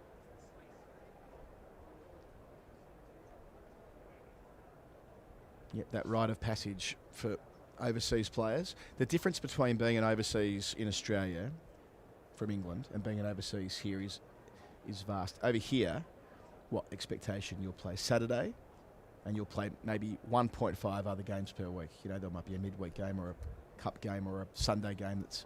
You play a fair bit's my point. You'll have the chance to make lots of runs and take lots of wickets in addition to whatever you do in your league cricket. In Australia, there isn't a lot of that. You know, there's Saturday cricket, which is usually 2-day cricket. Sunday cricket's not really a thing. And midweek cricket's unheard of. So you train a lot. So you hear from England guys that go to Australia, they have become battle-hardened twice a week in the nets, high quality, Tuesday, Thursday, missed training, you're not getting picked on Saturday. No one cares what your excuse is. You rock up and do your time in the nets. Do your time fielding and that type of thing. So England players going out there don't get as much time playing the game in the middle, but they come back battle-hardened from lots of training. I'd be interested to know if I think the difference in pressure is that an English professional going over to Australia, the Australians kind of think they're bad. It's like, you're one of us. Aren't you lucky to come and play cricket with us? Whereas for the Aussie or Kiwi overseas coming to England, it's you have to win us the game. You're going to bat, you're going to bowl, and you're going to do everything. Yeah, it's priced in, isn't it? Oh, here's their Aussie. Here we go. Now, one of my good friends moved over to Australia a couple of years ago, and he's been playing grade cricket there, second grade cricket, which is a very good standard. But he's been indoctrinated in it all as well. He starts saying things. He's like, I think the 2s here was roughly about the standard of the 1s back home. I was like, no, it's I've seen both. There's There was a great column in the Cricketer. Chance to free the arms and makes the most of it. Robinson into double figures. Nicely put away. Sussex building towards 200. Yeah, a column in the Cricketer. You have to excuse me, I don't have to hand what his name is, but Joe Pocklington. there you go. You know what I'm talking about. Who wrote about this phenomenon, about going over there as a professional, and not just like a club professional, but an actual person who's paid money to play cricket for one of the 18 first-class counties. And the working assumption is that, what, second grade over here, county twos? There's no consideration that championship cricketers, Clark and Robinson, conspire to pull out of the delivery there. Smiles exchanged, back to where we started. There's no acceptance that county cricket, or especially Division 2 county cricket with the way it's spoken of, could hold a candle to Premier cricket in Melbourne or Sydney especially. I mean, which is, fairly bullish to say the least. Dancing and slapping. Have that. Couple in the over. Putting some pressure back onto Clark.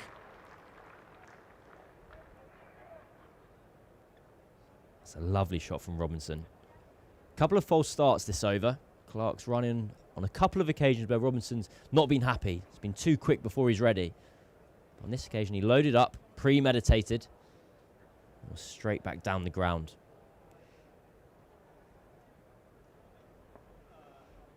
Hop, skip and a jump, 4 runs.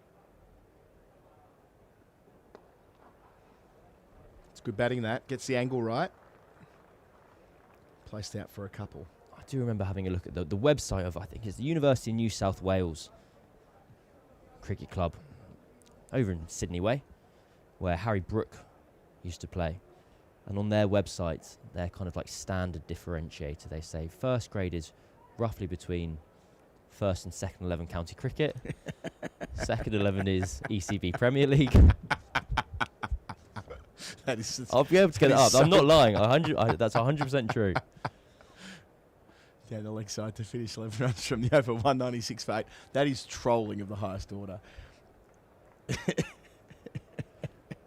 But I do understand where the Aussies come from a little bit and why you delude yourself, because I remember my friends played against someone at the beginning of the season in the twos who went on to kind of take something like 15 from a Glenn Maxwell over in the final over the game to win the match. And so you can make the logical jump. You can go, well, I was better than him on that day, and then he was better than Glenn Maxwell a couple Saturdays later. Ergo, I should play for Australia. Yeah. I think I saw that. Was that was it played for Carlton? Yes. I saw that happen, yes. Yeah, Maxie had hit 90 or 40 with the bat, then ended up being on the losing team bowling the last over, which was quite funny. Inside edge again, third time. Oh, sorry, my apologies. It's Carson on strike, not Robinson, but still. Topley going at 7s before this over. To round it off, it was actually quite nice. And my friend's club is Melbourne University. Yep. And one of his good friends, who I got to know pretty well as well, had been a third grade player last year, and then just played very well and worked his way up to getting a first grade debut in the T20 stuff. And a link between Melbourne University and New Zealand cricket meant that Ben Sears took a 5-run test debut for New Zealand. Set up. Doesn't make the most of it. They'd arranged for Ben Sears to come over and play the T20 block of Australian grade cricket. And because they made their debuts on the same day, they both got their caps presented on the same day. But because my friend's name, his surname's forward, is NF before the S, on the Instagram post announcing the 2 debuts, the lad up from the 3s was having a day out from the 1s, was the main photo, and you had to swipe for the New Zealand international. Beautiful. Speaking of Melbourne University, as the ball gets looked at for whether it's being dinged out of shape. You can just see that slice across the surface. They'll get the boxer balls out for that, I reckon. It's hard to tidy up a ball when it's had one of those cuts in the middle of the shiny side or the fleshy side. Oh no, give it back to him. Okay. Yeah, Melbourne University's Peter Hatziglou, 3-time Big Bash winner. He's back in the UK at the moment. He came back, he went on the MCC trip. There was a 175th anniversary tournament for Hong Kong Cricket Club a couple of weekends ago. So Melbourne sent a team, Marylebone sent a team, and Hong Kong. So it was a triangular tournament. So he was playing on that. Rocked up here back in London, where he lives a lot of the year. Gets it straight of mid-off. He was set fairly wide. And it will beat the fielder. So that takes Sussex to 200, which in context is quite the effort. They were under the pump before lunch. And Jack Carson, who moves to 40, in no small part it's him, added with 75 with Hudson Prentice. And this partnership now is already a handy 33. 200 from 92 for 7. Gets them into this game, Cameron.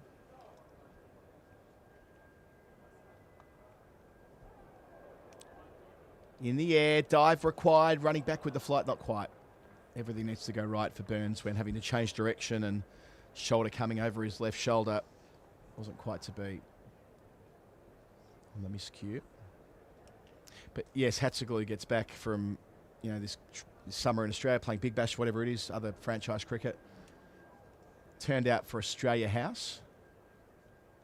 I'm reliably informed. Australia House? Which is a team, it's the embassy team here. Okay. And dinged 6 sixes and an over in his first game back in some Sunday cricket. Perfect. Just what you want. So upon hearing this news, I've recruited him to play for me in a couple of weeks' time. He said yes? Yep. It's going to turn out probably 3 Sundays from now. I think we've worked out the game. Is this for your Sunday team? Yep. It's a good game. It's a good quality fixture. So Oh, it's not going to be that good, though. It's not going to be that good, but we're going to take Hatziglou with us. See how we go. I reckon he'll go fine. We want to get the win. Hello, Pete, if you're listening.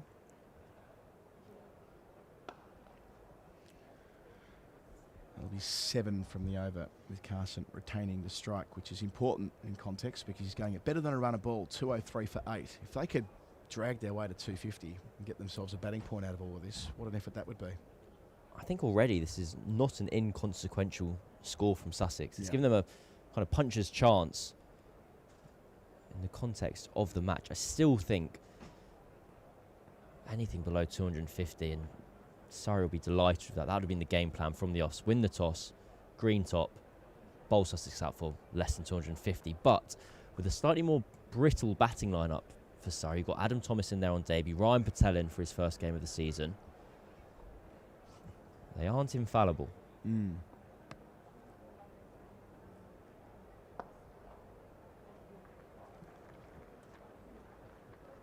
Hits the Yorker, but Carson equal to it at this stage. Been batting for well over an hour.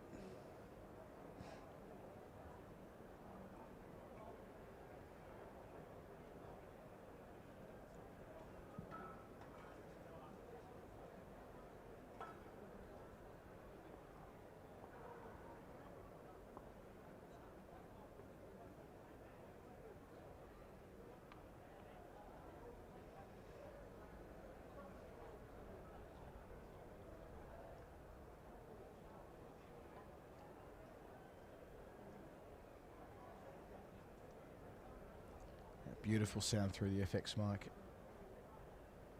Conversations around the ground.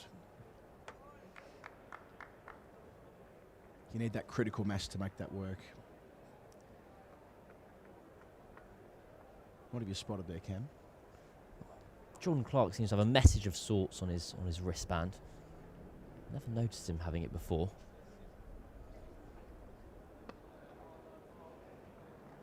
Attacking leg stump, but Robinson across his stumps. Turn for a comfortable 3 into the 20s. Well played, the skipper. I wonder if the effects of Finn Hudson-Prentice's innings is still being felt a little bit here when the Surrey's just got head off their length a tiny bit. We saw Clark go for the Yorker at the beginning of this over, which is a delivery you wouldn't necessarily go to unless you felt that either, well, the ball's not swinging as much or you're not getting as much movement off the surface.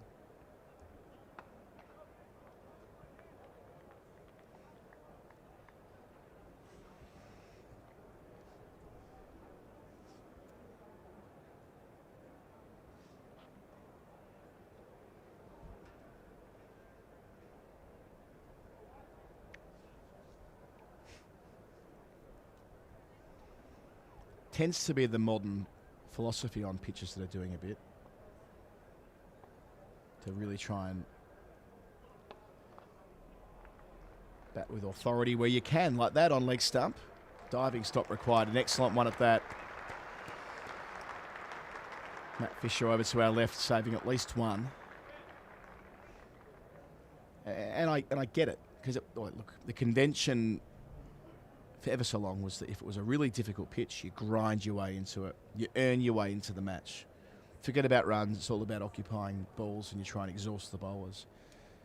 Now with the way the game's played and the experience that all professional batters have at moving the game along, trying to hoof that down the ground, not quite. 209 for 8, still 52 overs remaining on this day, nowhere near halfway.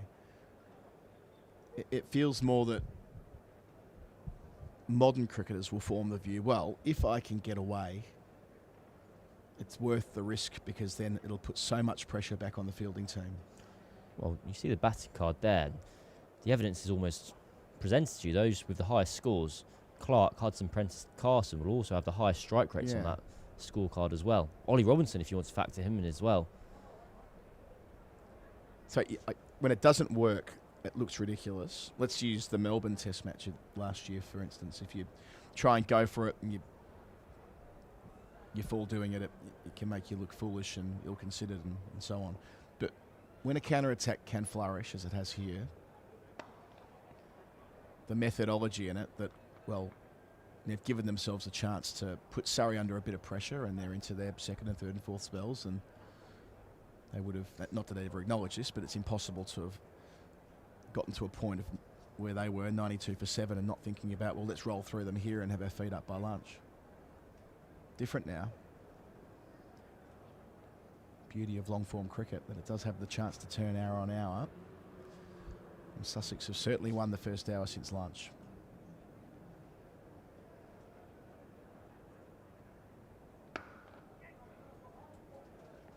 .43 this partnership. Sharp work from Sean Abbott at mid-off. Lobbed it back up towards the stumps. Jack Carson's then, who did have to scamper backwards. It was more a throw of intimidation's not the correct word, but just keeping him on his toes.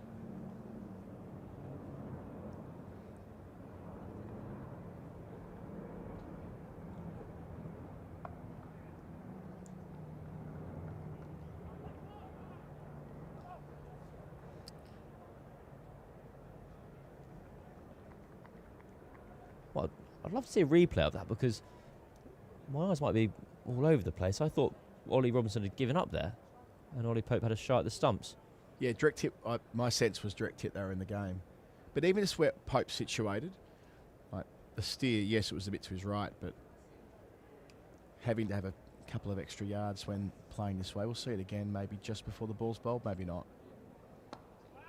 Next ball here, pushed to mid-on. Believe me, it was. Well, I think Ollie Robinson had a trot down towards the strikers end and realised he was in trouble. So Pope had a shot at the stumps and had that hit.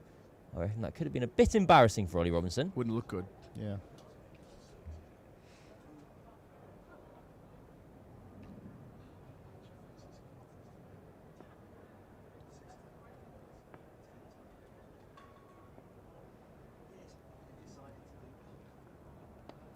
Leading edge.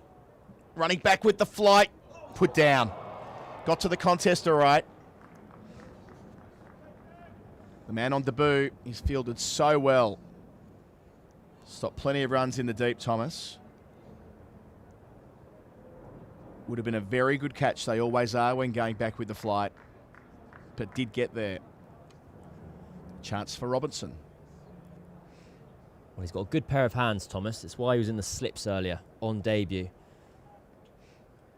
And Adam's completely correct. When the ball is spinning away from you, you've got pigeons to contend with as well. Again, Ollie Pope at backward point. Dive into his right to cut that off.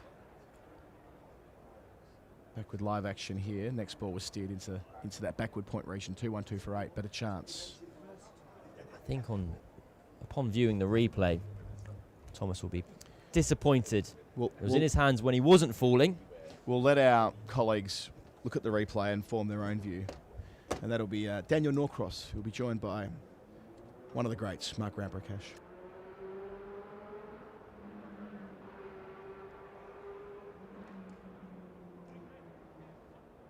Right.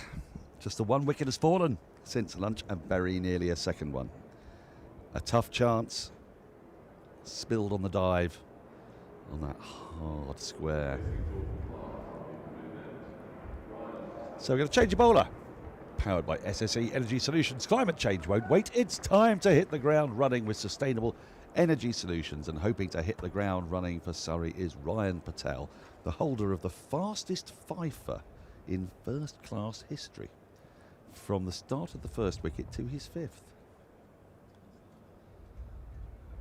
Those of you who are at Guildford that fateful day, it will be seared into your memories. For many of you, perhaps not so much. But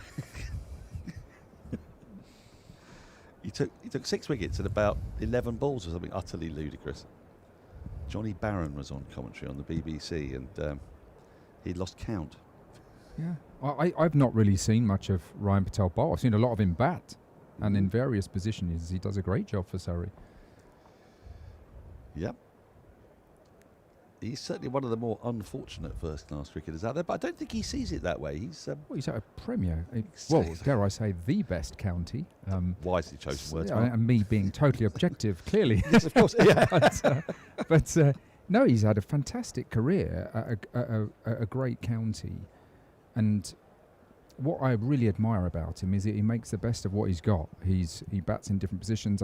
He had quite a long run of opening when the county needed him to do that. But equally, he can come in at 5 or 6 and do a very good job there. And here, obviously, can bowl a few overs, more than capable of bowling a few overs. So, Surrey are a team full of stars, but good on him for making the best of what he's got. He's doing very, very well. And I suppose what they could really do with him taking a couple of wickets right now. Well, they would love that, because this is getting a little bit irritating, this lower wag. The wagtail is a frequent visitor to the Oval, but I'm referring to the ornithological wagtail. And Surrey fans will not be so impressed by a wagging Sussex tail. Well, I don't know. A tail would imply a lack of competence. Oh, I see. And I okay, think the Sussex tail, dare I say tail, I think they've done really well, actually. What were they, 107 for 7? I think it gives you an indication of where Sussex are at as a team, actually, and the sort of belief. I mean, Paul Farbrae's now in his third year at Sussex. And, he's forged together some really talented players, but also an attitude and a belief. And they're coming here, they're on the back end of it, having to bat first, not easy. But the tail, the fact that they fought so hard and got themselves above 200, I think they probably would have taken that this morning.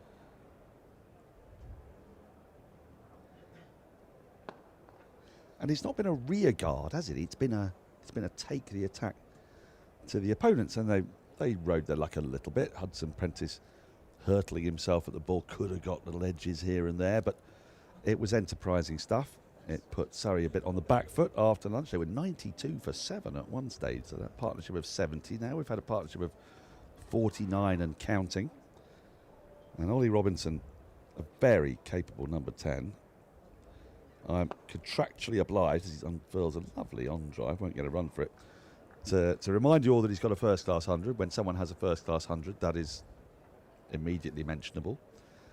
End of a tidy enough over from Ryan Patel. But I'm going to do a bit of a handbrake turn, because we have had an email from Nathan, who says, I hope you're all well. Thank you, Nathan. I think we are. And enjoying the sun. We would be crazy not to. I have been to most of the Surrey Women's One Day Cup games this season, and they seem to have had more results from spin bowlers, players like Tilly Courtine Coleman and Callia Moore especially. The One Day Cup is obviously a shorter format than the County Championship, but is the men's issue the fact they don't have an outright high-class spinner? Well, I'm going to put that question to Mark. I'm going to put a little bit of context around it. Topley continues. They did win 3 titles and came within 20 runs of beating Nottinghamshire to win a 4th title in a row, sort of without a spinner, and that has been the way that Surrey's men's team, this iteration of championship winning sides, has basically set up. But it's not the way the teams that you played in the past. You had Sack Lane, Salisbury, really good spinners back in the 50s, Laker and Locke, Eric Bedser.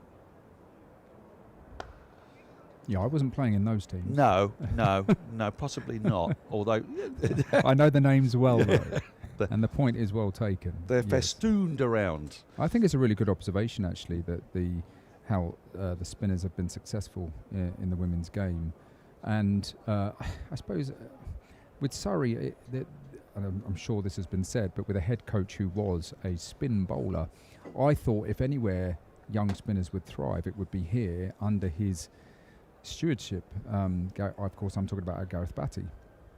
Oh, that's a little bit of life. Good carry through to the keeper. So it is a bit of surprise to see Surrey go this way. Now, of course, the Great West Indies team had 4 fast bowlers and they were very successful at times. They may not have had a plan B, but they didn't need it too often. This Surrey side have been incredibly successful with their array of fast bowlers. But when they travel away, if I was playing Surrey, I would want a shirt front that may turn. Absolutely, I take my chances on that type of pitch. So and that's I believe how they've gone, haven't they? I mean, we've seen that quite a bit. We saw it at Hove last year. Thick edge, but there is a very fine deep third. We saw it at Edgbaston. When Surrey travel, as the 50 partnership comes up with that single, another enterprising partnership, this time for the 9th wicket, frustrating Surrey and elevating Sussex towards the first batting point. That's what they'll expect to get. Yeah. So not having a spinner seems to be sort of like going, well, we're probably just going to get draws in those games. Yeah, and that's not, I think the best teams are balanced. I've always thought that. And so you're right, I was very lucky to join a Surrey side that had a fantastic balance in the bowling attack. And actually earlier in my career, I joined Middlesex when they had John Embry and Phil Edmonds. And then Phil Tufnell came along as well to replace Phil Edmonds. So I as a cricketer, value spin and what it can bring to the game. I agree with the email, actually. I think that Surrey could do with a recognised specialist spinner. And I suppose the fact that the Indian player Chahar is coming over to play 8 championship games is a recognition that they do need a top spinner.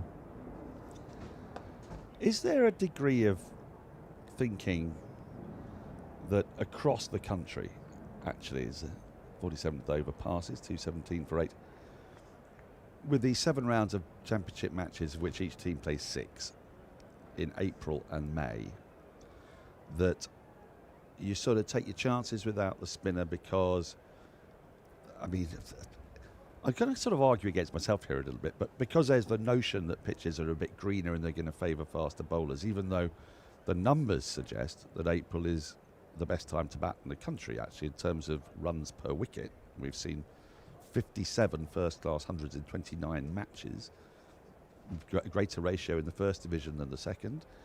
We've witnessed a lot of slow pitches, cold pitches, where it's been hard for pace bowlers to get any kind of fruitfulness. But because Surrey have had 5 of them, and Warwickshire have employed the same basic setup.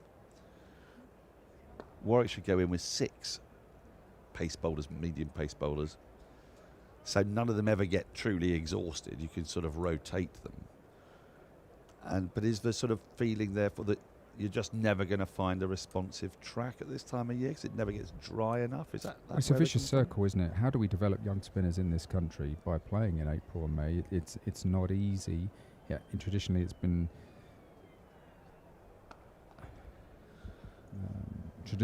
a case of, as you say, April and May traditionally would be fresh pitches, there for sort of medium pace bowlers, bowling on a line and length, and a relentless approach in that way.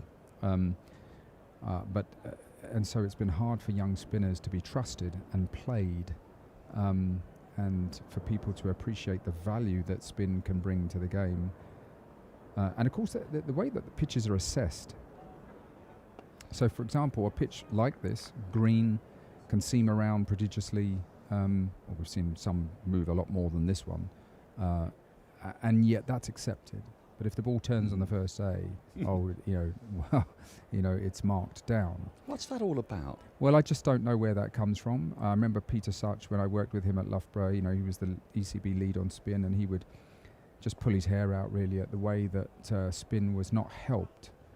We weren't supporters of spin. It's good fielding. And the development of spin in this country, and he was tasked with trying to support young spinners, but you're really up against it because of the climatic conditions and the bookend of the season, April, May, and then September, and the attitude of there's a lot more medium paces around than sort of aspiring young spinners. So it's been a vicious circle really to get spin into the game. And then you look at Surrey's experience with, I think we were talking off air about Amar Verdi and Moriarty, 2 young spinners playing on dry pitches. Can they win games for Surrey and challenge them also as young cricketers to be good fielders and bat and play their part. We've seen the emergence of batters who bowl a little bit of spin, but they're not, their prime skill is not spin. Dan Lawrence being, I suppose, the perfect example. That Dan Mosley down at Edgbaston, for example. Yeah. But if you look at Simon Harmer, there's someone who has brought real value to Essex over many, many years. He is a specialist spin bowler, the art of spin. I remember when Harbhajan Singh came over to play for Surrey as an overseas player, and I played against him in India, but he came later, a few years later, and I had forgotten how good he was, because when he started bowling and the way that the ball came out of his hand, the trajectory, the seam position, the shape, the up and down, the drift and the spin, I had forgotten, wow, this guy is seriously good. So we are now seeing less of that art, the art of spin bowling perfected over time, and often spinners would be better as they got into their late 20s. Fisher back into the attack. I want to throw a couple of things in, and this is also about just bowling generally in April. So we've seen a lot of high scores across the country, not just at the Oval, although it's been particularly marked in Surrey's matches at Edgbaston and the 2 at the Oval. In April and May, the very best bowlers are at the IPL and the PSL, often. Not all of them. Oh, nearly finds the edge there. Little waft from Carson. Which ones are you thinking of? Well, give you an example. Jofra Archer, for example, is one. Is one. But if you wanted to get an overseas player, and what I'm doing is contrasting this with the 1980s. So the 1980s, Surrey had Sylvester Clarke, Derbyshire had Michael Holding. Lancashire could have Wazzy Macram, could have had Colin Croft before that. Surrey got Waqar Younis. All of these sorts of players now would be playing IPL or PSL. Think of Cummins, Hazelwood, Rabada, Gidi, Jansen. Yep, all really the very best around the world. Yep, the South African fast bowlers, the New Zealand fast bowlers. So finding those bowlers is tough, and then spinners, contrary to our expectations back in 2003 when T20 started, are gold dust in T20 cricket. So you're then finding that, players like Chahar, who's going to come to Surrey, but he's going to come for the last 8 games of the season. Oh, luckless again from Fisher, and that is good length. That sometimes he could just be guilty of bowling a little bit shorter than that and sort of beating the bat rather flashily, but that one so close to taking the edge again. But my point being to Nathan is that where do you find an overseas spinner that's not already being used? And where indeed do you find an overseas point of difference quick bowler for that matter? And scores around the country would suggest that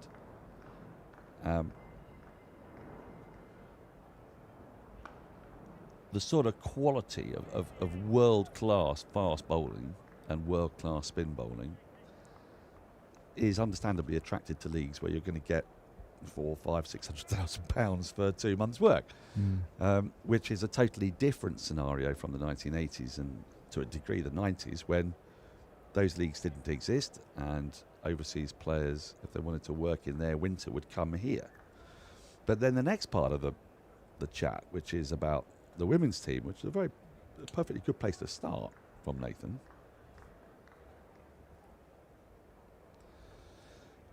It's very true. There's another overpass. There's a threatening one from Fisher, unlucky not to take the wicket. 220 for 8 as Sussex's determined fight back continues. Women's cricket has tended to be spin heavy, and so I think, having watched a lot of women's cricket, what I would remind viewers is that it isn't necessarily the spin itself that's doing the damage. It's not as if women's spinners are finding themselves playing on pitches where the ball's suddenly ragging, although, you know, there are some very fine women's spinners, the likes of Sophie Eccleston, Tilly Coleman, who's been brought into the England setup. And congratulations to her for that, by the way. The T20 World Cup, as Dan Lawrence comes in. There's a 2-over burst, that, from Ryan Patel. Another change of bowler powered by SSE Energy Solutions. We're up for the test. Let's reach net zero together. And speaking of zeros, Dan Lawrence took 3 for 0 in the last game, in 7-ball spell that did for Essex's tail. What a wonderful segue that was. But I guess what I'm saying here, Nathan, is that spin plays a slightly different role, I'd say, in women's cricket, insofar as you take the pace off and you're kind of demanding that the women have to make the pace themselves. And in white ball cricket, being able to set 4 players out in the boundary and saying, right, where are you going to get your boundaries from, is a bigger test of a woman's technique and, crucially, power. Whereas what we're looking for a spin bowler to do in a red ball game is not contained with 4 players out on the boundary. It's, you know, where's that spinner who's going to come in, like you had with Sack Lane and Salisbury, come in and break the game open and take wickets. I mean, I think it's a very valid question, but it's just to understand the context in which spin is used. Yeah. So you wouldn't really want a containing spinner, although, you know, the fact that Simon Harmer can contain on day one because he's so skillful is very, very helpful indeed. But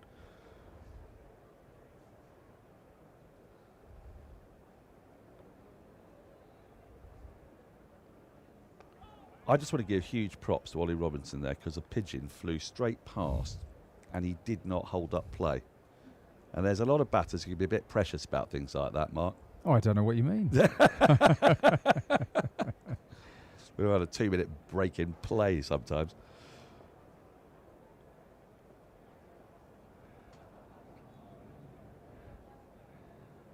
I was actually told by Alan Lamb in a test match against the West Indies at Trent Bridge 1 minute before 1 o'clock to spot something about 150 yards away. Did you find it? And I managed to. Curtly Ambrose was just about to deliver the ball, and I pulled away, and I got the biggest glare from the big West Indian. Oh, though. Yes. You see, that's not fair on you, because you don't want to be winding up Curtly Ambrose. I mean, Steve Waugh famously did that, didn't he, at Perth, and it all went horribly wrong. Yes. Yes. Just by the by, Tilly Coleman, we mentioned her. Cameron Ponsonby interviewed the lead bowling coach here, Dan Hell-Espay, about the rise of Tilly Coleman. We'll be showing that in the tea interval. And it is really noticeable. I've seen her a couple of times this season. It's really noticeable. Her action has got a lot more going on in it. Sometimes when she first started, she was sort of placing the ball, but now there's real body in her action. She's getting a bit taller and filling out a bit as well, so there's a bit more. You forget the power sometimes that spinners need. You know, when you were talking about Harbhajan, you know, this isn't just somebody comes. It's not all about just flicking the fingers off the ball off your fingers, is it? It's like full body action, rotation to get the dip. Absolutely. You know, there's very few bowlers like Shane Warne who can sort of walk in off 2 paces and then everything seems to come from a combination of wrist, finger and shoulder. Very strong shoulder. Yeah, very strong shoulder, Shane Warne, yeah. Other bowlers have to have more of a run-up to generate that momentum, yeah. I mean, you are too young to have faced him, but when I was growing up, you would have seen him plenty of times on the telly. Derek Underwood had a run-up longer than Ryan Patel's, didn't he? That's right, yeah. And he was, in theory, a slow left armour. That's it, yeah. Who would still bowl over after over after over. He was the first man in John Player League 40 over cricket to bowl 8 overs, 8 maidens, none for none. Those are the days. How has he done that? Honestly. How? Oh my God. It sort of boggles the mind, really. That's a shot. Lovely. Didn't time it perfectly, but a straight bat, a great technique, and it's going to get him for a noble, valiant effort in the field, but one that is in vain. And a fine shot from Ollie Robinson, who sets up really well, I think.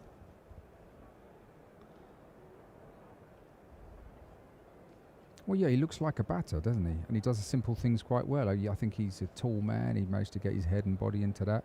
Straight bat, down the ground, full value.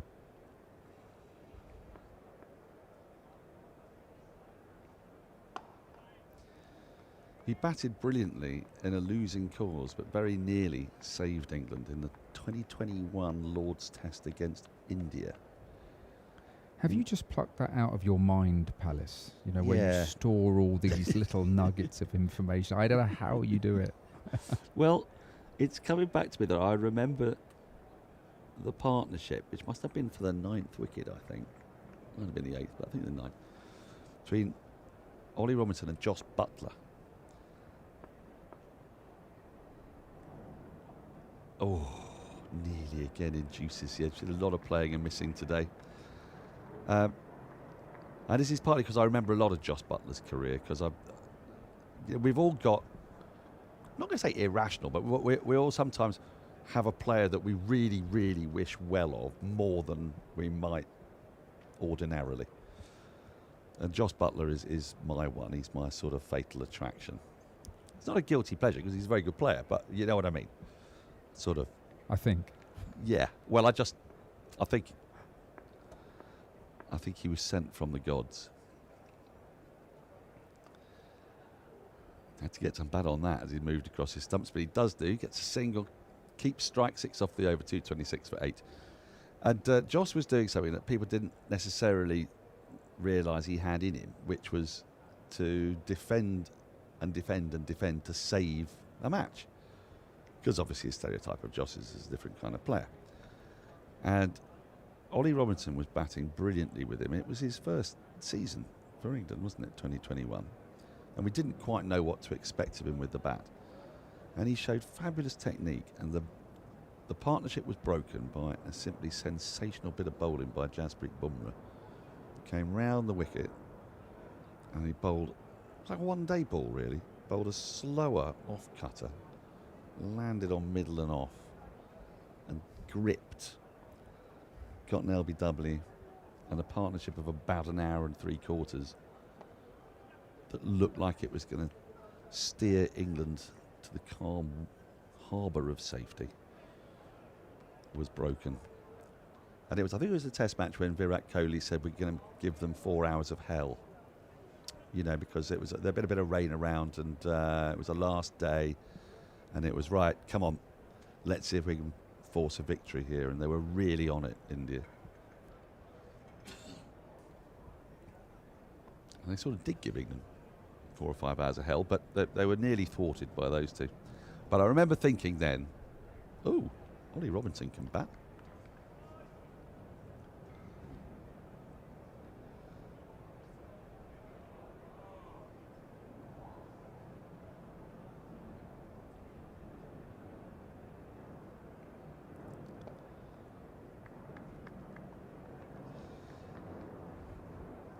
It's definitely been Sussex's session. They were 102, I think, for 7.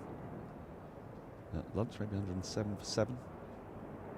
Added 120 if it was also just the 1 wicket. Hudson Prentice.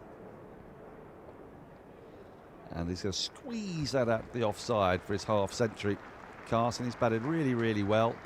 Initially, he was sort of junior partner to Hudson Prentice's violent, aggressive intent after lunch. But he's now being kept company by Ollie Robinson and thwarting Surrey, getting Sussex ever closer to that first batting point.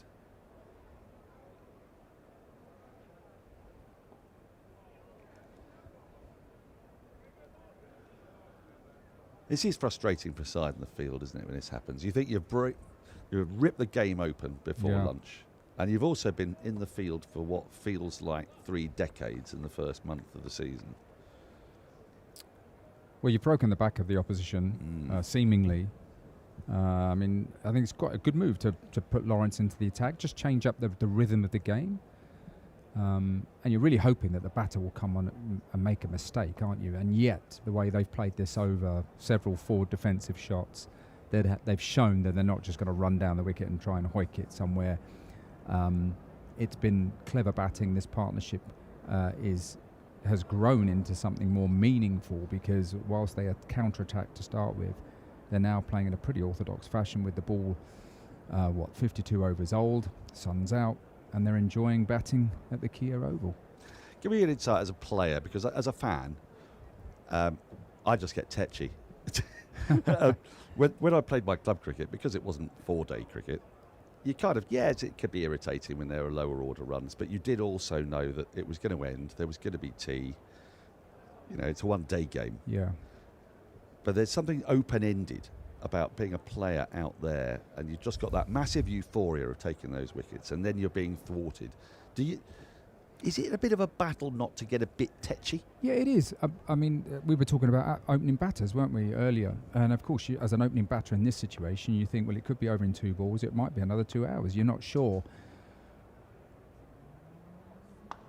Shot. Nice little back foot punch.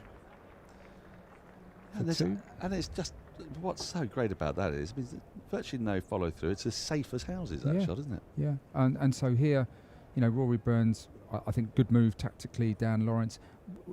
Fisher's obviously a terrific bowler, very, very honed in on the top of off stump.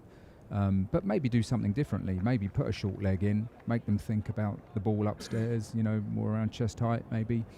Sometimes you just put a short leg in just to make the batter think about something slightly different, and may change his footwork to a degree. Flashed away. Again, not timed perfectly, but should bring him 3, I think, here. Yep, they're going to come back for the 3rd and get there comfortably. Again, I would say that is something that we haven't seen a lot of, actually, at the Oval this season. Part of it has been the pace of the wickets. But again, I'd say it's, to a degree, 30 years ago, there might have been Waqar Younis, perhaps, or Tony Gray or something like that, who would be bowling 85 to 90 and would be happy to slip the shorter one in. Surrey's bowlers are very good, but they're not the out and out pace. I've seen a bit of Josh Tongue, bold, and Tongue is that sort of point of difference, isn't he? He's the kind of guy, the tail comes in and you would think, right, wang it down, Josh. Yeah, I mean, it doesn't always have to be short to the lower order. I think in this circumstance, to someone like Robinson, who's looking so well organised, I think it would be an option to say, okay, right, the ball has stopped moving as it was before. The sun's out. Let's give them another problem to think about.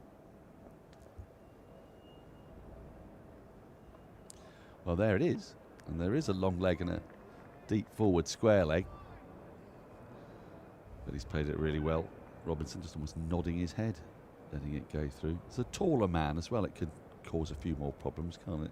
And I think the predicament there for a lower order player is, if they're going to duck it, fine. But if if you're going to hook it, there's a deep square leg at the moment. If you're going to defend it, if the ball is around chest height, you want someone in there at short leg to make the batter think, right, what do I do here? Because if I defend it, I've got a short leg, and if I take it on, there's a man at deep square leg and fine leg. So, where are you taking it from? Mid off? Well, yeah, I mean, you still want to have the stumps in play, so it could be extra cover potentially. So you still want to be able to go back to your line and length, which is Fisher's strength, but equally you want to make that batter think just a little bit about the presence. Actually, earlier in the day, I thought with both Fisher and Abbott bowling in swing to the left-handers with bounce and movement, I was surprised there wasn't a short leg swinging back into the left-handers. Often they get inside edges that balloon up to that short leg area. Oh, now that's a tight run. Oh, a direct hit. So the direct hit's been actually on the diving Carson, but that was just dabbed into the offside and ran straight away. It means that last ball will over. Keep strike. Yeah, last ball over. See, he fancied the strike. Yeah, senior pro here. Here are some highlights of Carson's innings. Been a very accomplished knock coming in at number 9. That was a gorgeous cover drive through extra cover. That was extremely lucky. Bit of inside edge, and but a good bit of whippage down the leg side, and a very studious forward press into the offside to bring up his 50. It's been a really good effort by Sussex since lunch. Credit where it is due, and it has frustrated Surrey and this crowd of, well, upwards of 4,500. That was the score about 3/4 an hour to an hour ago. Hoping to get to well over 5,000 today, with a bank holiday coming up. You'll be taking your charges off to play cricket tomorrow. Yes, we have a huge game. Harrow School v Wellington. So that will be enjoyed. It's a 55 over game. So you start at 11, do you? It's around 11:30 start. You've got to make it all the way to Wellington. Yeah, it's quite a long day. But we play predominantly that sort of length of game with a red ball, partly because I think that the boys learn so much more in the longer format. It's much more a game of chess rather than a formulaic T20 game. So what would be the kind of, what's a good score these days in public school cricket? I mean, we used to play timed games back in the day, and anything over 200 was quite formidable.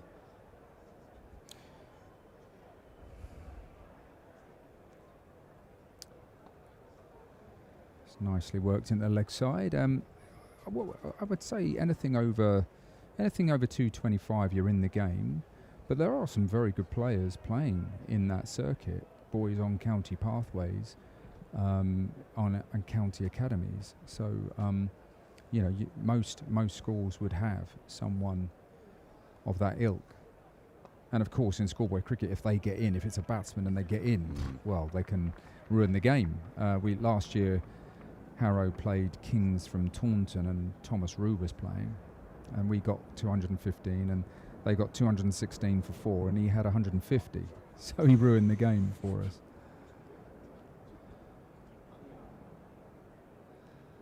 So you've got to see him up close.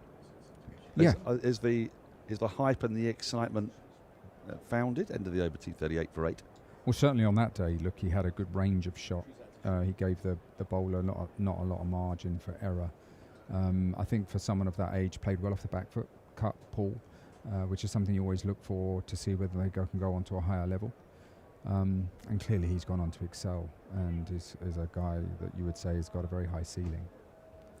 Just taking a look at those partnerships, by the way. How bizarre. The two highest partnership of the innings are for the 8th and 9th wicket so far.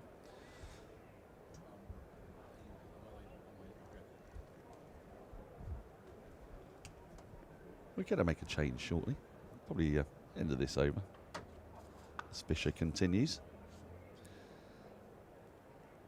I mean, it's crazy to think that he's played in an under-19 World Cup final against Surrey Avanci. Didn't he get 100 himself in that game, Thomas Rue? I don't think so. I know Falconer, Caleb Falconer from Middlesex got 100 in the final for England.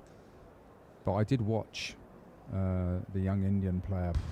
Wow, what fireworks. Unbelievable. Extraordinary talent, yeah.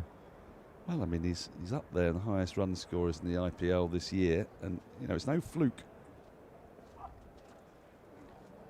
mean, a lot of people talking about his technique, as wide as signalled, looping way over the bowler's head. And likening, I saw one Indian journalist liken it to Bradman because of the figure of 8 nature of the way he's back. Yeah, it's very individual to him, that is for sure. Yeah, the way his hands go up and out.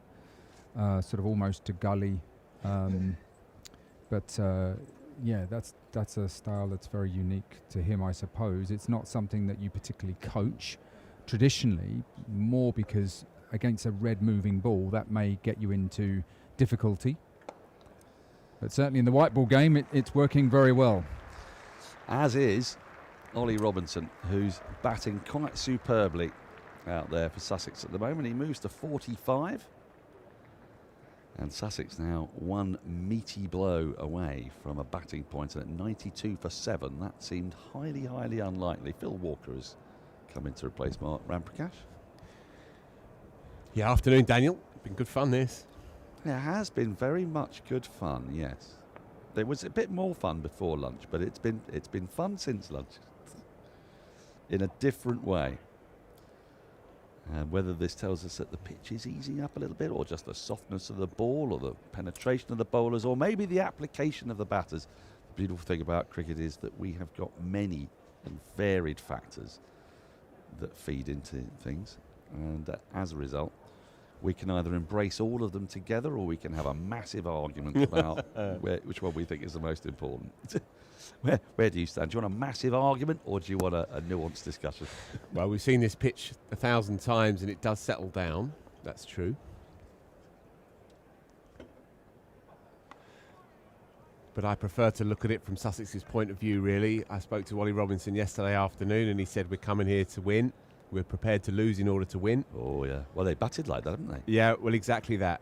And Finn Hudson-Prentice, he changed the tempo, and even in that final over, actually, it's Big Don Topley. There he is, watching his boy today. From your manor. Yeah. Yeah, and Robinson said to me yesterday, well, look, we're 12 points in arrears before a ball's bowled, so we have to play attacking cricket this year. Right. Well, they have done. And they played attacking cricket from the off. They lost their first wicket to an attacking shot very early on, and then counter-attacked, a good second wicket partnership. They weren't fazed by losing 6 for 29. Came out after lunch.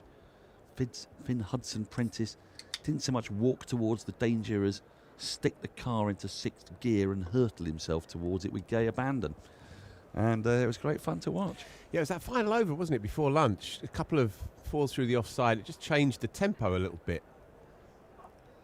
I'm going to leave you to ruminate on that with Adam Collins as you're going to take us up to the tee with 9 overs still to go. Sussex having added 138 in this session, having lost just the 1 wicket. There's been 1 drop catch, a tough one for the debutant Thomas. A skyer really in the covers, but other than that, it's been pretty serene sailing for Sussex. Yeah, it has indeed. Unbeaten 52 to the very, very impressive Jack Carson, who's turning into an excellent, versatile, all-round county cricketer and may yet become something even bigger than that. And Ollie Robinson has always been able to bat. And come this real kind of clutch moment for him as an embryonic captain for Sussex, he's really delivered here, 46 from 64. A couple of emails in, Adam. Yes. Good to see. We'll come to them just in a moment. Yep, sorry, broadcast@gmail.com, as and when. Darren Lawrence will have a dart from the pavilion end. All of our changes today for SSE Energy Solutions, your business energy partner, meeting you where you are on your sustainability journey. Lawrence.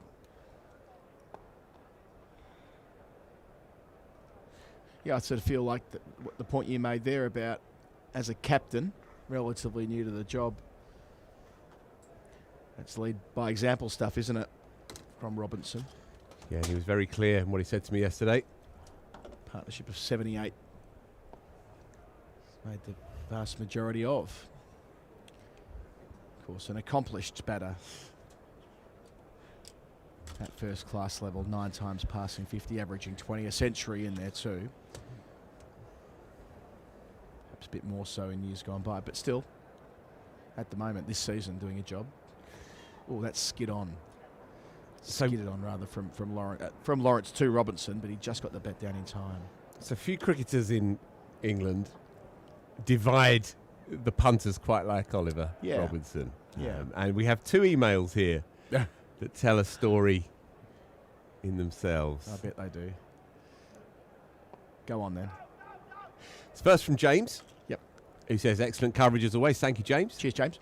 Sorry, not a Surrey question, not a problem. Would you have Robinson bowling back for the England Test team? Would be interesting to see what sort of pace he's bowling at these days. So that's from James.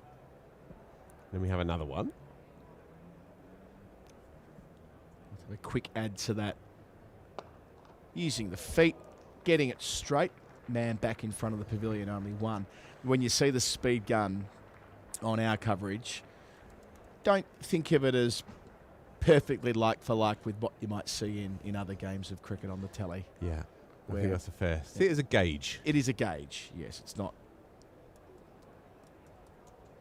as enthusiastic, we might say. Well in behind it there to finish. 246 for 8, 4 points, 4 runs away from a point. Robinson 3 runs away from a milestone. Sorry, Phil, next email. From Nathaniel, who says, if Ollie Robinson doesn't take 5 or more for very few on this pitch, can we finally stop talking about a possible return for him to the England team? Well, it sounds like Nathaniel's made his mind up. So, well, that's the way it goes, isn't it? So, here's a little nugget for you, Adam. Relating to the hoary old question of the speed, the pace that Ollie Robinson bowls. So, in his Test career, which in and of itself, the numbers are very strong, as we know. According to CricViz, and just before we get to that, change of bowler. So Matt Fisher is just done for the moment, and Sean Abbott's back into the attack. For 2 for already. SSE Energy Solutions, get more for less. Optimise your operations with energy efficient solutions. SSE Energy Solutions. Here he is, away from us. 1 for 62. Wicket with his second ball today. So, yeah, according to CricViz, yep, Ollie Robinson averages 25.6 with the ball when he's bowling quicker than 80 mile an hour, 25.6, and 17.69 when he's bowling less than 80 mile an hour in his Test career. Absolutely love that. I thought you might. Just love that. It's a sport that takes all types. When we get too dogmatic about what a cricketer must be, I think that's when we... I say we, like people like you and I make decisions, but I remember there was a time when you weren't getting a start for Australia unless you bowled 145, and that was over time unpicked, repudiated, whatever. Pace is one of these things that it's important to have it, but it isn't everything. It's obviously not everything. It never has been in our game. That's a great thing about our game. It's not just a contest about who hurls it down the quickest. Robinson's got plenty more going for him. I'm sure you'll agree as you pick it up after this ball. So we were sitting over there at mid-wicket in the Jay and Finn stand last evening, and I gave him that stat, and he didn't know, and he raised his eyebrow, and he said, I'll just pop that in my back pocket if that's all right. But yeah, he doesn't shy away from talking about the ups and downs of his career on and off the field. He's disarmingly honest, sometimes self-defeatingly so, perhaps. Just one slip. Gets inside the short ball. down to the rope for a boundary, which will mean two things for Sussex. Their captain has a 50. They've got themselves a batting point. They were in all sorts before lunch at 92 for 7. 105 for 7 at the long break. Now at 258, we have 250 for 8. We have ourselves a real contest on this first day. Well played, Ollie Robinson. Third half century of the innings. Yeah, classy knock. He can play. Can they push on, Adam? Just think symbolically. Look, if you zoom out, Surrey bowling out a team in about 2 sessions was their formula when winning the 3 championships on the trot on surfaces not too dissimilar to this. Maybe this has had a bit more in it early on.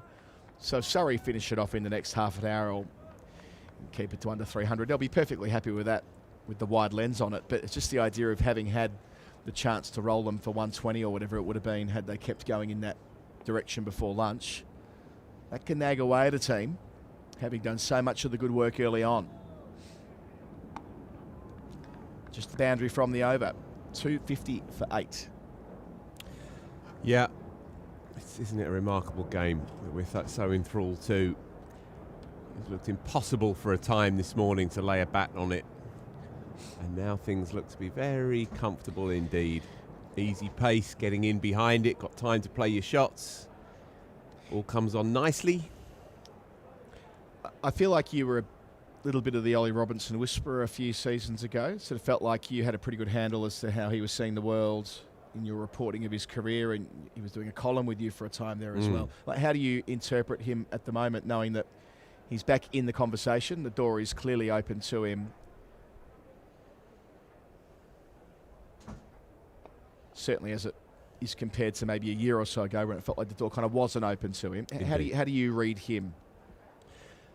I think he is a lot more at ease with himself off the field, which is feeding into what he's doing on it. His off-field troubles were well documented. And they were taking place around the time that the scrutiny was up. The India tour before the Ashes and the Ashes itself over here in England in 2023, where he played the first 2 test matches, got himself into a bit of a pickle, which seemed to play to the narrative, if you like. If you remember, he gave Usman Khawaja a send-off after cleaning him up, and it seemed to play into this idea that he was a bit of a prickly, spiky, feisty, possibly objectionable kind of character. And that's what he was, if you like, living with at the time. And off the field, all kinds of things were going off. And he says himself, and he said to me yesterday on the record, that finding a way to maintaining his cricket was hard.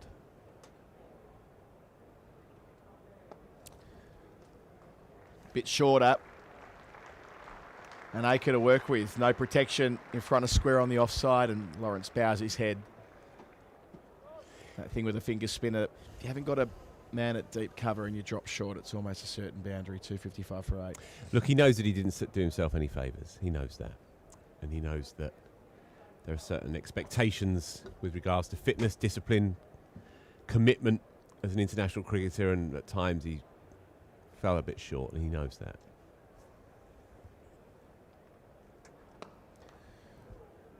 The overcorrection. Robinson was waiting for it, so he danced but didn't quite make the same contact. Ends the over, 255 for 8. But I think he is now, as he said to me yesterday, he wouldn't be able to live with himself if he didn't give himself every possible chance of a second coming as an international cricketer. He's 32 years old. He says he's been training like mad over the winter. His private life is now much more settled. He's happier in himself. And a happy man, a happy person makes for a happy cricketer. And he looks in good shape. We talked a lot about his pace, sustaining it across the game.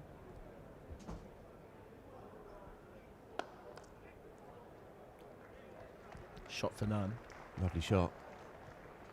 Looks good, doesn't he, Carson? Yeah. First time I've actually seen him make runs with the bat in the flesh. Very orderly player. But yeah, just on Ollie Robinson, here's a little snippet for you. First game of the season for Sussex. Takes wickets in the first innings, gets through 20-something overs, and then in the second innings bowls 7 overs. They win the game. Didn't bowl on the final day from memory, something like that. Didn't bowl on the final day. And immediately we're all saying, why isn't he bowling? But he wasn't bowling because he didn't need to. He was perfectly able to.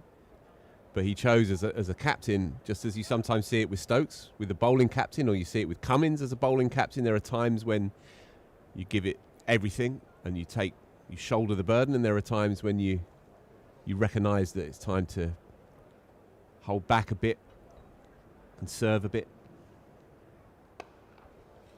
Clears mid-on. His partnership now has moved on to 92. So partnerships of 75 and 92 through this session. Substantial ones in the context of the game. Indeed, now it's almost outside of that context, isn't it?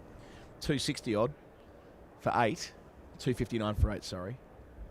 Having been sent in on a spicy one. Almost entirely offsetting the work of Surrey earlier today. Yeah, and so easy does it now look that you do wonder if they can just push on, get up to tea. How many overs do we have left, Adam? Is it 5 overs up to tea? Yep, 5. 5 yes, and a bit. That's right, 5 and a bit. Yeah. Not saying play for tea, but that will be one hell of an achievement when you're 7 down at lunch on day 1 to still be batting at tea. And this being a long session, much longer than the first. Indeed. Take advantage of some wear and tear as well. Maybe they should put the foot down for this period of time before tea. Look, England need an opening bowler. Yep. They know it. We know it. Everyone knows it. A fit, focused Ollie Robinson, who can be relied upon to come back for a second and third spell and into the second innings, is clearly centrally in that conversation.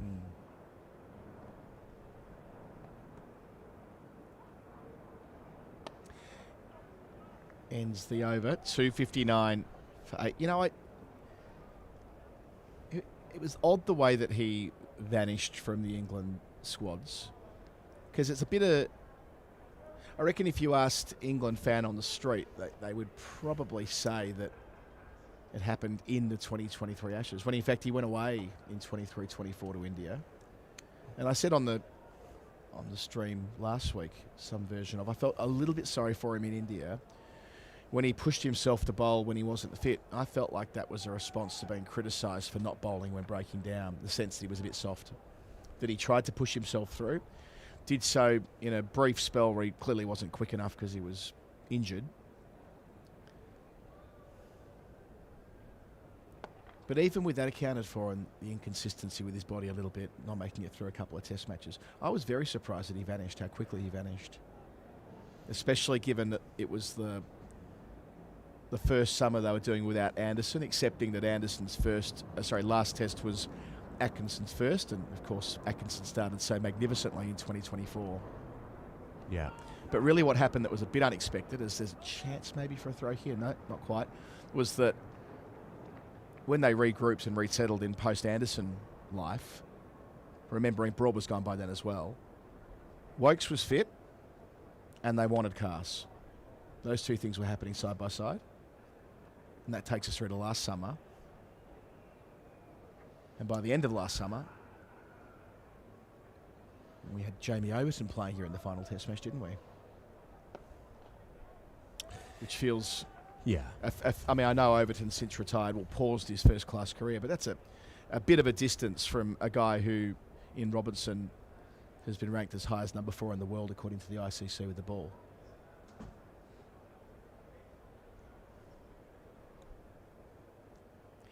I think England felt that there were certain non-negotiables when it comes to preparation, training, And on that India tour, he may have fell short of them at certain points. There are reasons beyond what they knew at the time, mitigating circumstances that he talks openly to me about and has spoken about in the press before. But he holds his hands up and recognises that there are certain expectations and that he fell short. He didn't help himself. So it feels like a long time ago. Yeah. As for the 2023 Ashes, well,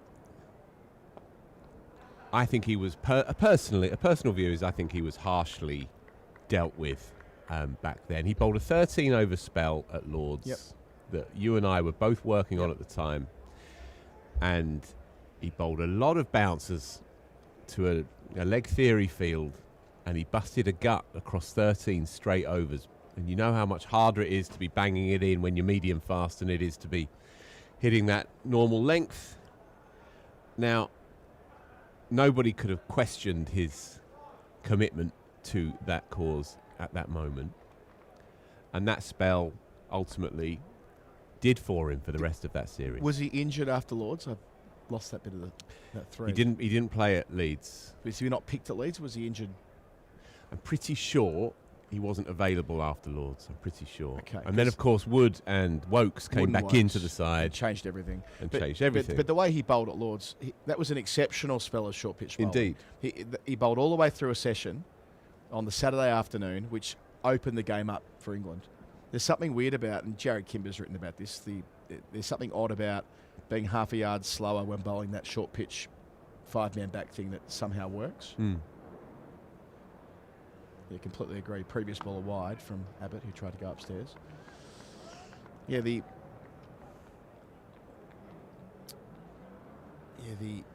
way in which, it's curious. The whole thing's curious, but it's fair that if he's accepting himself that the decisions being made around him were, if he's at peace rather with that, then well, it's an important part of moving on from it, isn't it? If he was bitter about it, then it might be a fraction harder. Indeed, and he's not. And that's a zero-sum game anyway.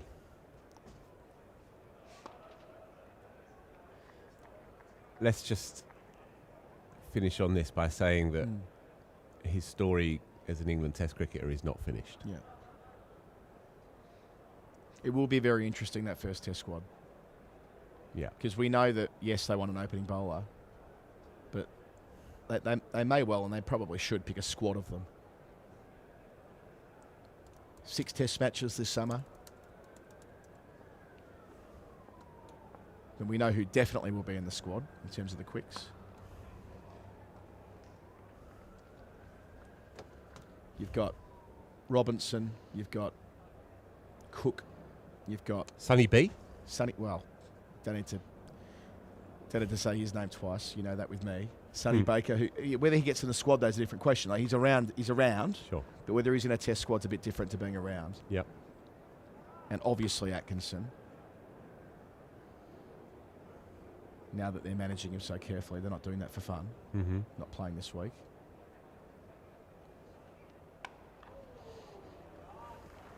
Gets it in front of square. Didn't need to hit the cover off it to get a boundary with only one man back. Shorter side of the ground. Man Robinson keeps going. 60 for the skipper. He certainly does. So 265 for 8 now. Suddenly 300 looks within reach. And as we know, in 4-day cricket, 300, around a score of 300 on the first day tends to open up a game really nicely. Do we know what the latest is with Bradencarse? No, actually. Let's see if I can find out. Matt Potts played the most recent tests for England, although that was an unusual situation at the end of a series, and he bowled without any rhythm or confidence there. Australia targeted him. But we know they love Carse, so you'd say if Carse were fit, he's likely to be in squads. Yep, perhaps not as a new ball bowler.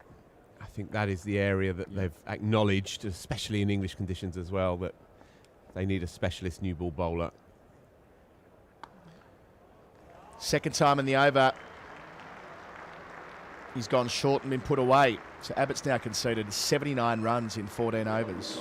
Picked up a wicket with his second ball today, but now you're looking up at the board and it's not about the wickets, it's about the 102-run stand. Outstanding lower order batting.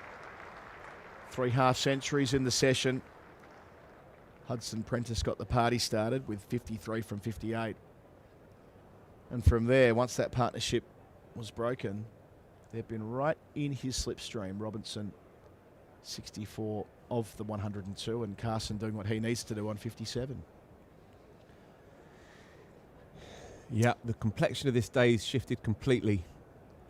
It's been an enthralling 2 sessions, it really has, and we've needed this. Yep. The fans flood in every Friday of a home game here in South London, and they've earned the right to this kind of day's cricket.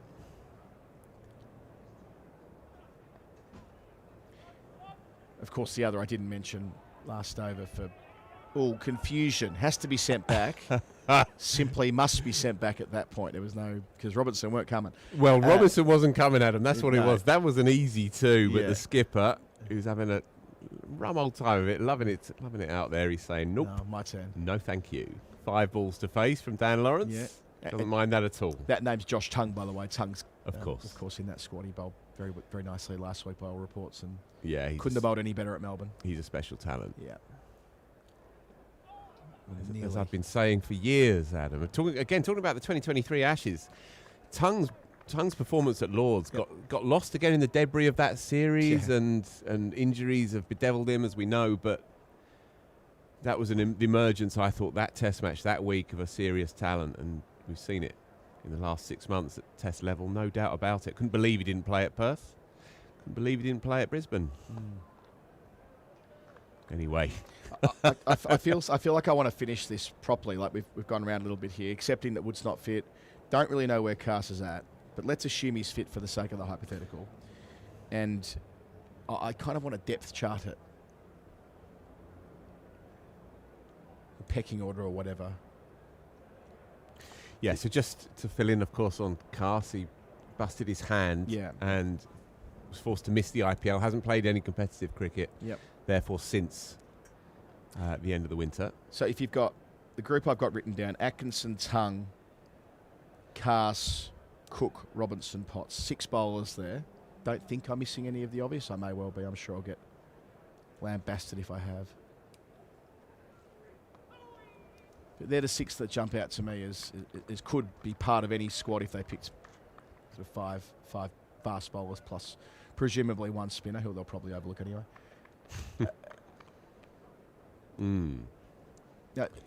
That's too many. You can't have 6 in a squad.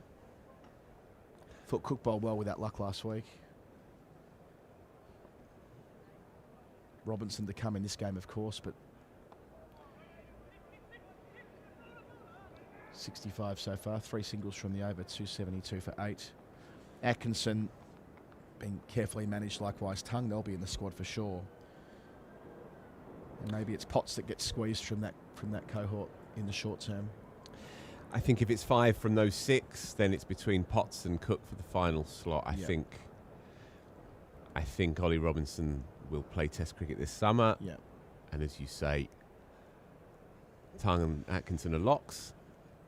And obviously Cars is injury dependent, but he's a favourite of Stokes, and he is a wholehearted cricketer who changes the course of cricket matches even when he's going for a few. In the end, after what looked like a bruising Ashes, his numbers weren't too bad, really.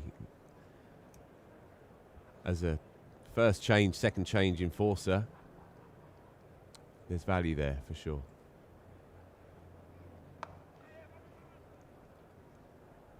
Throw, as it's been a number of times today, needed to be perfect. Wasn't quite from Sibley. I think he was through anyway. Partnership 107.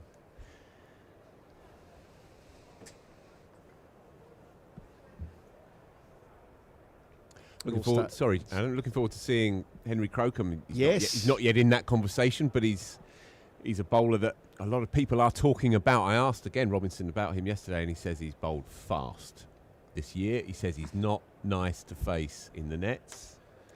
Late 80s consistently.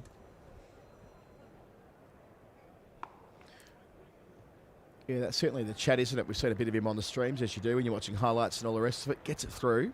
Picked up 9 wickets in the first game this season to contribute to a very strong win over Leicestershire. 16 all told. Picked up Joe Root last week, which is not nothing at all. So Crocombe, one to watch for perhaps later today, but who knows? Who'd want to predict? Indeed. Two batting so well. Indeed. Just one slip at this stage. For such an accomplished cricketer in Sean Abbott, who's given such great service to Surrey, he's been short of wickets so far this season. Yeah, I thought he bowled very well early on. Good conditions to bowl. Matt Fisher doing the business at the other end, but I thought he was constantly at the 3 lefties. Obviously picked up Tom Haynes immediately. Thought he bowled a very, very strong spell, but this is probably a new ball pitch. And there's not been much movement at all really with the old ball. It's remarkable how conditions have just turned benign in the last couple of hours. Yeah, it's lost that Abbott would have played Ashes cricket this summer just gone if he didn't tear his hamstring. Because he was at in the worst possible time in the squad. Yeah. Nisa wasn't, Abbott was. Yeah. In that first squad, but they had one Shield game at the SCG, which Victoria beat New South Wales in. And Abbott took wickets, plenty of them, in the second dig, but did his hammy in the process. So sad that he's never played a test match, of course, World Cup winner. In 2023, part of lots of those white ball squads. Bowling the final over from the Vauxhall end before tea. There'll be one further from the pavilion. At the tea break, we have some further programming to bring to you. We've got Cameron Ponsonby, whose tea time chat from day one last week's been played out about 74 times since. So on every social media platform. Our mate Jake Farrell has been on Surrey Media Street. Well, not this. He might get a run again. Who's to know? But today, at least, we've got Cam talking to the women's lead bowling coach here at Surrey. About Tilly Corten Coleman. I mean, that is a great yarn. A teenager going for 105,000 in the 100. And then getting picked for that final World Cup spot in the squad, sorry. So Dan Hellisfate, who's the bowling lead coach for the women's team here at Surrey. Seeing here that the half century it's been so far and the way in which this pair have batted together, Phil. Yeah, I like the look of Jack Carson, compact player, goes for his shots.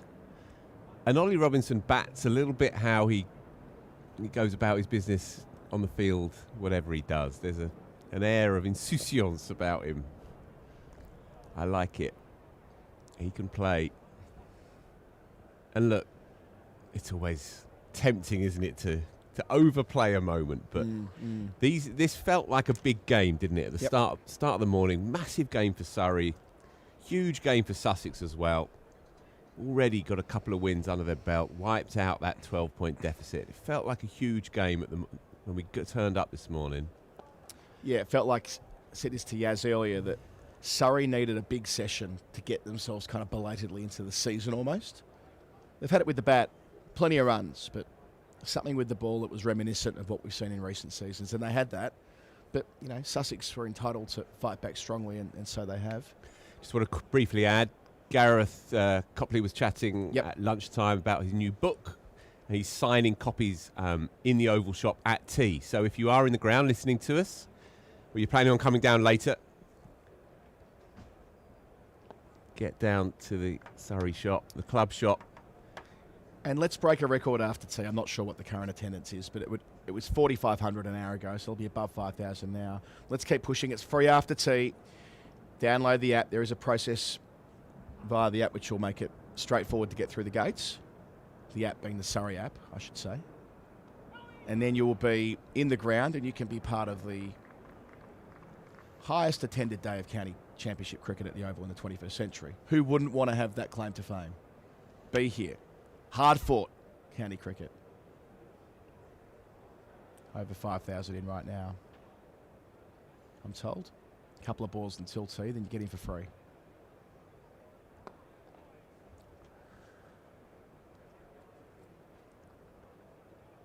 So we're shooting for, it's about 6,200. Be part of the last 1,200. Get through the gates. Sit in the sun.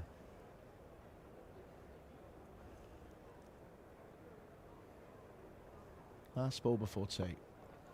Defended by the skipper. What a terrific session for Sussex. Partnership unbroken for the 9th wicket of 107. So with 32 overs or 2 hours remaining, the day is now in balance. Surrey at one stage had Sussex 92 for 7. They had lunch at 105 for 7. It's still in a world of pain, but Finn Hudson-Prentice changed the energy of the day. 53 from 58, a stand of 75 with Carson, who himself has passed 50, up to 61 from 89, and so ably supported by the captain, Ollie Robinson, who walked out at number 10. Such a deep batting lineup for the visitors. To get themselves in this position is a credit to them. Yeah, a tick under 170 for 1 across the session, which when you go in 7 down, it's a remarkable achievement. So it really did actually, for me, kick off just before lunch. Hudson-Prentice came out in a maelstrom, really, and played a couple of shots, chanced his arm, punched a couple of 4s in the final over before lunch, and there was a kind of odd kind of pep in the step as Sussex walked off, despite the fact they were 7 down, and came back out after lunch. And in partnership with the excellent young cricketer, Jack Carson, really did take the game away from Surrey in that session, and then Ollie Robinson just jumps in, 65 not. And suddenly, the visitors are right in this one, 274 for 8. Anything north of 300, they pick up another bonus point, which all counts, and they are right in this game. It could be a fascinating 4 days here, or maybe 3.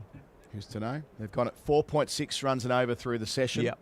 1 for 169 across 37 overs. Wickets earlier today. Clark picked up 5 of them in his first brilliant spell. But from there, couple for Fisher, 1 in either session. Abbott 1 early on.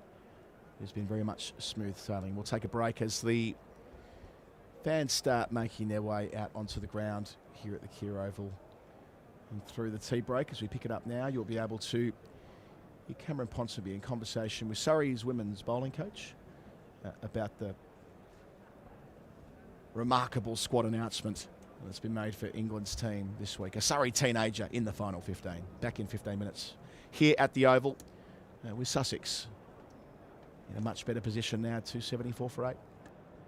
Well, delighted to welcome Dan Hellisvey, the assistant coach and Surrey bowling lead, to the live stream today to celebrate the news of Tilly Coleman's maiden call-up to the England, World Cup squad and bilateral series. But the bilateral series against New Zealand is probably sneaking under the radar a little bit in that context. Dan, you've known Tilly for a long time. Kind of, is this a surprise to you, kind of how fast her trajectory has been?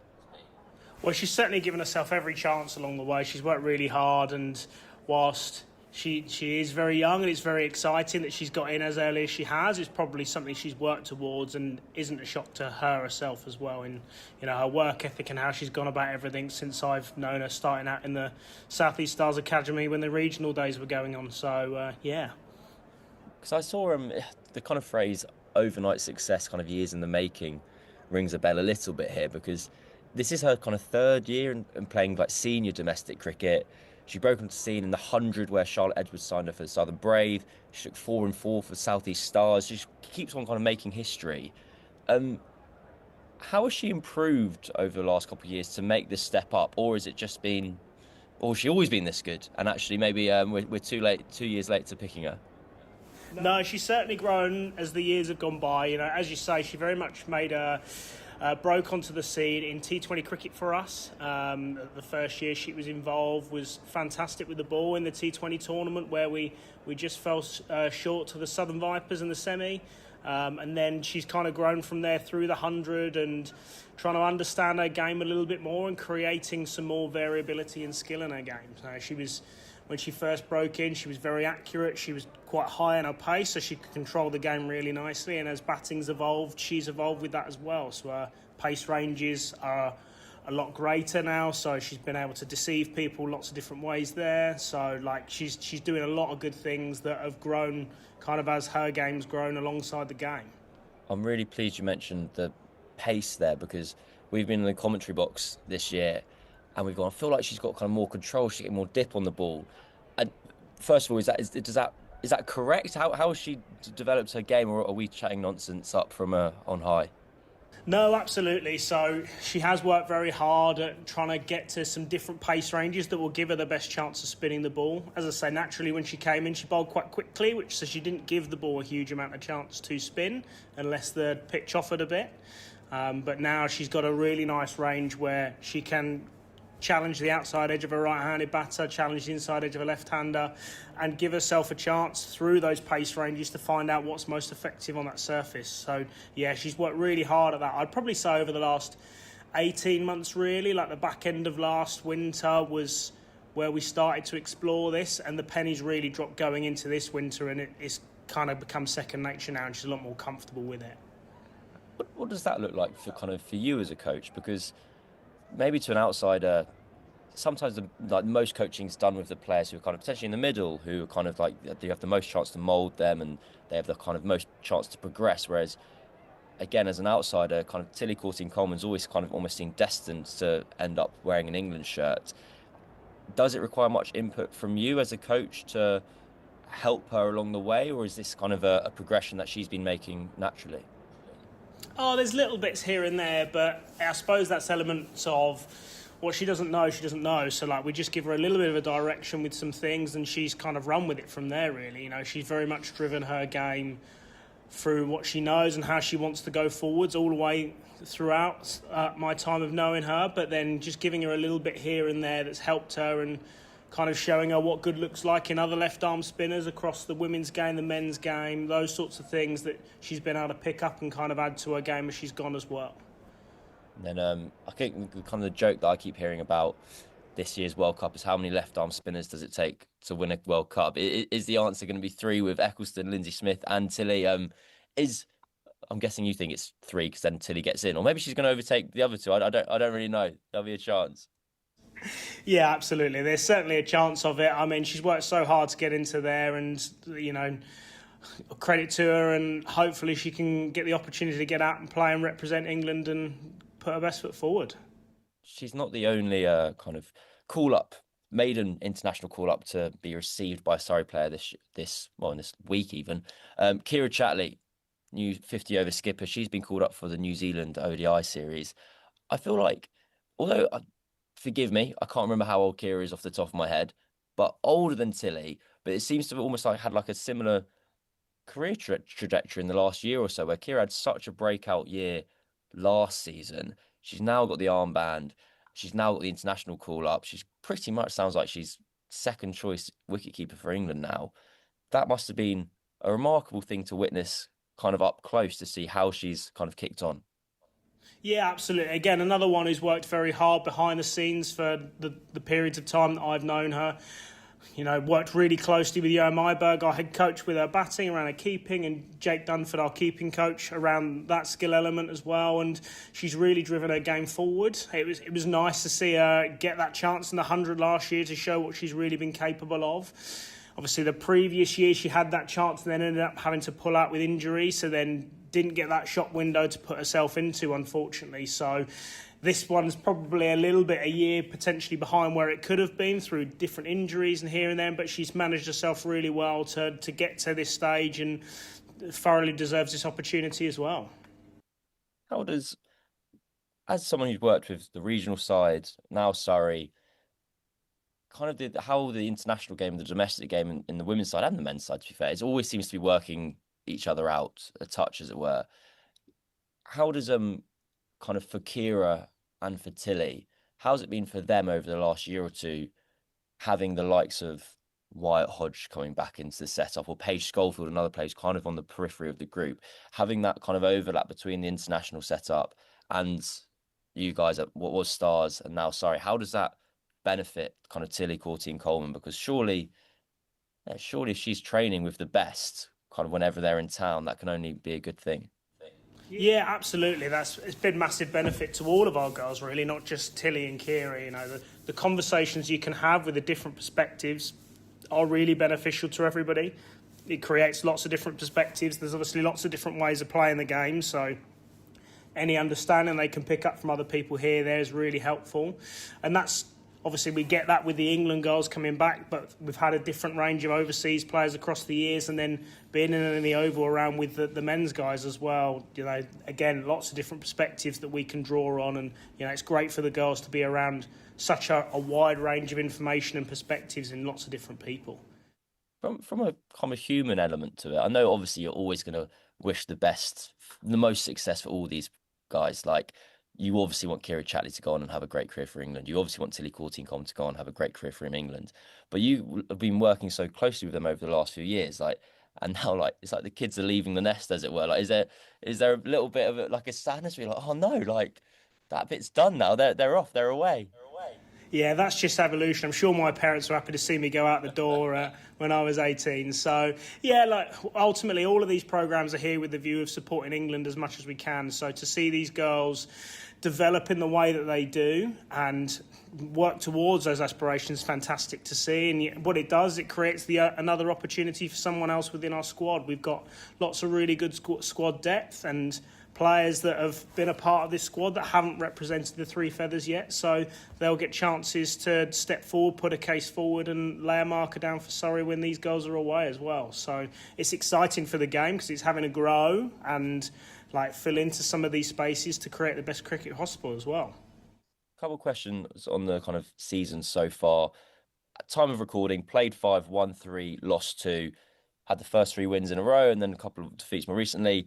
What's the kind of summary in the group? I imagine if I'd asked you 5 days ago, you'd be like, perfect. We're literally, it couldn't have gone better.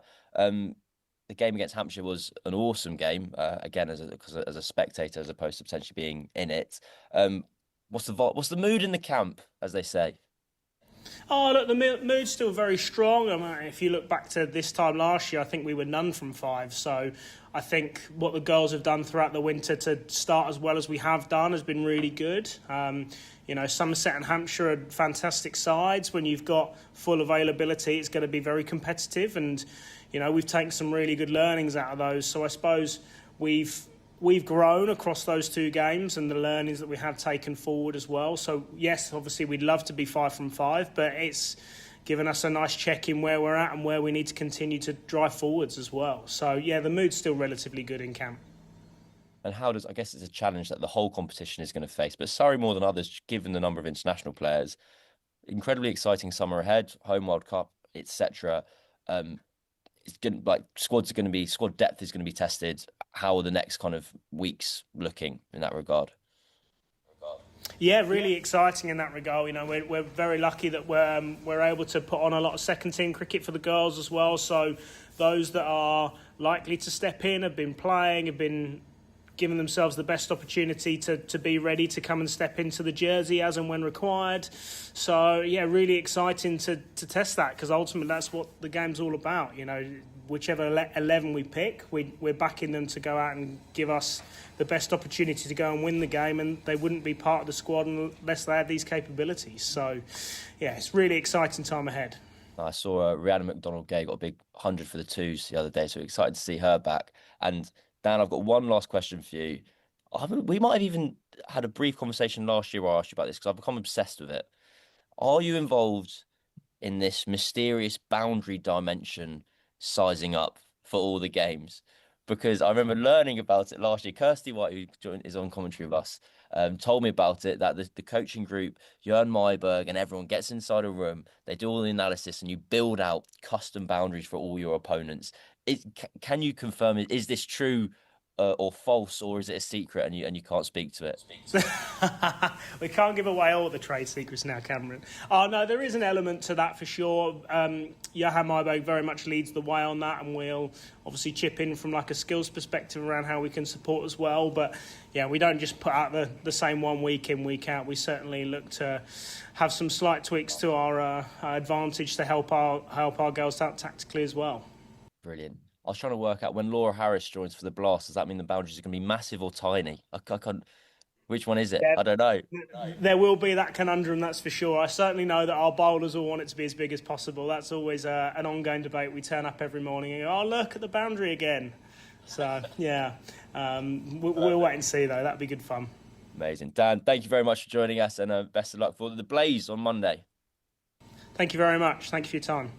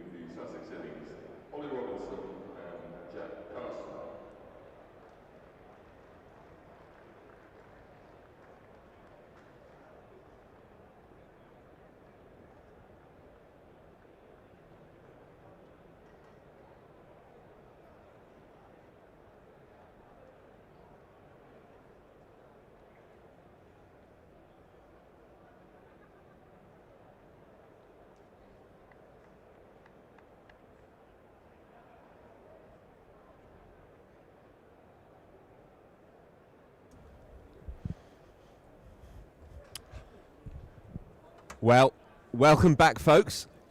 274 for 8. What a couple of sessions we have had here at the Kia Oval. It's been glorious cricket and glorious weather, and with a pretty glorious turnout as well, north of 5,000, and still a few more coming in as well. Free after tea, of course. If you're in the area and you fancy a good couple of hours cricket weather set fair, then do come along. 32 overs still to bowl this evening. You imagine you'll see a change of innings at some stage, but who knows, Mark? What a remarkable day's cricket. We'll come to the ins and outs of it in a moment. Mark Ramprakash with us. But for now, it's going to be first ball of the session, sponsored by Stadium Support Services. And it's going to be Matt Fisher, who's been outstanding really today. Just 2 for to show for his work, 2 for 72. Jordan Clark will take the headlines, but Matt Fisher has been right in his slipstream. He's been excellent, as he has indeed been all season.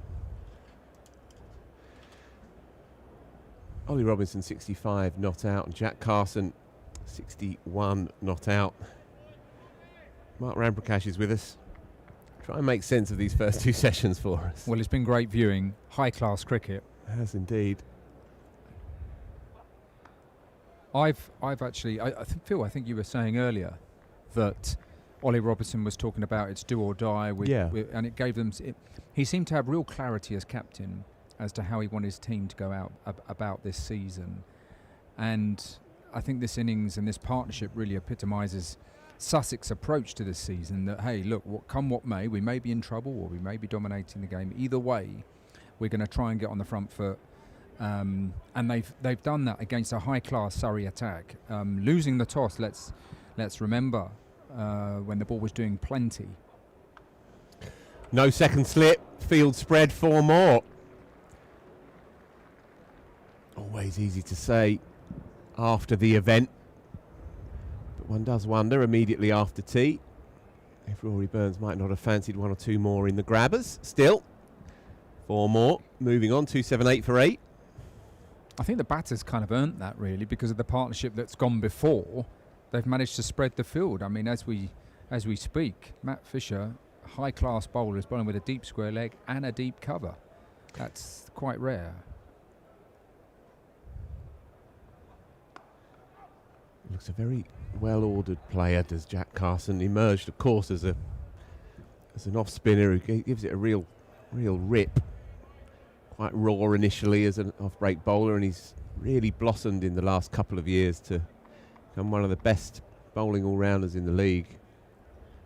Made the step up last year comfortably.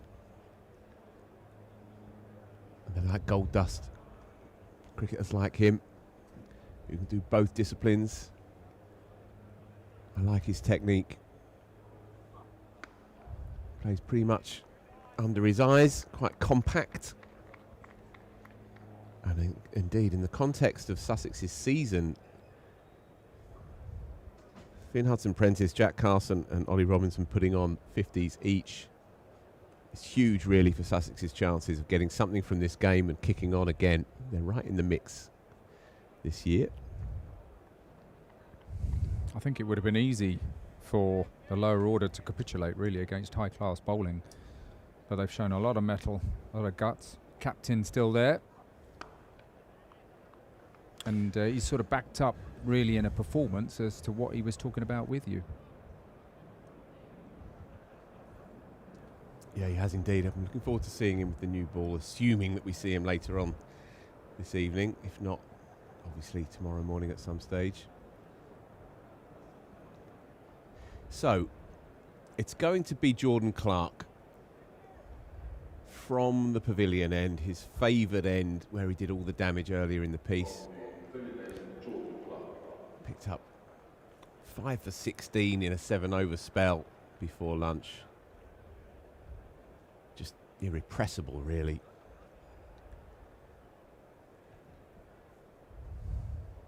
Still just the 1 slip. A backward point on the catch. 2 men on the drive on either side of the wicket.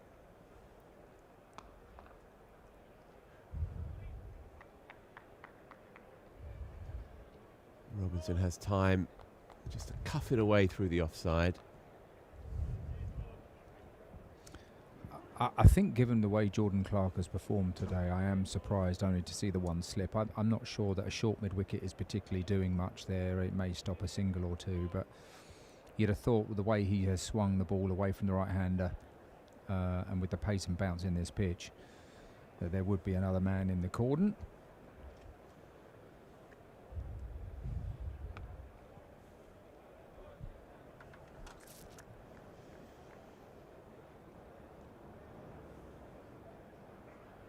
Having said that, the batters have latched onto any width, managed to free their arms and use the pace of the pitch as their friend. When they've connected, the ball has raced off through the offside. So you'd look at this field as a 5-4 split field, that the bowler would be looking to bowl a pretty straight line and limit the width on offer. False shot turns him around, but gets enough bat on it to take it down, picks up a single. So Robinson back on strike now, both players on 66. Yeah, it must be a tough gig being an on-field skipper here in South London, because you get lightning outfields and then you get this, and it must be so hard to contain, especially with an older ball which has gone quiet, without a spinner of frontline repute. Robinson again has enough time against the short one to roll his wrist slightly awkwardly, but enough control of it. Picks up another single. Pigeons scattering. They do love it here. They really do rule the roost.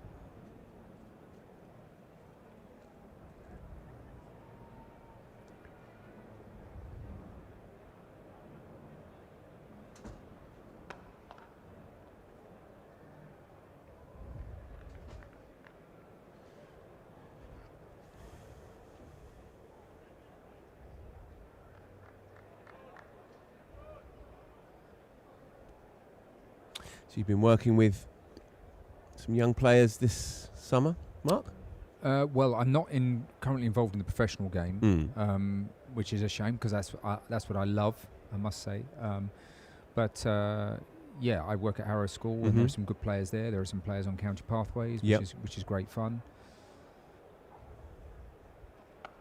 Short and wide and clobbered, but straight to the man who has to sprawl to stop it. Reece Topley. It's good work in the end, because that was right out of the screws. Jack Carson, echoes actually of the shot he played final over before lunch. Really got himself into the game. Yes, they've had some good players over the years, right, Harrow?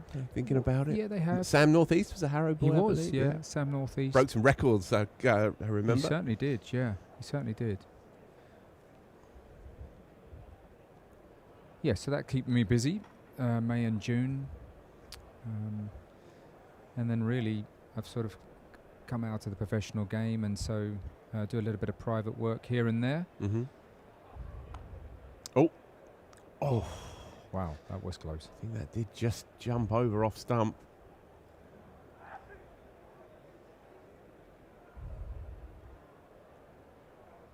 We actually play on our circuit a school called Charterhouse, where Martin Bicknell is head coach as well. So it's not always nice to catch up with him,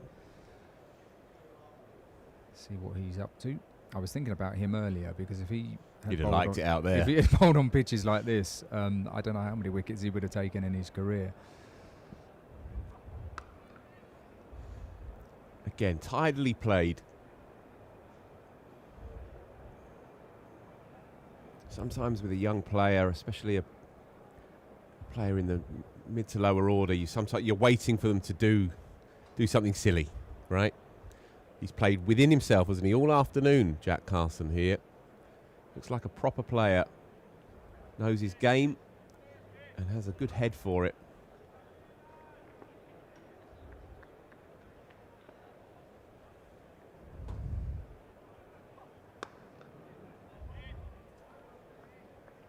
Yeah, I thought that the counter-attack by Hudson Prentice was brilliant. Very, very talented batting. Chanced his arm a little bit, quite brave, because if it had gone wrong, everyone would perhaps sort of said, well, what's he doing, given the situation. I thought that gave the innings impetus. But the way these two have played has been pretty orthodox. The ball's got a bit older, but the bounce is quite even off the pitch. And they've played some really orthodox cricket shots, batted really sensibly. I think that's probably the most impressive thing is the mindset of both of them and the way they've constructed this partnership. Yeah, so we're into the 67th. And the ball has gone very quiet. It was shouting from the rooftops through the first 2 hours. 13 overs away from the new one. Just 2 wickets to still claim, of course. May well not need it.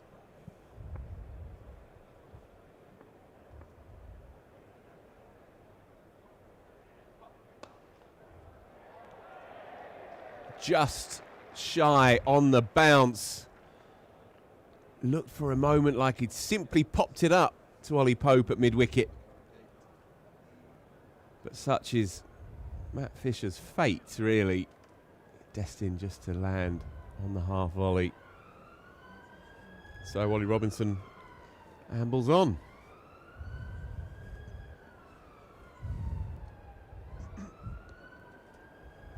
Here it is again.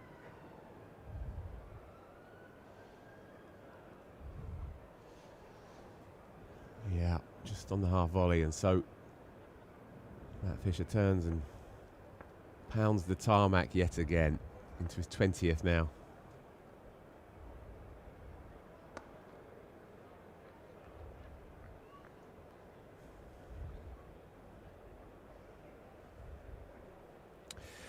So there's another one ticks by. 67 gone now, 283 for 8. Quick tour around the grounds. Yorkshire then, interestingly, bundled out at Taunton for 162. No one really got going. 30s for Finlay Bean, Joe Root, Johnny Bairstow, but nothing else doing. And Lewis Gregory, again, the star with the ball, 6 for 43.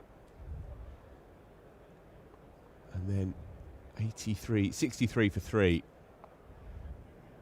So clearly doing a bit down at Taunton. James Ruse missed out today. Caught in the grabbers for just 7. A rare failure for James Ruse. And just another look at that clip into the onside. Almost floats to Ollie Pope. But he just can't get forward for it. So a good game at developing down at Taunton. 13 overs, 13 wickets have already fallen. Very different story. And that will be 4 more. Off the toe of the bat, I fancy. Short and wide and a slightly tired delivery from the otherwise indomitable Jordan Clark. Bit of a drag down. Carson now moves into the 70s. Yeah, just briefly then. Glamorgan, Hampshire. Hampshire chose to field on home turf. 274 for 1 is Glamorgan currently. 100 for Kieran Carlson.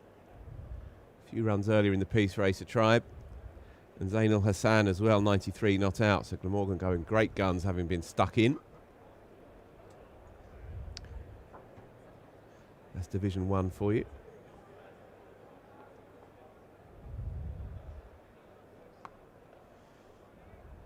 And then again, back in sensible defensive mode. Can't praise this innings enough from Jack Carson. Slow going north of the river mark. 200 for 5 Middlesex. Digging in against Durham. Feels like a big game, that. 2 big clubs, of course. Runs for Sam Robson. Max Holden. Airborne, but again, just wide of the man this time. Frustration starting to show.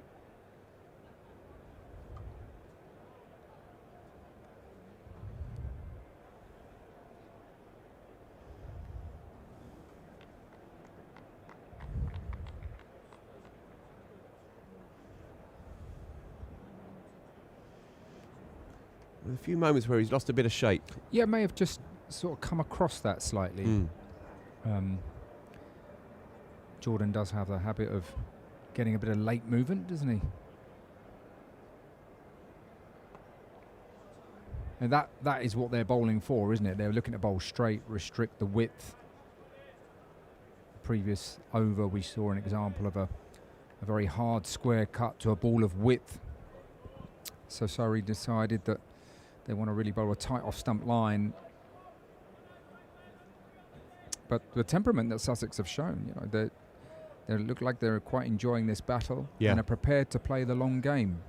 And after all, I mean, 67 overs bowled. They've still got another 13 till the new ball.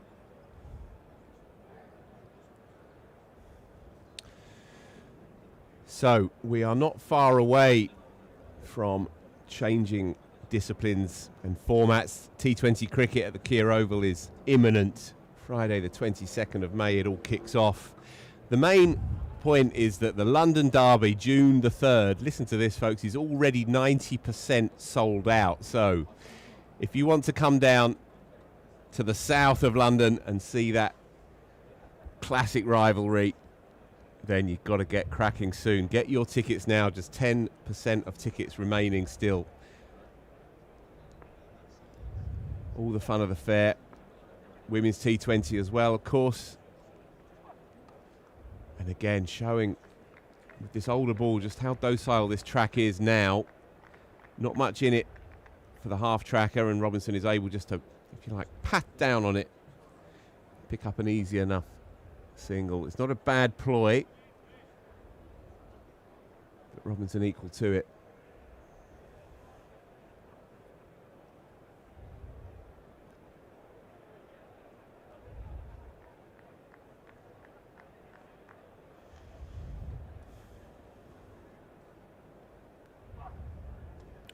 Talking about Middlesex, Mark, of course, your first club before moving south of the river. It's been quite a busy few months for them, isn't it? Yes, I like that. Good, it's a good understatement. Yeah, plenty happening. They could probably write a decent soap opera or something about what's going on at the club. It's plenty, mainly off it. But in terms of in Middlesex, I think, what have they had? 1 win, 1 draw, 1 loss, I think. So a very important game against Durham. Indeed. And as I say, slow going for Middlesex, but they're hanging in there, 207 for 5 on the first day at Lord's.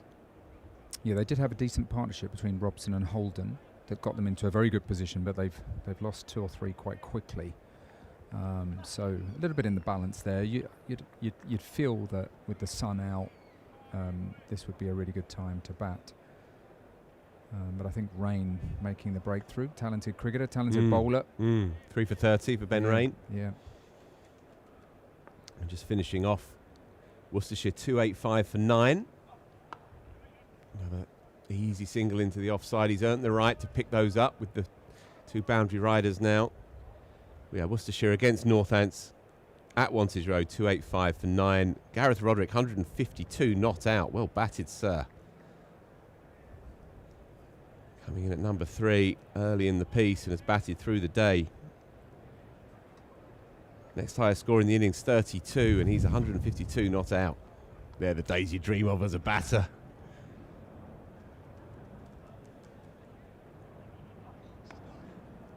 We were talking the other week when Leicestershire were here about Peterson's remarkable knock against Leicestershire, 355. The next highest score in the innings, Mark, was 36. That's extraordinary, isn't it? Kumar Sangakkara, a useful player, he made 36. Peterson made 355. Yeah. Anyway, all in the dim and distant past now. And the other score, just to round up, Kent just picked up a second batting point, 300 for 6 now. Daniel Bell-Drummond's 129 not out, but that would have been good to watch. Zach Crawley, though, 44 and clean bowled. 7th innings this year, highest score so far, 44. Tough times for him.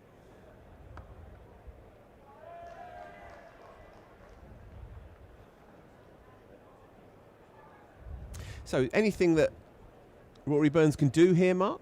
Well, he's gone with the 2 right arm seamers. I looking at the board, I think Reece Topley's only bowled the 8 overs. I'd have thought that, I don't know how he's feeling. I know he's not necessarily been at his best, but you can only get into rhythm and more accurate by bowling. And I would have thought that he would be worth a look at some point. But it's either the way that they've gone in terms of splitting the field, or you pack one side and bowl one side of the wicket, and you may put an offside sweeper, you put a couple of slips, and you may go 7-2 and try and get the guys driving out to extra cover and go that way. So look,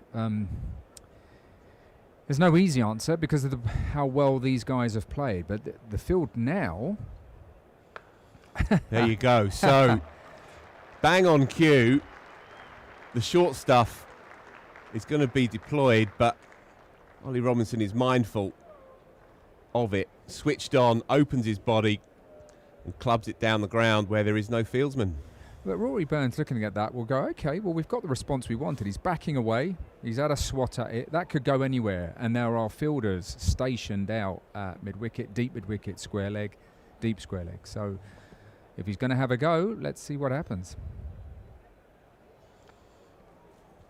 Yeah, Sean Abbott replacing Jordan Clark at the top end. A couple of deliveries into his new spell. Of course, every change of bowler supported by SSE Energy Solutions. Stay ahead of the game, implement a winning sustainability strategy. So, 5 men now on the leg side, 3 on the boundary. Well, Daniel Lawrence behind square on the leg side is maybe 10, 12 yards off the boundary, but you get the picture. And almost a backstop as well. Very, very fine deep third. Reece Topley under the white floppy hat and a deep point. So only 4 men in the so-called ring. This feels very much like a last 10 overs of a 50-over game type field.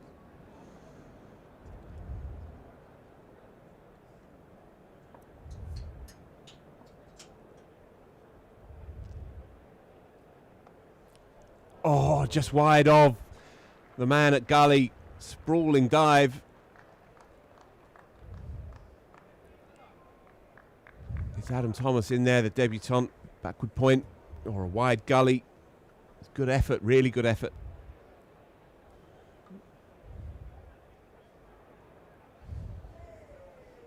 I'm going to give the batter the benefit there, I think. I think he's sort of played it quite late, looked to guide it down to third man. Upish again, but no fieldsman there, and straight to backward point on the boundary. So, runs coming now at a fair lick. 6 from 5 deliveries. We've still got the best part of 2 hours cricket here as well. And it's going to be fun, whatever happens. The crowd now pushing up past 5,600. We are a mere 500 away from breaking the all-time record. Clobbered again. They may have to rethink this, or at least tinker with the field, because Robinson's now cleared that front hip and slapped the short one past wide-ish mid-on for a couple of 4s from that over. And so 10 from it, 300 up. A second batting bonus point for Sussex, and when they were 90-odd for 7, who would have given them a chance? So breaking the day record, 6,101 is the record since these things started to be counted. Come down to South London's Beer Garden, post-work social, and then peel off into the night. Come and join us, folks. And did I mention it's free? Of course it is, after tea, every single day. Fisher again. And again, another one that pops off the glove. We've seen so many of those today. But again, just eluding the fieldsman. And Jack Carson, on his bowling hand, looks in a bit of discomfort here. It's just leapt, doesn't it, Mark? Yeah. And Fisher gets in so close to the stumps that any sort of uneven bounce, it's right at the batter. He bowls an immaculate line and length, and that one spat up off the pitch. And it's the sort of one where, as a Surrey batsman, you're looking at going, well bowled, but we've still got to bat. So they'll be concerned and looking at that. Sometimes when the grass is as long as this, when the grass is as long as this on a pitch, and you have a lot of overs bowled on it, you start to get indentations on and around, because so many balls are pitched on and around off stump, and then you can start to see some uneven bounce, but that normally comes later in the game. Looking at the footmarks, it does look as though it's reasonably dry underneath all that grass. Yeah, it's a good point. Sussex have got a couple of very good finger spinners as well in their lineup. James Cole's, of course, left-arm spinner, but Jack Carson as well. Clobbered past mid-wicket, 4 more. What a shot.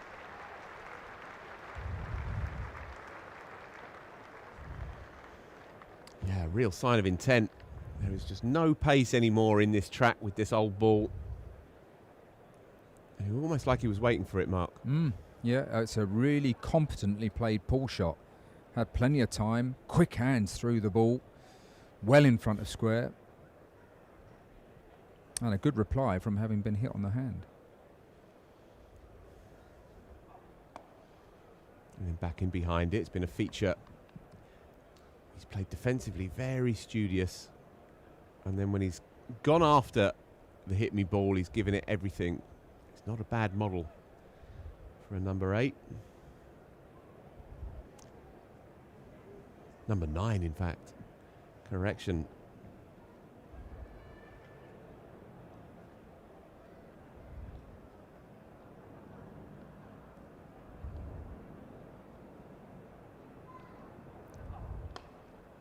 More runs into the onside, into the gap.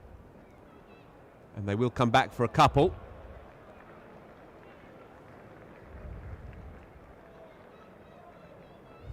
Getting a bit messy down there on the long leg boundary. And well, indeed it does run away for 4. I couldn't quite work out what was happening down there, Mark Ramprakash. Oh, really? Well, there were 2 big units running after it, which were Rhys Topley and Jordan Clark, so you wouldn't want a collision between the two of them. Let's have another look at that replay. Was there a bit of fancy footwork? There was, yeah. Not a bad touch, but I think the ball, certainly in the umpire's judgment, had just crept over.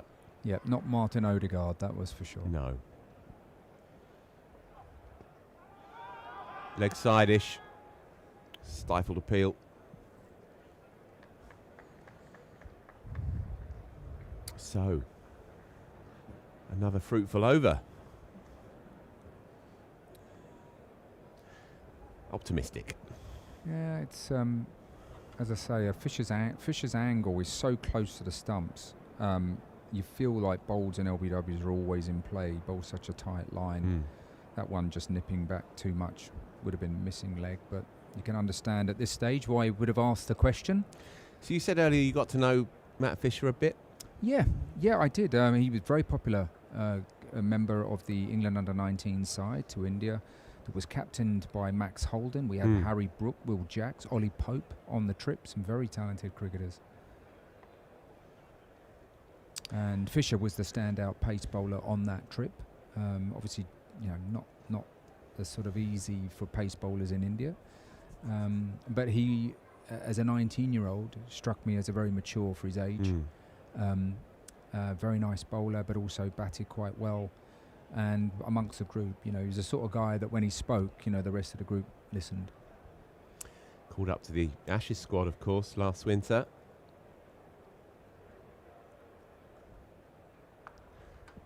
Sits up and begs, really. Robinson's played that shot fine all day long. Keeps it down. There doesn't look a lot of venom to these short balls at the moment. What I prefer about Fisher's field is that you can bowl a short ball because you've got a deep square leg, but you've also got a slip, so you've also got your challenging the stumps. Here, the field is set in such a way it's pretty much got to bowl short, so then it does come predictable. It's also very hard work for the bowler physically. That was short and a bit shorter. Effort ball. I have to ask you then, Mark. Harry Brook as a 19-year-old talent. Did you envisage that he'd become what he has become? No, I mean, look, he was very talented. We could all see that. Yeah. And he had a really cheeky sort of, nice, confident personality. Very talented, but no, he's gone on to become such a wonderful player. Again, good work in the gully by the debutant. In all Thomas? in all formats. I think that's the thing that has struck me, is the way that Harry Brook has evolved to dominate all formats in the way that he's played. It's been fabulous. His record's fabulous, and to be a modern day player, I mean, with the boys that I coach, I always challenge them to say, look, can you be good at everything? Can you be good at what's required for T20? But equally, can you go out and play an innings in a longer format game? And the way that Harry Brook has done that, I mean, he's a shining light for all young players, really. Uppercut, deliberately so. And even the virtual backstop can't cut it off. 4 more. This is a monster partnership now, these two. 146. And whisper it, but Jack Carson is now just 2 or 3 hefty blows away from a second first-class 100 here.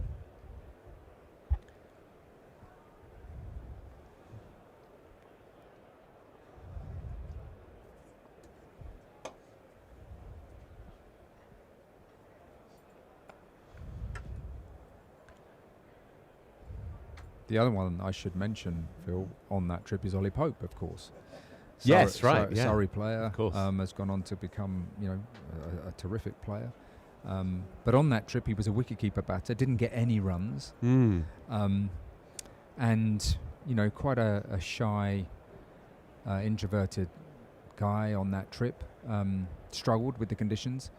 But I think 18 months later, after a winter in Australia, had matured and suddenly became this, really, really top player. This is what happens. Players can be world beaters at 17 and afterthoughts at 20, and it can work the other way around as well. Change of bowler then as Surrey try to shake things up here. 314 for 8. What a recovery this has been. And it's going to be Reece Topley, powered, of course, as ever, by SSE Energy Solutions. Build a sustainable future, take action to protect the environment for generations to come. Mark Ramprakash jumps out. Thank you, Phil. A resplendent, besuited Daniel Norcross has joined us. No. I know. Topley it is then. Bottom edge, scuttling along the floor. As regular listeners will know, I always don a black tie when an opponent's 9th wicket partnership approaches 150. It's just a tradition. Do you hire it?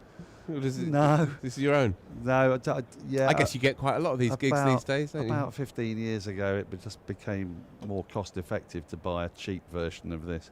When you saw the way the wind was blowing. I did, yes. Do you know what ultimately did it for me? Go on. It was the balloon debate at the Lord's Taverners Middlesex branch at Lord's. Right. And I thought, another 50 quid? You're joking. I could pick up a cheap version of this at Mossbross for 150. Well, it looks lovely anyway. Thank you very much. Thank you very much. I mean, there's something intensely patriarchal yet again. I mean, we win, don't we, every time? Because when you've got one of these wretched events which says black tie,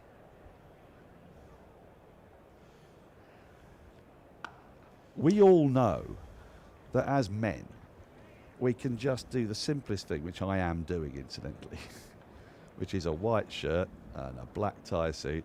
I mean, slightly jazzy shoes and socks. Whereas my poor wife spends about 3 weeks beforehand with terrible anxiety trying to work out what part of her wardrobe will qualify for this event. Whereas we know full well it's that thing that sits in a bag and gets opened every 6 months.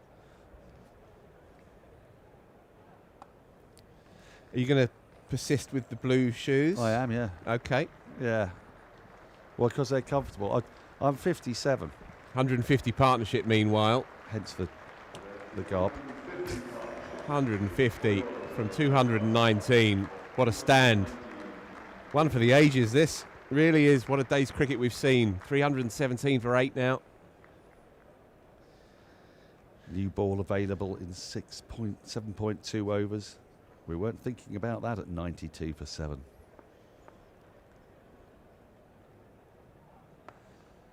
He's played that shot nicely all day long as Ollie Robinson.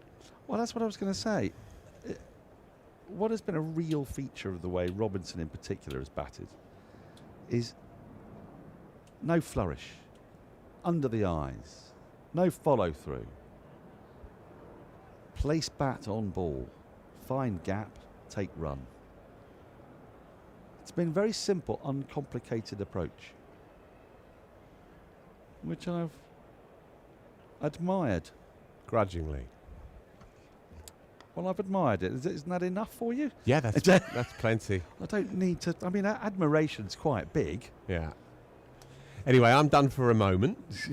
319 for 8. 23 still to bowl in the day. Let's get those attendance numbers up, folks. Let's get it over the 6,101. Where are we up to? Do we know? We're about 400 away. Oh, my goodness, how exciting. Phil's going to take a break. We've got a special guest coming in. Who's going to tell us about a matter that's very close to the heart of cricket fans around the country.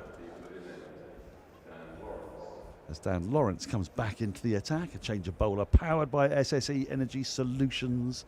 Set the pace towards net zero. Drive your business forward with renewable energy. Nick Ridgman, it's lovely to have you on the show. Thank you for having me. Thank you for joining us. Now, tell us. I almost did a Cilla Black voice then, but what's your name and where'd you come from? But explain to us what you're here to promote and to help us understand. Sure. So I'm from Prostate Cancer UK, the charity, and we are here today to raise awareness of prostate cancer. So prostate cancer is the most common cancer now in the UK, but it's a cancer that often doesn't have symptoms in the early stages, and it doesn't have a screening program. So we need men and the people in men's lives to understand risk, which is what our messaging here today is all about.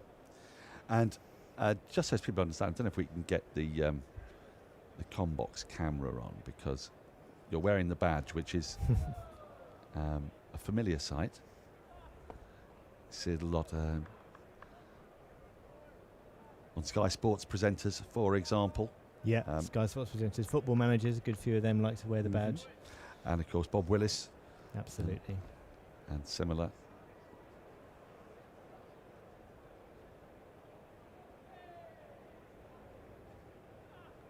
Does the familiar badge have a name?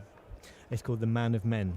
The Man of Men. Yeah. Here it is. So, and if you can see, there's obviously a man with lots of little men in it. So, and yeah, before I started working there, I'd recognised the badge. I'd seen the football managers wearing it. I knew what it was. I knew what it stood for. And then I learned that it was very elegantly called the Man of Men.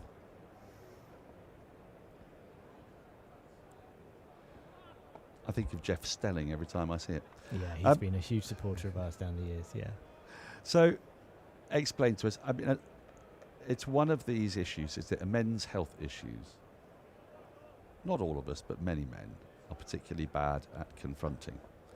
But I suppose there's almost something of a stigma attached to it as well, isn't there? Which obviously shouldn't be, it's insane. But because it sort of affects a part of the body that men are very reluctant both to have examined and explored, but also sort of attacks their very sense of self.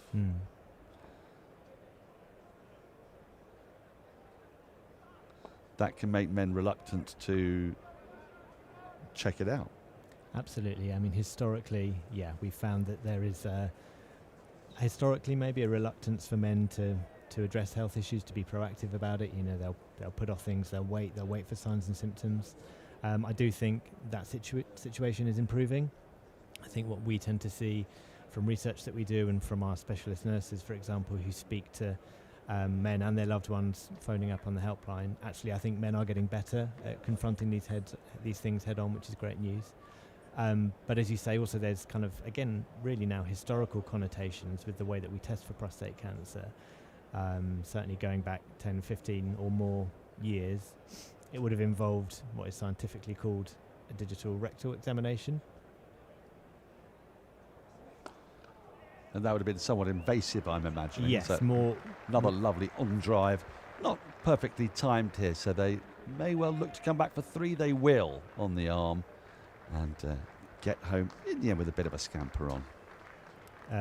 More colloquially, the finger up the bum. But actually that has really changed now. So, you know, if you don't have symptoms and you go to your GP asking for a test for prostate cancer, it's now a blood test. It's called the PSA test, and it's a simple blood test. So that first route into testing for prostate cancer is now much less invasive. So blood test, as in any, just go to a phlebotomist. Absolutely, take a file of blood. May I ask, that's a hopeful appeal, may I ask, because a lot of men will already get blood tests. You know, we get our MOTs once you get over 40 even, but ever since I turned 50, it's been a regular occurrence. Check for things like diabetes and whatnot. Can you check within that scope for prostate cancer as well? Could that be part of a kind of the spectrum of things that are tested for? So a lot of kind of men's health checkups or general health checkups that men have after a certain age, if it's a kind of panel of blood tests, often will include a PSA test. The PSA test itself cannot say for sure whether someone has prostate cancer. So this is one of the issues with the PSA test, is it's not perfect, and it's one of the reasons we don't have a screening program actually, because you can have a raised PSA and it actually might not be prostate cancer. It could be an enlarged prostate, for example, or you can have a normal PSA and actually miss prostate cancer as well. But if you do have a raised PSA, what will most likely happen is that you'll then get referred for an MRI scan. If anything shows up on an MRI scan, you'll then have a biopsy. So although the PSA test itself is not perfect, it's actually just the start of a longer diagnosis process. Oh, thick edge, but there's only one slip in place. There is cover down there. Quite a fine deep third. So when does the sort of the greater risk kick in? This is something that presumably is more risky later on in life, but not in late life, but later. That's right, yeah. Again, one of the myths or perceptions we tend to deal with is that prostate cancer is a disease of older men. It does come on later in life, but actually for most men, at the age of 50 is when we would say you're at higher risk and might want to consider a PSA test. And indeed, the GP guidelines state that. It's been whipped away nicely. Should be cut off down on the boundary. Fancy better footwork. Keeps the scoring to 2, but takes Carson now ever closer to 100. So the PSA test, normally from the age of 50, is when you are considered higher risk, and a GP is likely to give you a test. But actually there's other risk factors as well. So if you're of black ethnicity, black men are at twice the risk of prostate cancer.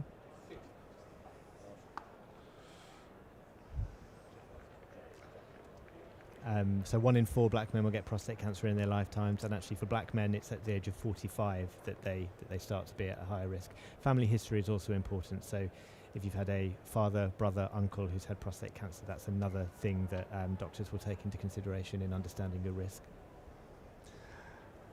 Single off the last ball of the over there means that Carson has a chance to get to what would be his second first class 100. He's got 12 other scores of over 50, but he's got 13 if we count this, but then that gets ridiculously moved away from the 50 score and then moved into the 100 score. Don't get Andy Zaltzman started on this.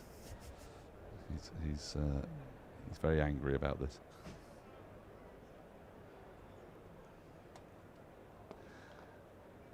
So how is it that you hope to raise awareness of this? I mean, we see quite prominently in cricket, as we said, because of Blue for Bob Day, for example, among other things. What do you need to do to get awareness of this to be higher? So there's a range of things that we do. I guess locally and nationally. So certainly working in sport, where we know that we will find a lot of our target audience. As you mentioned earlier, we've done a lot of work in football, a lot of managers. We work with the LMA, a lot of the managers are quite close to us. One thing you might have seen in the past few years. Now he's got this away, but it's just going to be the single. Takes him to the threshold of his 100. You might have seen, if darts is your thing, that we've been working with Paddy Power over the past couple of years. So Paddy Power, who are of course sponsors of the World Darts Championships. We are their charity partner. So again, we've had great success showing up at the darts, doing activations there, raising risk and raising money through that audience. But then we'll do targeted work locally as well. So, I've already mentioned black men being at twice the risk. So we know that there are areas with larger black populations where we can go and do work locally, or areas where we know there is particularly late diagnosis of prostate cancer. So, of course, the later it is diagnosed, the less likely it is to be able to be treated successfully. So areas like Scotland, the Midlands, where we know that there's a lot of late diagnosis, we'll do kind of focused regional work in those areas too. And what are the treatments for prostate cancer? So it really varies depending on the stage that you're diagnosed. To finish, and so over 328 per 8.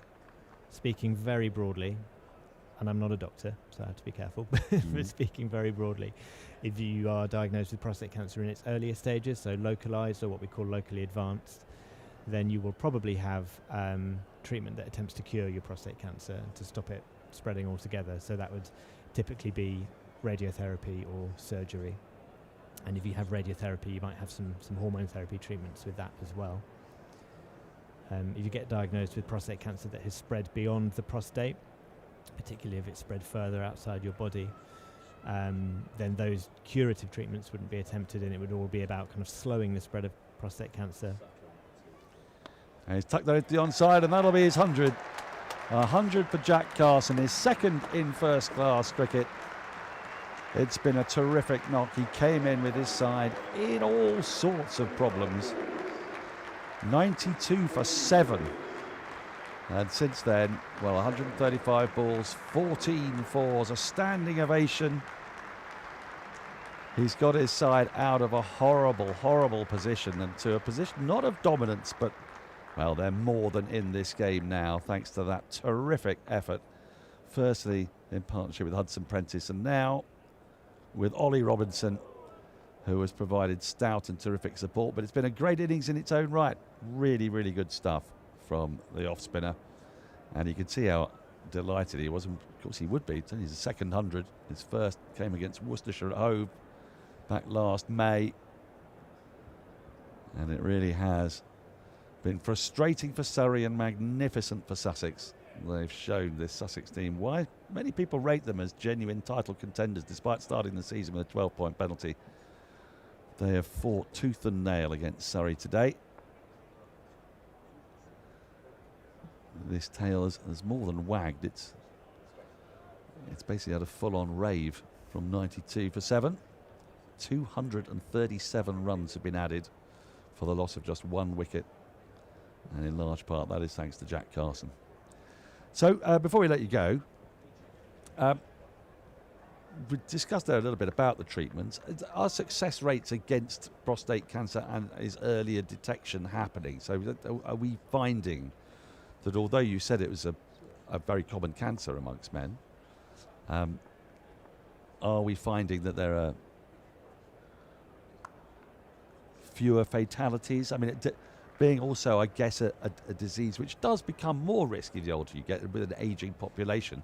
I guess there are both sides of the ledger to be taken into account, but are we moving in the right direction? We are generally, yeah. I mean, COVID had a big hit on early diagnosis, because there's no screening program and it was relying on men often having chance conversations with their GPs.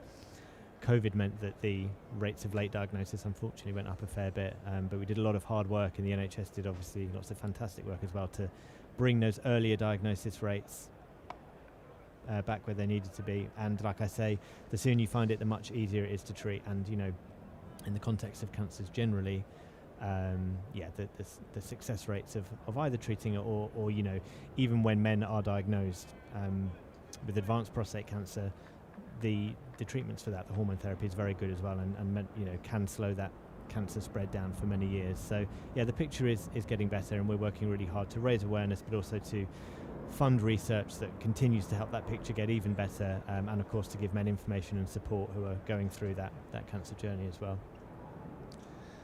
So the final message is, firstly, men, get out there, get yourself tested, obviously. And the second one is, how can we support your organisation? Well, thanks for asking. So I think, it's about knowing your risk. The test, the PSA test comes with pros and cons. So our message really is know your risk and decide for yourself whether you want a PSA test. And how you can help us. Well, for those of you who are in today, you'll find us downstairs by the Hobbs entrance. We've got a stall there, giving out awareness materials, giving out information, raising a bit of money if we can. For people who are interested about their risks, just Google risk checker, and you'll find our 30-second online risk checker. And I don't know if Mark Ramprakash is still around, but we're actually looking at a charity golf day where we're trying to break the record for the numbers of marks playing golf. Why not? At one time. So there's a very specific ask there. Well, he's there. Perfect. Go and make your specific ask. I think he does play golf because I've seen him shadow swing. Excellent. That's normally a good sign. I shadow swing, but I don't play golf. But he might. I think he might. So I'd give it a go if I were you. Fantastic. Nick, thanks ever so much for coming along. All the best of luck with today and the campaign generally. Thank you so much. And thank you. Thank you. Cheers. Right. Back to the action here. The action has been all very one-sided since lunch. It's been all about Sussex's lower order, who have put Surrey under the pump. A brilliant attacking first hour, counter-attacking first hour from Finn Hudson-Prentice, was then followed by, once he was out, this quite fantastic partnership of 163 for the 9th wicket, breaking Surrey hearts. Surrey now basically bowling for the second new ball, which is available in 15 balls. Phil Walker has rejoined us. Hiya. Hiya. Have you had your PSA test? No, I actually asked for one, and my doctor said, "Are you doing this okay?" I said, "Yeah." "Are you doing that okay?" I said, "Yeah." I said, "Okay, we'll come back in a couple of years." So. Okay. So yeah. In the air briefly. Surrey have not created too many chances in the last couple of hours. They had plenty of opportunities. Both of these batters could have been out earlier. Drops by Pope and Thomas. Neither of them straightforward, but both of them gettable.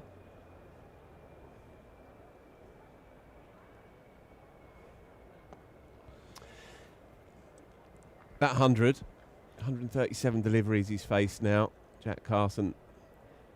That was the 100, not of a chancer at number 8-9. That's 100 of a player who's going to get a lot more, and will finish his career in the middle order for my money. Brilliant knock. Well, both of these have played proper batting innings, haven't they? I mean, to a degree, end of the over, 330 frame. We'll have a look at his package. You'll see exactly what we mean. Finn Hudson-Prentice definitely went for the counter-attack. He came charged. He was a bit frenetic. It came off. It's a bit hit and miss. But Carson, not so much. I mean, that was early on in his innings, and absolutely beautiful. You know who he reminded me of a tiny bit? Marnus Labuschagne. The way that his hands are very close in on the body, very kind of cocked wrists. See what I mean? Yeah. Can you see it? I can you see just it. humouring me? No, I can see it. Okay. I can see it.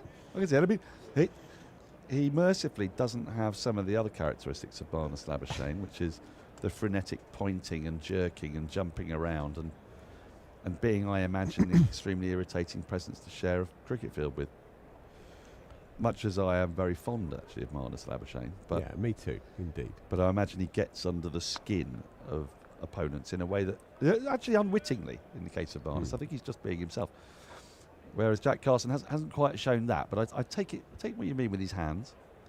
And balls have been played under his eyes. Same with Ollie Robinson. He's waited for them.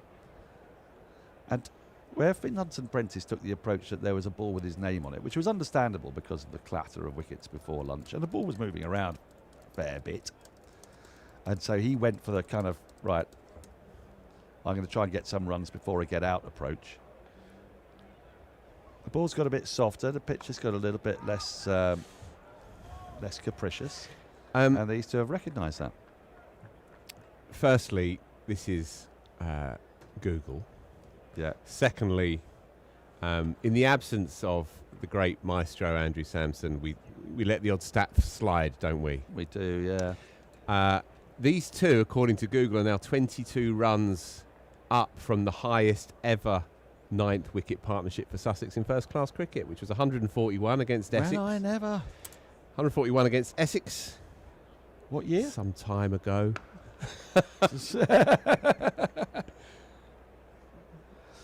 Well, I bet their 10th wicket partnership's bigger, isn't it? Because wasn't the great Allotson knock, the famous Allotson innings, was that a 10th wicket partnership? Between Matthew Pryor and Jason Lurie, 2003 at Colchester. It's not that long ago. Essex, Sussex, they put on 141. And the well, 10th that's something wicket, we both share now, isn't it? And the 10th wicket, incidentally, Yeah. Ollie Robinson had a hand in that. Tell us more. Yeah, Ollie Robinson.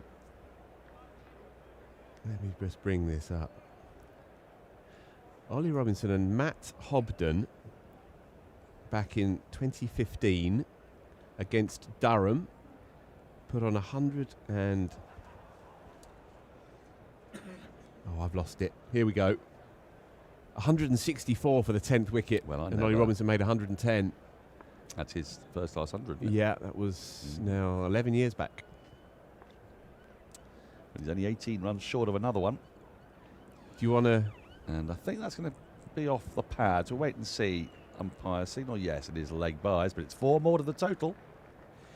So, yeah, Matt Pryor and Jason Lurie put on 141 at Castle Park and Colchester against Essex in 2003. I've made 100 there, Daniel. Have you? Yeah. Yeah. Do you remember it like it was yesterday? I remember basically every moment of it, yeah. Yeah. Few and far between these days. That's the difference, isn't it, between us amateurs and the pros who can't remember a single thing about any of their hundreds. Although I fancy Jack Carson might remember this one.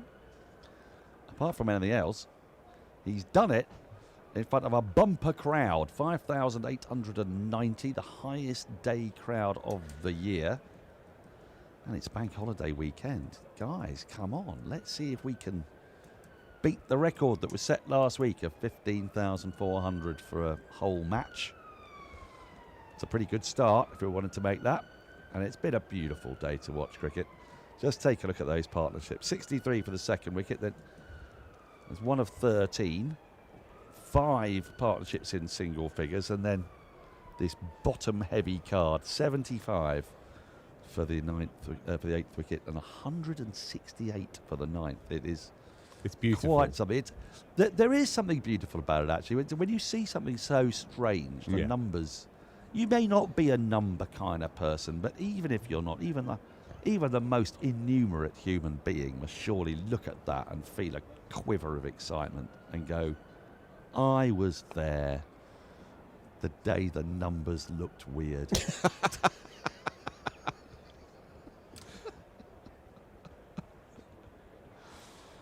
It's always quite fun to see a bunch of single-figure scores and then a triple-figure score at number 9, though, isn't it?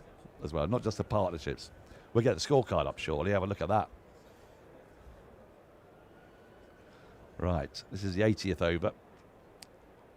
Surrey, judging by the pictures we showed you earlier of Jordan Clark thrashing a medicine ball into the ground, are mustard keen to get their hands on a new ball. Jordan Clark is going through his paces. I can see it. A deepish mid-off, not quite long off. Just limbering up. Oh, the reverse. Well, I never. And I express surprise because I haven't actually seen much unorthodox today. That's not been what this has been about, this partnership. Yeah, absolutely. Both have played within themselves and yet gone along at a fair lick. 3 deliveries to go, though, until the new one. Can't come soon enough for Surrey.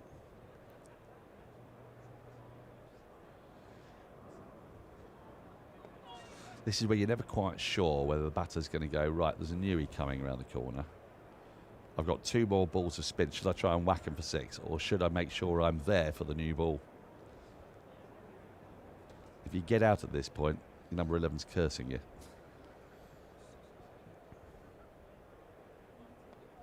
Well, it looks like we've got the answer from the way Jack Carson is addressing Dan Lawrence. 1 more ball to go before the 80th. And then I must drag this suit to a school reunion.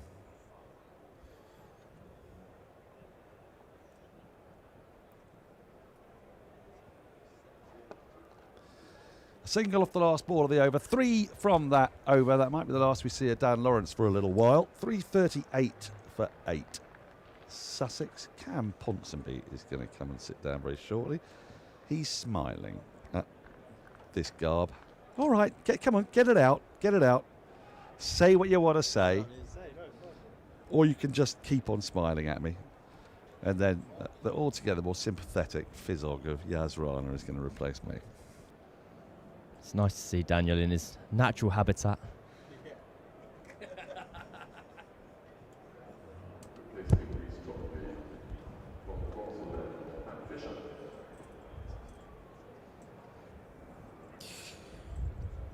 Change of bowler, powered by SSE Energy Solutions. Climate change won't wait. It's time to hit the ground running with sustainable energy solutions. Matt Fisher into the attack from the Vauxhall end with a brand new ball.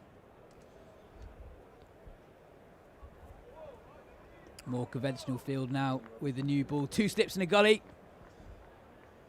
Fisher into Carson. Doesn't take a look at all. But much fuller from Matt Fisher. You've pointed out in the previous game that Fisher has developed a reputation here at the Oval for being a very unlucky bowler. Bowls beautiful spells, very accurate with his line and length. But sometimes it can be that slightly pretty length, which isn't always the most effective for wicket-taking purposes. Here with Surrey hunting for the final 2. He's going to get it up there and give it a go.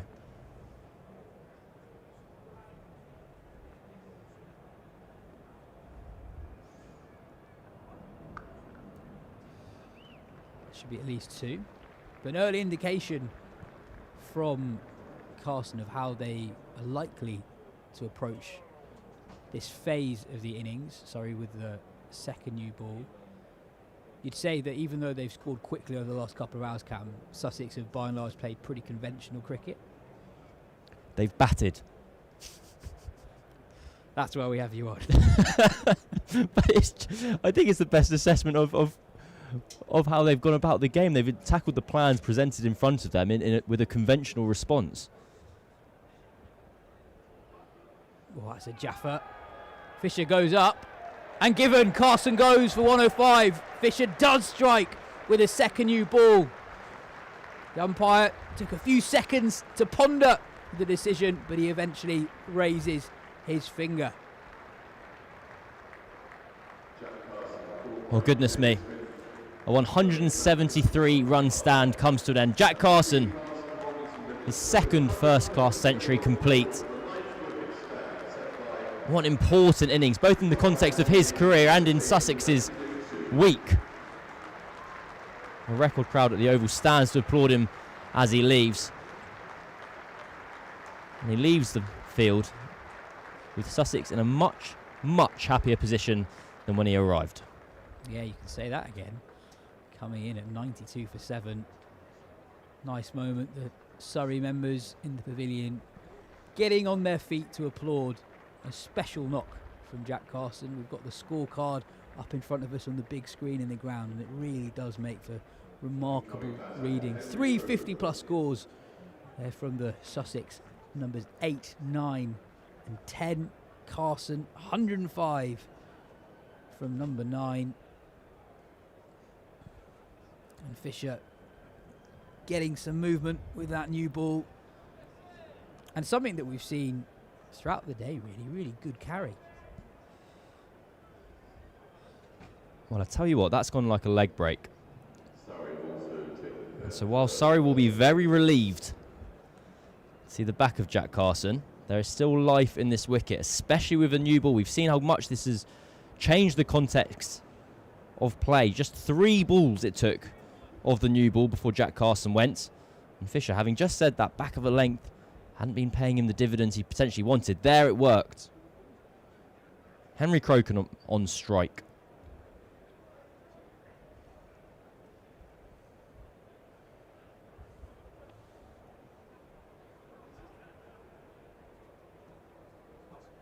Full and beaten.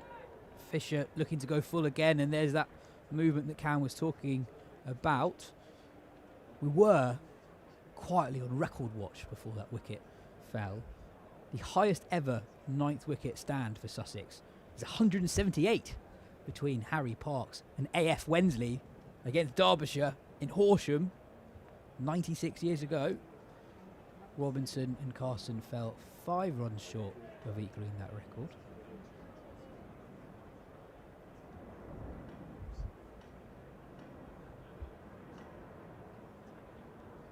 Oh, that's another jaffer from Fisher. He has started well.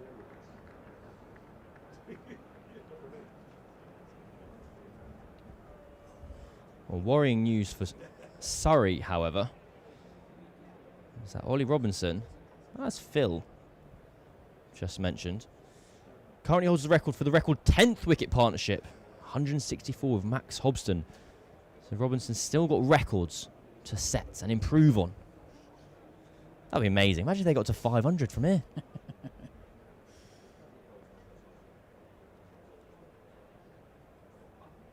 Oh, that's another beautiful delivery from Matt Fisher, who's done a great job for his captain. Surrey at times this afternoon haven't really been able to control the rate of scoring. Been chasing the ball somewhat, and Fisher, well, Surrey really needed to strike early with the second new ball, and Fisher's delivered a really excellent over first up.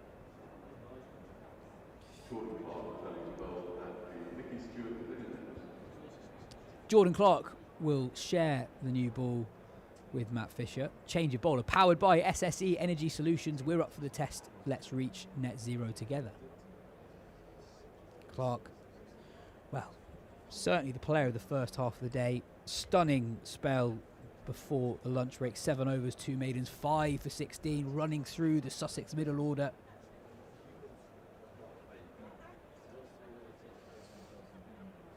He'll be bowling to Robinson, who's unbeaten on 83.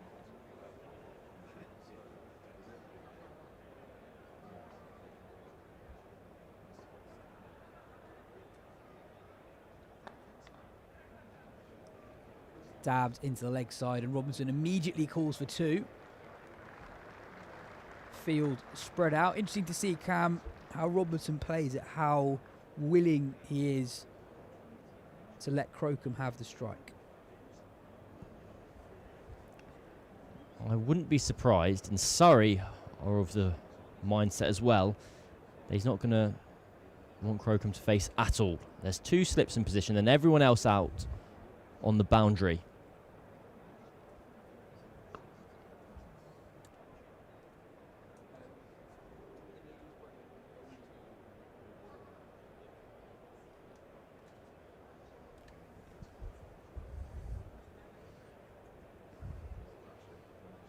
Slightly peculiar field.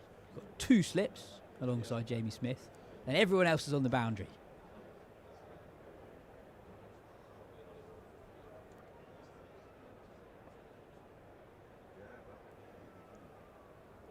Ooh. Beats Robinson on the inside edge and just dies on Jamie Smith, actually. Not seen that happen too often today, and I guess another thing that Surrey probably won't love to see, given that they're going to have potentially tricky period to negotiate this evening. I'm trying to work out, given the depth of Surrey's batting lineup, yes, their conventional batting order is more fragile than it has been in more recent weeks, but that's because Ryan Patel's in for his first game, but he's played several innings of great consequence over the last few years. Uses his feet, hit hard, beats the man along off. What a shot that is from Ollie Robinson. shuffled down the ground and struck it with real venom. That's elegant power from Robinson. He decided from the get-go that he was going to walk at Jordan Clark there. And he's placed it straight back past the bowler, where mid-off would have been, but even long off, didn't have the time to get round and cut it off. And now with 2 balls left of the over, we have this field encroaching.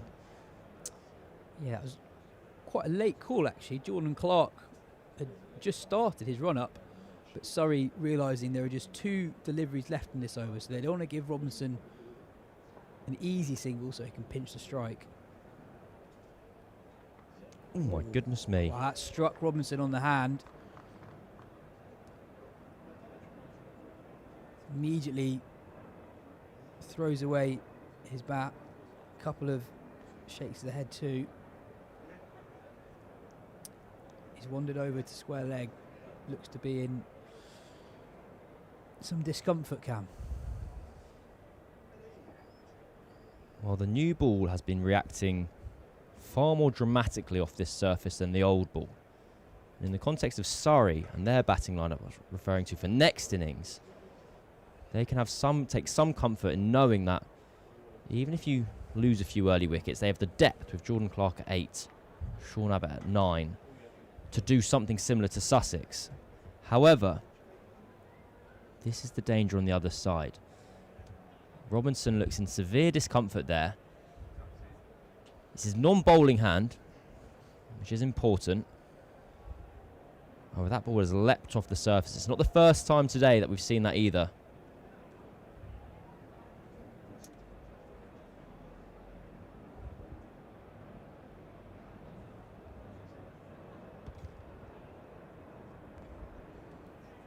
Yeah, it's his left hand, so the ball struck his left glove with his hand still on the bat, so ball on finger pressing it against the bat handle.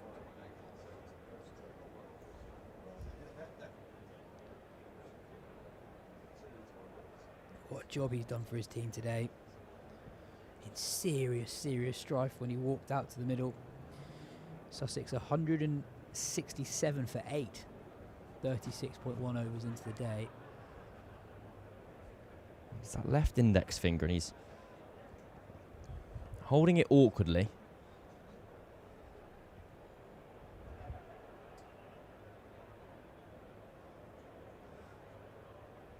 Bit of magic spray. Never really sure what that does. I was just wondering that myself.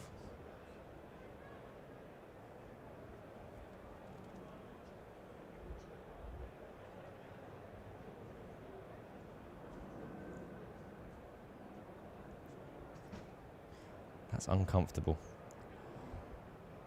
It's a problem when batters get struck on the glove and they're holding the bat. As your finger effectively gets caught with nowhere to go. The impact, you have the cushion, you have the padding of the glove to cushion the blow.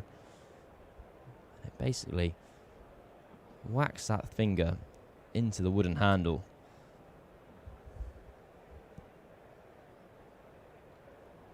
Quite a lengthy delay here.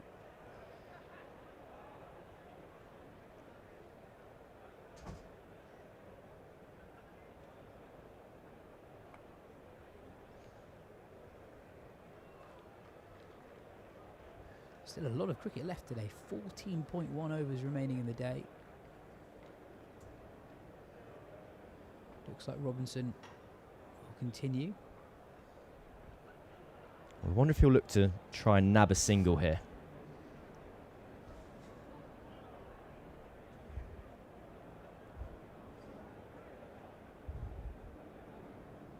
Whether he'll be happier to let Crocombe.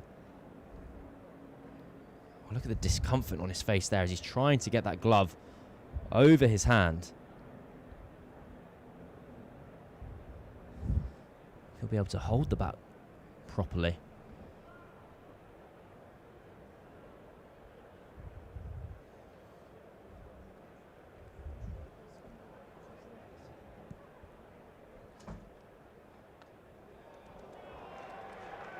one bounce for. I think we knew where that ball was going to be bowled. Short again from Clark, and Robinson telegraphed it. He gave himself room. It's a shot we've seen him play a few times today, looking to hit short deliveries, actually quite straight. It's a top edge and flies away for 4. Robinson into the 90s. You get the impression that this Sussex innings is going to be over one way or another pretty quickly. You say that, I thought that about 5 hours ago. That's a good point.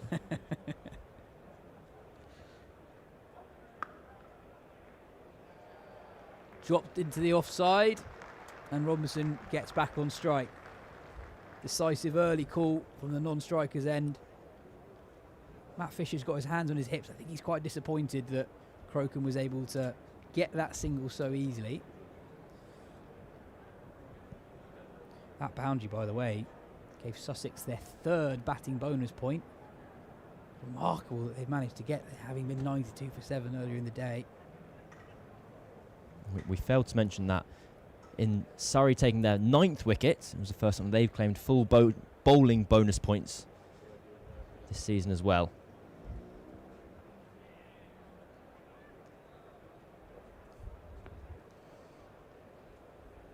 Now you suspect if Ollie Robinson doesn't have full use of his top hand, it's probably quite limited to the leg side options here.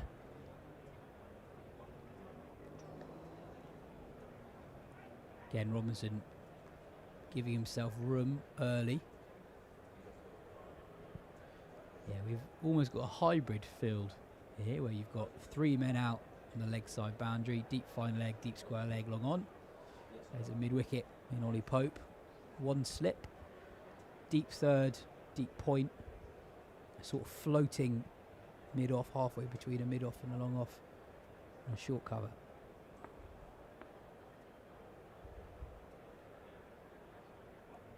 Ooh. It's another one that's almost like an 80 mile per hour leg break, leg cutter. Good carry again.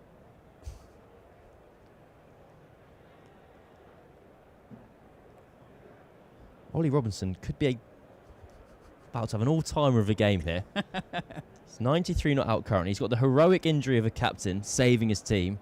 And he's about to be able to have a bowl on this surface, which one expects will suit him very well.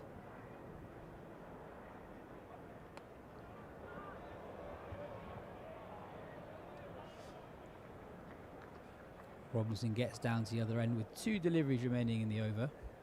You can see the pain he's in. I imagine it will just be the vibrations of the impact of the bat.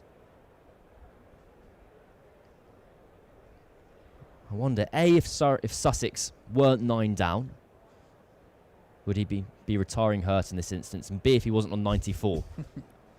Yeah, just 1 first-class 100 for Ollie Robinson, but that was 11 years ago. And I think it was on his debut.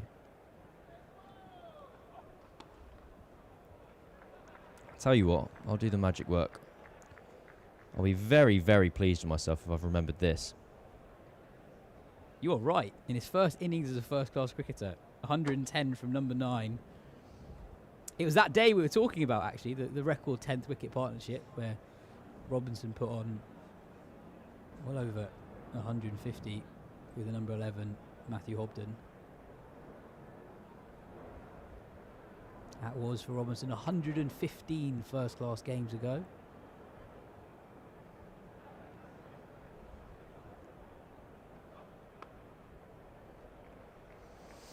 They declined to take the single. 2 runs from the over. Sussex 3-5-2 for 9.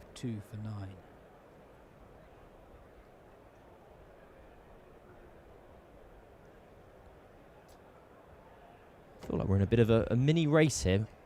What's going to happen first? Ollie Robinson 3 figures. Sussex all out. Guess there's actually only 2 options, really. Yeah, what else could happen? Well, I suspect that. So either runs are going to be scored or a wicket's going to be taken. Yeah, well, I often think that about cricket, actually. I suspect that Ollie Robinson's desire to keep going through the pain barrier in 7 runs' time might be a little bit lower. He might fancy a bowl instead.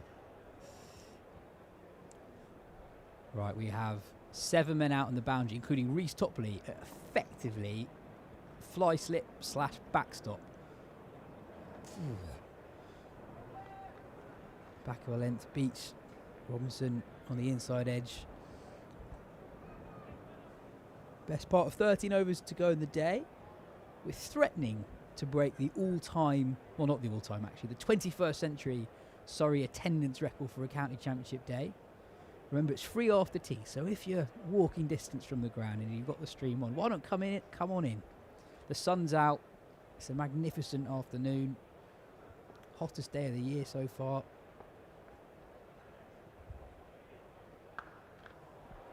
Hit hard. 4-6. What a way to do it. Ollie Robinson with that injured left hand gets to 3 figures. What a performance from the Sussex captain. Came in with his side 167 for 8. And he gets to 3 figures and walks off. Brilliant. A first-class century since his first innings ever as a professional player back in 2015. His first-class innings, I should say. And with the adrenaline ticking, and the pain running through his hand, he's popped one over the ropes and walked off ready to have a bowl. Did you think at 12:45 today, Cam, when Sussex were 92 for 7, we'd see a declaration? Always saw it coming.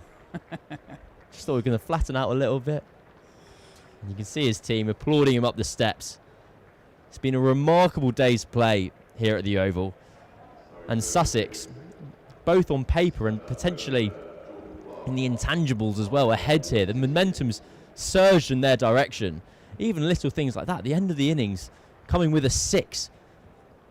The away skipper able to walk off with his bat and helmet raised aloft. And now he gets off a bowl as well. He must feel pretty good at the moment.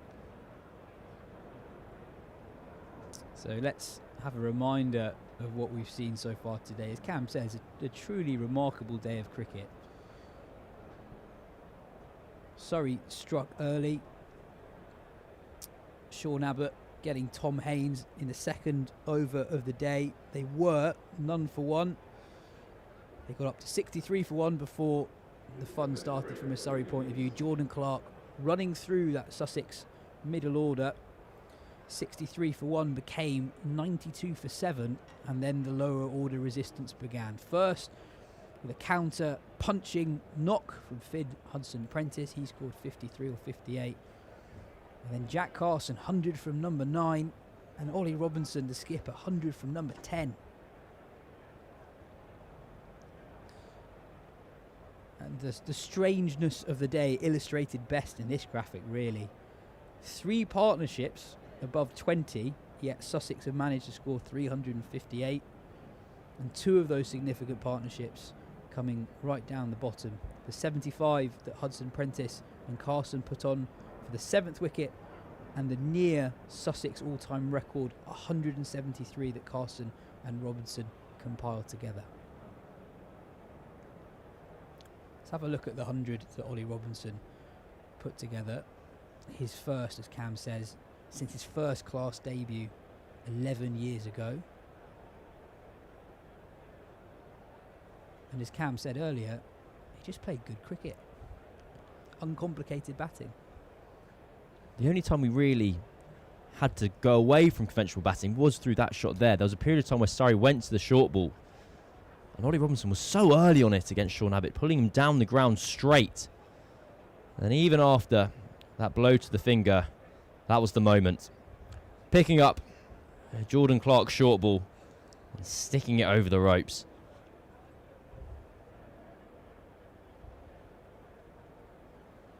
We'll have a look at his wagon wheel as well. 1-6, that's all you need. Stick it out over mid-wicket So bring up 3 figures. Yeah. Carson, the other Centurion, 105 from number 9, his second first-class 100. There was a period after lunch when Hudson Prentice came out. He charged the Surrey Seamers on a couple of occasions, and it looked like a premeditated counter-attack. What you'd say with Carson and Robinson, they just played uncomplicated cricket, really. Took on the boundary options when they presented themselves, and when the field went back, they rotated the strike well. Again, here's Carson's wagon wheel.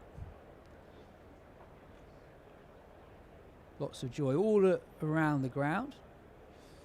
Now let's have a look at the 9 Sussex wickets to fall.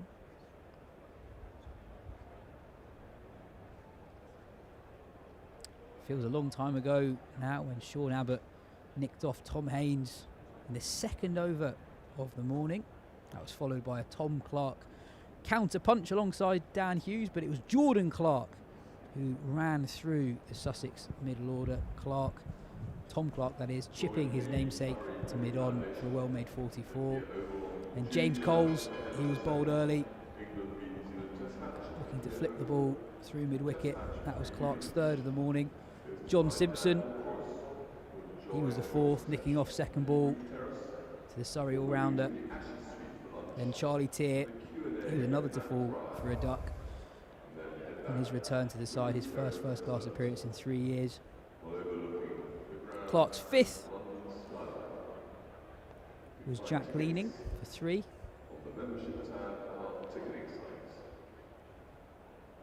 And then Hudson Prentice eventually fell for 53. And Surrey had to wait a really long time for their 8th wicket. That of Jack Carson. So here we are. Sussex 358 for 9, having been 92 for 7 this morning. Mark Ramprakash is now alongside me. Mark, what an amazing day of cricket, eh? It's been great viewing. It really has. It's intense stuff, and I have to give so much credit to Sussex. You know, having to bat first on that pitch, very, very difficult. And actually, they negotiated the first hour really well. But it was the introduction of Clark who just turned the game on its head. I think he had a spell of 5-14 or 5 pre-lunch, and it was outstanding stuff. He bowled a full length, and on a pitch with bounce, often there's a temptation to bowl a bit too short, but actually he got it up, further up, and really challenged the batter to sort of come forward. I thought it was a great delivery to get rid of John Simpson. He's an important player for Sussex, a ball that he had to play out, got a thin edge, but so often Simpson has come in those situations and played really well and added, you know, given his experience, played a good knock for Sussex. So then they were really rocking, I thought. Bit of a counter-attack. Hudson Prentice, that was brave innings actually, ripped the momentum back towards Sussex. I thought he played some really good shots. He's a talented lad, good hand-eye coordination, and he kind of, you know, charged his arm a little bit, took 1 or 2 calculated risks, and I thought he played really well. And then after that, the ball got older, and it was a really conventional partnership, wasn't it? Robinson and Carson, and I have to, you know, they batted in an orthodox way, but they were so calm. For lower order players, you often expect an airy drive or a poor shot somewhere along the line. They looked so focused, and they played so well, and took what was on offer against, I suppose you'd say, a tiring attack. And it was a brilliant partnership. And I tell you what, runs on the board, this is a big score. I know that we've seen some big scores in previous matches this year so far, but it's a very different pitch. I think that the ball will have dented the surface. It started a little bit damp this morning, lots of grass. We've seen a little bit of uneven bounce, and Ollie Robinson will be hard work to face for the rest of the game. From a Surrey perspective, was there anything you'd highlight where they could have done things a little bit differently? Sussex scored at such a rate in that afternoon and evening session, and sure, I completely get your point. Conditions change, and a lot of cricket that we've seen in Division 1 this year, teams, if they don't have success with the new ball, they really struggle with the old ball. Surrey had success with the new ball today. And if you look at the wickets that fall across the day, we saw 7 wickets fall in the first 24 overs, 1 in the 37th, and then we didn't see another wicket fall with that ball, and it was only Carson falling 3 balls into the use of the second new ball that we saw the 9th wicket fall. Is there anything Surrey could have done slightly differently with the older ball? I think they were a little bit hampered because Reece Topley wasn't at his best today. I think he ended up only bowling perhaps 8 overs, was it? And so that meant that there was a lot of pressure, I suppose, on Fisher and Abbott and obviously Clark as well. Without the lack of a sort of a front line spinner, Lawrence does a decent job, of course. But the oval can be a tough ground to defend when the ball gets a bit older and is coming onto the bat nicely. It can be a tough ground to defend. Quick outfield, you've obviously got the square that pretty much goes across the whole entire surface. So the one thing I can think of is that when I played here with Surrey, often if the ball wasn't doing too much, we would go 7-2 offside, perhaps put a man back on the offside boundary and bowl 4th stump, trying to get players to drive through extra cover. That way you can keep a slip or 2, but you've also got cover on the offside. And that was something that Rory Burns' attack decided to go more split field, bowl straight at the stump, straight lines, but that way the runs were coming sort of either side of the wicket, and you've got a deep square leg, a deep cover. I thought that possibly they could have tried that at some point, but I think, to be honest with you, I would give huge amount of credit for the temperament that Robinson and Carson showed in that partnership. Yeah, I think actually when the field spread, they ran between the wickets really well as well. If you look at Carson, for example, 105 runs, only about half of them in boundaries. They ran really, really well. And actually, I think it's an interesting point about the makeup of the Surrey attack this week. They made a tactical decision to have 4 frontline seamers rather than 5, which is the way they've basically always operated over the last 4 or 5 years. And as you say, Reece Topley didn't bowl as much as the others, so the others had to do loads of work actually for day one. Matt Fisher bowling 24 of the 83 overs. I guess my question would be, could we have seen a bit more of Dan Lawrence? I know that, as you say, he's not necessarily a frontline spinner, but he was able to exert control. His 12 overs went for 21. He was going at less than 2s. Yeah, I agree with you actually, and he was set a very defensive field. They had 2 men behind square on the leg side. I don't know quite what they were doing there, but because he's bowled quite a lot, Dan Lawrence, and so perhaps he could have bowled to a more conventional field, and with maybe a short mid wicket, catching. They had a deep cover, and maybe sort of had a bit of bait for the batters to say, okay, go on then. If you want to reverse sweep or if you want to run down the wicket, you can. Let's see whether you want to try it. Because you're right, Dan Lawrence has bowled with good control. He's taken wickets recently, and maybe they could have put a bit more faith in him. It's going to be Finn Hudson-Prentice to take the new ball from the Vauxhall end. He's had a really good season with the ball. 10 wickets at 20 so far. Very hard to get away. Economy rate of 2.54 runs and over this season. He's going to start around the wicket to the Surrey skipper Rory Burns. 3 slips, a gully and a catching mid-wicket in position. How tough a period is this for the Surrey players? Well, it's a mental game. They've got two very, very experienced players, and they'll have seen and been through this before. But nevertheless, the fact is they've got to be really focused here. They've had a long day in the field, and of course Rory Burns as captain.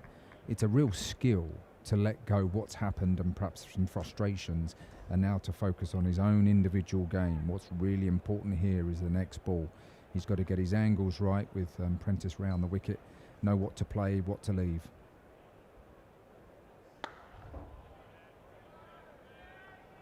Yeah, Sussex in an interesting position early season. They've got injuries to their seam department, which means that really for this first block of the season they have to rely on the trio of Robinson, Hudson-Prentice and Crocombe.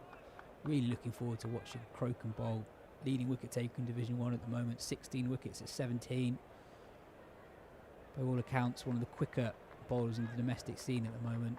Dismissed Joe Root for 96 last week.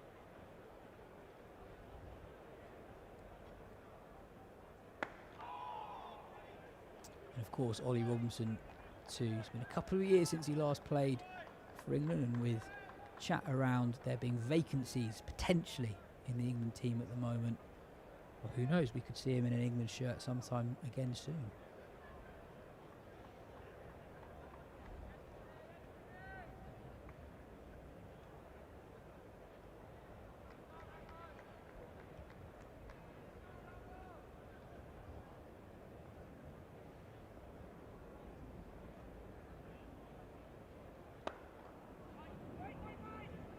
If you speak to players now, Mark, a lot of them will say, especially in early season, how important the new ball is on the slightly softer pitches.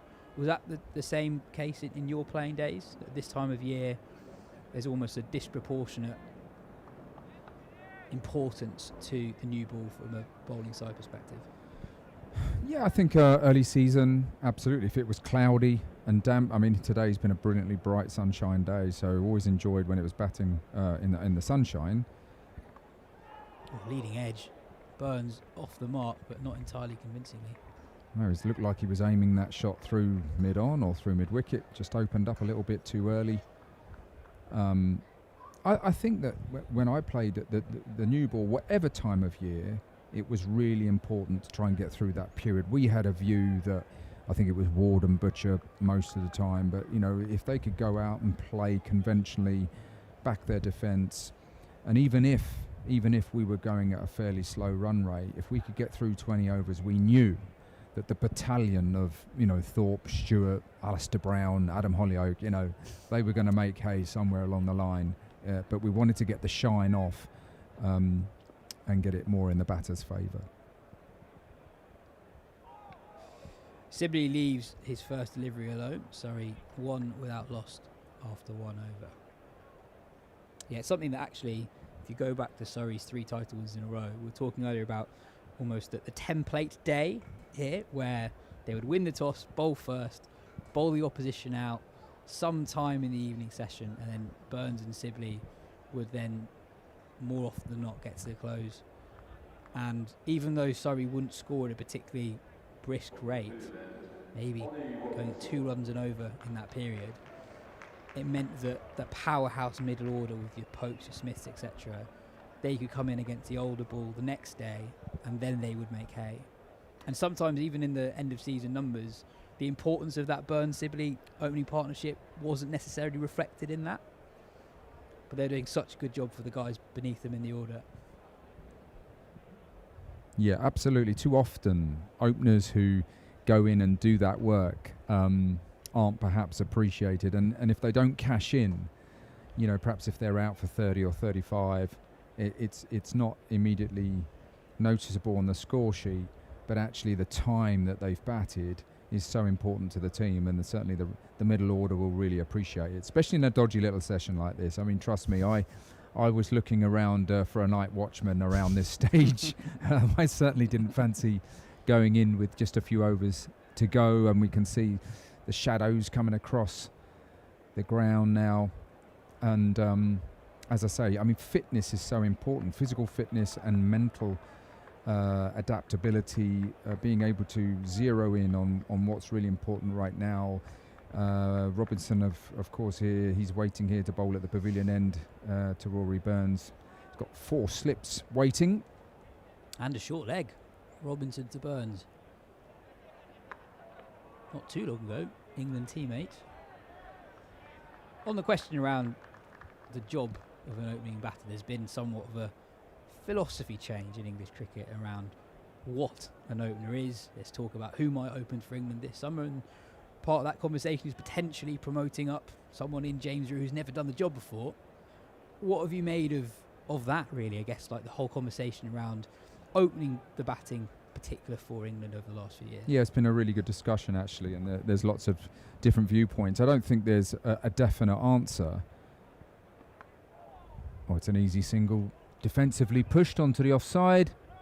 Burns looking for 2, but not able to come back. Yeah, I think, in my opinion, you look at the teams that I've played in, and you look at the type of batter that you want. So you've got your Dom Sibley, see the shine off type player, which I think is of value, and bats time. That is value. There's no doubt about that. But you wouldn't want 6 of those type of players. And I think with England that they with the talent that they have, that they may be thinking about a more conventional opener rather than perhaps the Crawley Ducket, which sort of went out after it and were very proactive. Oh, that's a jab from Robinson. First up to Dom Sibley.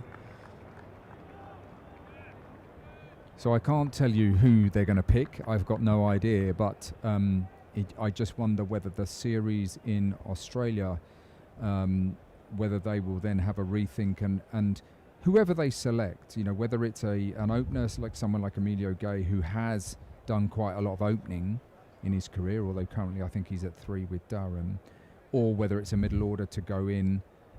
Whoever they select, I hope they get a bit of continuity of selection and a bit of a run in the side. Oh, ball just evades the diving short leg. Not entirely sure if there was bat on it. Actually, Dom Sibley looks at his bat after the delivery. Robinson threatening straight away. This is what I love about seamers like Ollie Robinson. I played with Angus Fraser and also Martin Bicknell. They have the new ball. They are grooved professional bowlers. They land it exactly where the batter doesn't want it. And with the new ball, they're a real handful. Chance. Oh, I think Rory Burns is in trouble. Almost played tip and run. They were off as soon as Sibley dropped the ball into the offside. And in the end, Burns was scrambling. I don't think he ran his bat in. He was that far out. Sibley keen to get off the mark here, but by the time Ollie Robinson, quick release. Well, Rory Burns just about in the frame, really, but direct hit, and he was gone for all money. Yeah, Robinson maybe even had more time than he thought. Throwing while swivelling around. Change of angle from Robinson. Straight away, actually, to Rory Burns. Tried 2 balls from over the wicket first up. Now around the wicket to the Surrey skipper.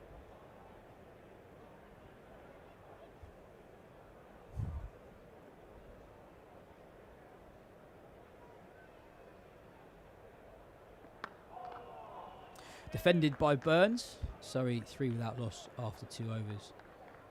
Interesting seeing Sussex deploy the short leg.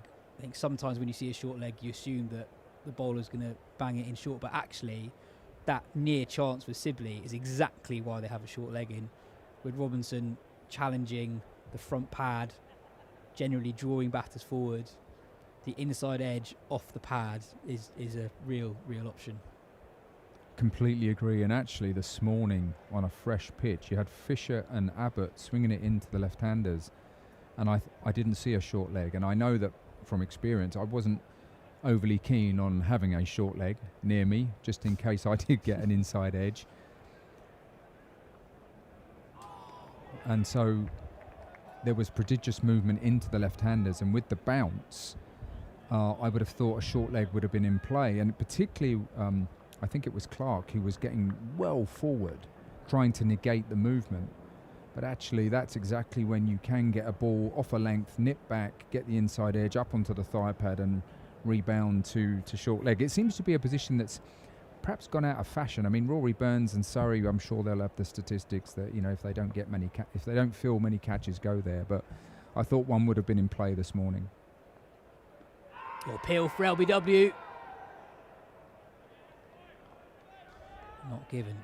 Really good start this from the Sussex new ball pair. Right on the money straight away against a high-class opening partnership in Burns and Sibley. Causing trouble.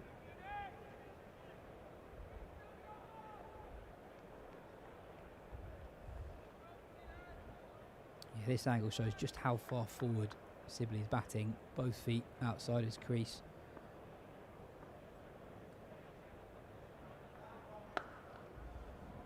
That's a lovely shot from Sibley. We know he's good off his legs. Fuller delivery from Hudson Prentice. And that's clipped away for 4.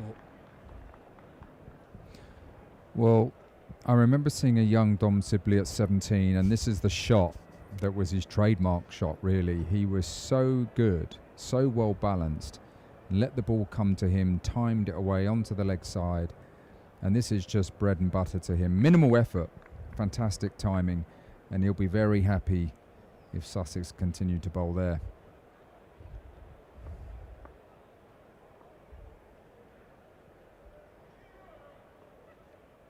Oh, it's a beauty. Great response from Hudson Prentice. No, the amazing thing I think with the Sibley leg side flick, not necessarily with that boundary, but last week we saw highlights of his 100, and actually so many of the balls that he flicks through mid wicket for 4 are actually off stump, which makes it very difficult for the bowler to know where to bowl against Sibley, because anything straight could go through the leg side, and his judgment outside off stump is so good.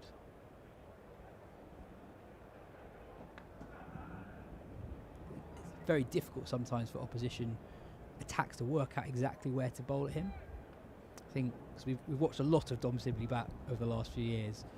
I think the way to keep him more quiet is probably to hang the ball 6th, 7th stump outside off stump. He's got great patience, great judgment, but that is a way to dry up the run scoring and maybe create pressure at the other end. Yes, I mean bowlers, particularly with a new ball, they don't often like to hang it too much because it's tiring. And of course Dom Sibley has very good concentration.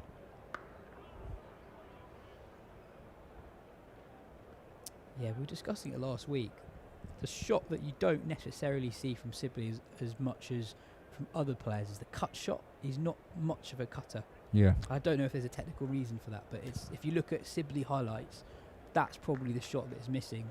A few years ago, he potentially didn't drive through the covers as much as other players, but he's actually added that to his game over the last couple of years. It's the cut shot probably more than any other that you don't see. The reason probably is that if you look at his pre-delivery movement, he gets so far across that he actually cuts off width. So he gets himself outside off stump with his trigger and a long way forward. So actually, it's the ball's got to be so short and wide for him to cut it.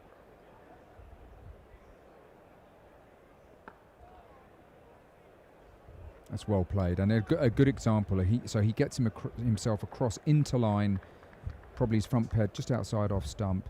But because he's so tall, he can get forward. So someone like a Robinson who bowls that really fantastic length, because he's so tall, Dom Sibley gets forward, soft hands, dropped it defensively into the offside.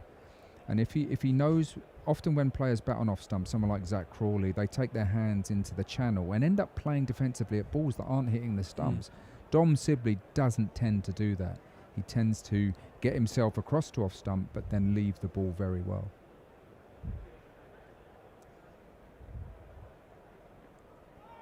Good carry. John Simpson taking that ball in front of his face.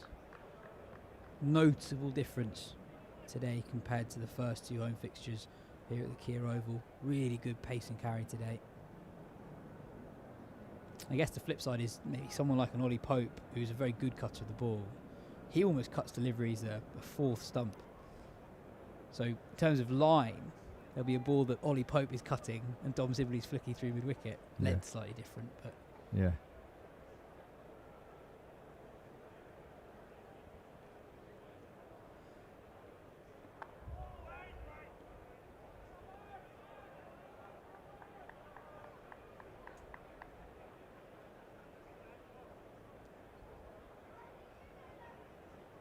Yeah, I mean, this partnership, Burns and Sibley, have proved over the years to be really successful, and they're such different players, aren't they? Obviously, the obvious left hand, right hand, but one a lot shorter than the other. Different scoring areas, both very good temperament. They've had international experience. You know, you'd say that, well, arguably they're at their peak, both of them.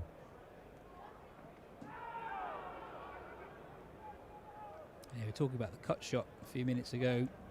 It's probably Burns' trademark shot, you'd say.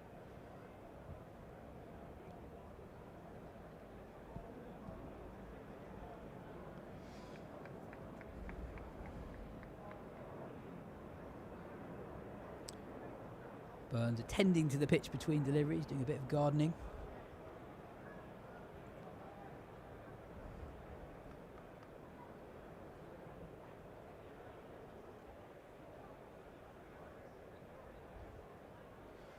Another delay. Bit of movement behind the bowler's arm.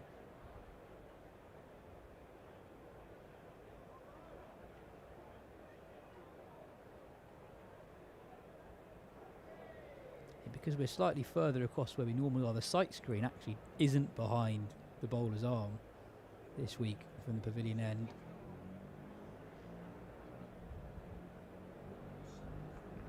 Looks like there's specifically an issue with that door in the pavilion. Oh, it's a beauty from Robinson.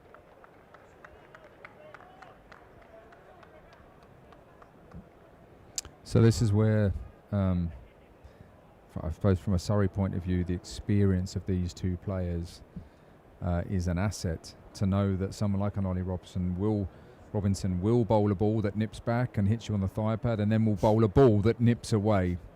And you have to just nod, smile and say, yep, well bowled. What Burns did well there was played it very late and played the line of his stumps.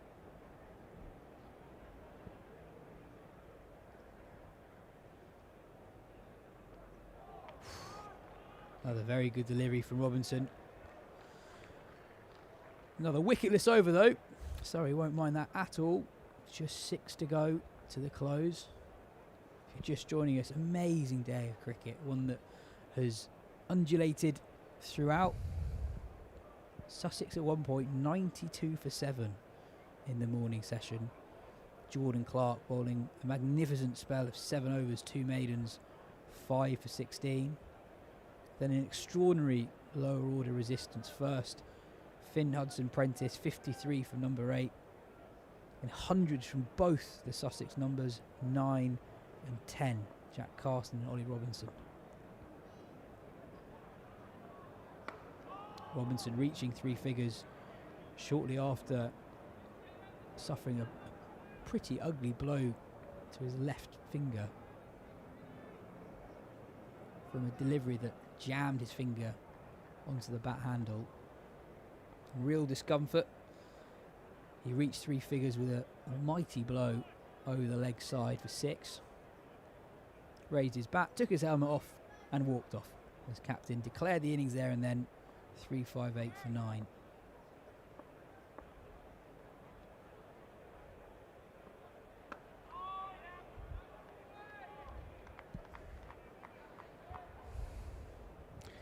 Quite interesting with just under 6 overs remaining in the day. I mean, Sussex have got a deep point to someone like a Dom Sibley, not known, as you say, to be a big cutter, not known to be a big cover driver. I just wonder what that fielder is doing out there, why he's stationed out there at this time of day as well.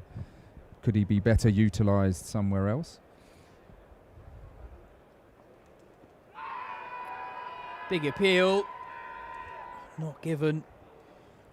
It's the second time that Hudson-Prentice has struck Sibley on the pad.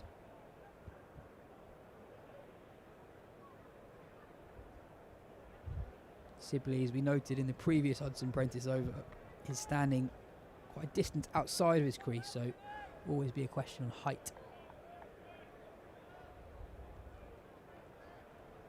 Yeah, hits him on the knee roll, but he is standing well outside his ground. I think Graham Lloyd had a long think about that. I've seen those given, that is for sure. The fact that we were at the Oval with the bounce may have proved pivotal. But that was a very, very close shout. Ball nipping back off the seam, hitting him close to off stump.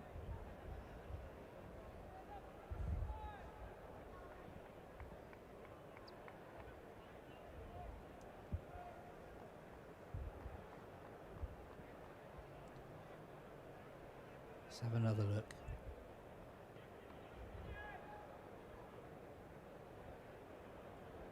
Ooh, no.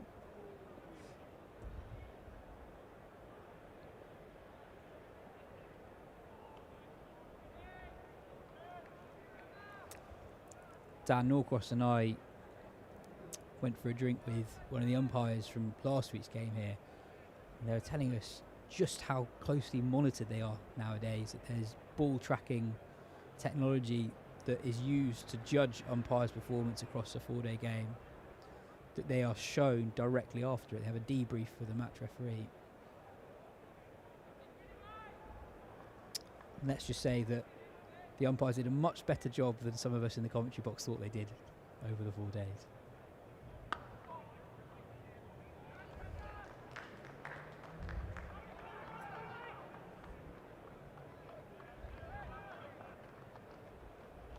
Another over ticks by Surrey, 11 without loss with 5 overs remaining in the day. I would have thought that would provide some really good feedback for the umpires, and as long as it's done in a way that is, to help enhance their decision making, which it sounds as though it is, that would be really healthy. I think a lot of umpires would really value that feedback, and to often confirm perhaps the decisions that they are making, because they'll be thinking about bounce of the pitch, how tall Dom Sibley is, how much seam movement there is. It all happens so quickly. It's a very, very difficult job. And so that type of feedback and that technology to aid the performance of the umpires. I mean, you want good officiating, don't you? The players want consistency in decision-making. And that sounds like a really big help. And talking of field placing, well, there's now 5 slips. So that deep point that I was talking about has come up to, well, pretty much gully 5th slip. Actually quite a loose delivery from Robinson. There, 2 cut. But an air shot from Burns. But yeah, 5 slips and a short leg in place.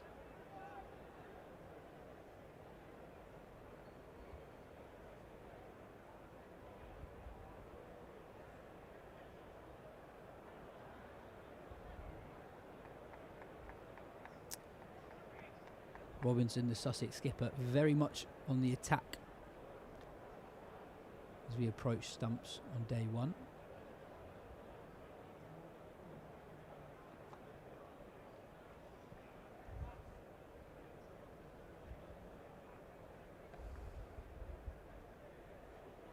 Yeah, it's quite interesting actually. One of the decisions we were told that the umpires didn't quite get right was something that none of us thought there was even any doubt about it being wrong. So it's funny actually how, even with the streams now, how we don't really know with a lot of these decisions, especially LBWs, I feel.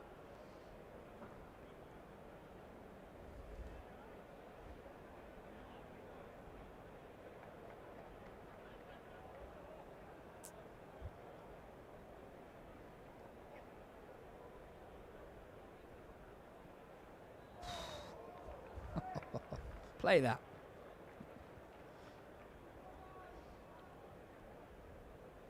As a batter, what do you do? What can you do? I mean, I remember being at the other end to Michael Vaughan when he was facing Curtly Ambrose on a pitch that was doing plenty, and he kept bowling balls like that. And Michael Vaughan just played the line, played it late. The ball was doing too much, and he was pretty phlegmatic about it. And I think as a top opener like Dom Sibley and Rory Burns, they are very good at staying pretty level when facing really good bowling, and they're under pressure, and the ball's moving around.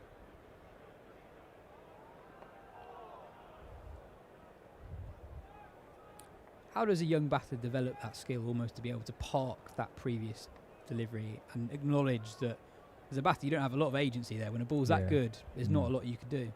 Well, some players are naturally that disposition. So a young Alistair Cook at 21 took to Test cricket very easily because his temperament was so good, so calm, he controlled his emotions so well at the crease. I think for others it can take time to learn, particularly on the big stage, big crowds, lots of noise.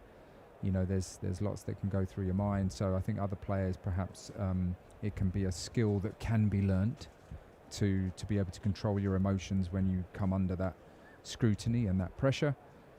But you'd say, I mean, it's always been the case in Test cricket, particularly as an opener, you really need to be able to control your emotions.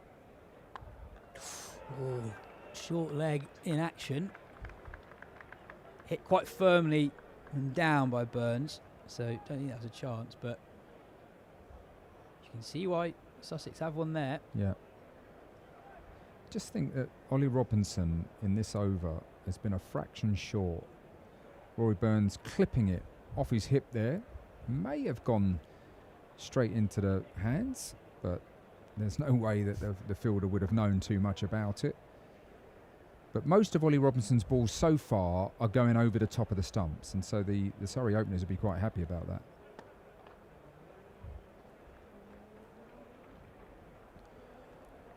Three singles from that Ollie Robinson over. Surrey 14 without loss. 6 overs gone, 4 remaining in the day.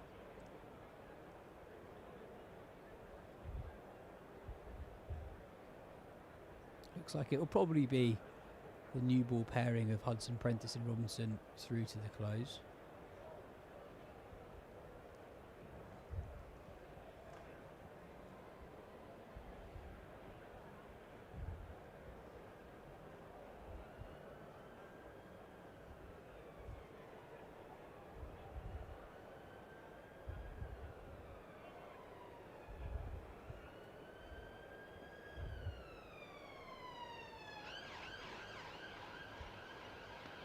It's a fascinating balance that new ball bowlers have to strike. The trade-off, if you go a little bit fuller, might create a few more opportunities, but you also might go for a few more runs. Ollie Robinson hardly ever goes at more than 2.5, 3 runs and over. And the length that he bowls is such a big part of that. If you go back to England teams of a decade or so ago, the constant debate with Anderson and Broad is, could they pitch it up a little bit more? Captain like Alistair Cook imploring them to.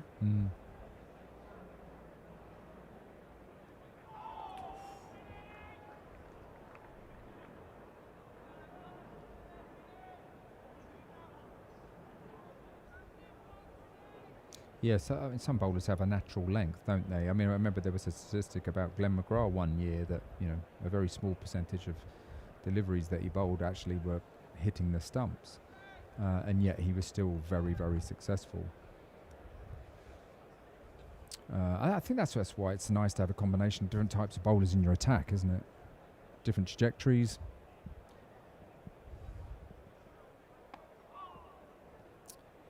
Going back to our earlier conversation, I think that's why an option like Robinson's quite compelling for England at the moment, or someone like a Robinson or a Sam Cook. Just because of the makeup of the other guys in the England attack are actually, by nature, more attacking bowlers. Someone who had a very good Ashes series, actually, Josh Tongue. He's almost the complete opposite. He's someone who, even on his good days, might go more than 4 runs and over. He's a very, very attacking bowler. Bryden Cast, also someone who's more attacking than defensive with his length.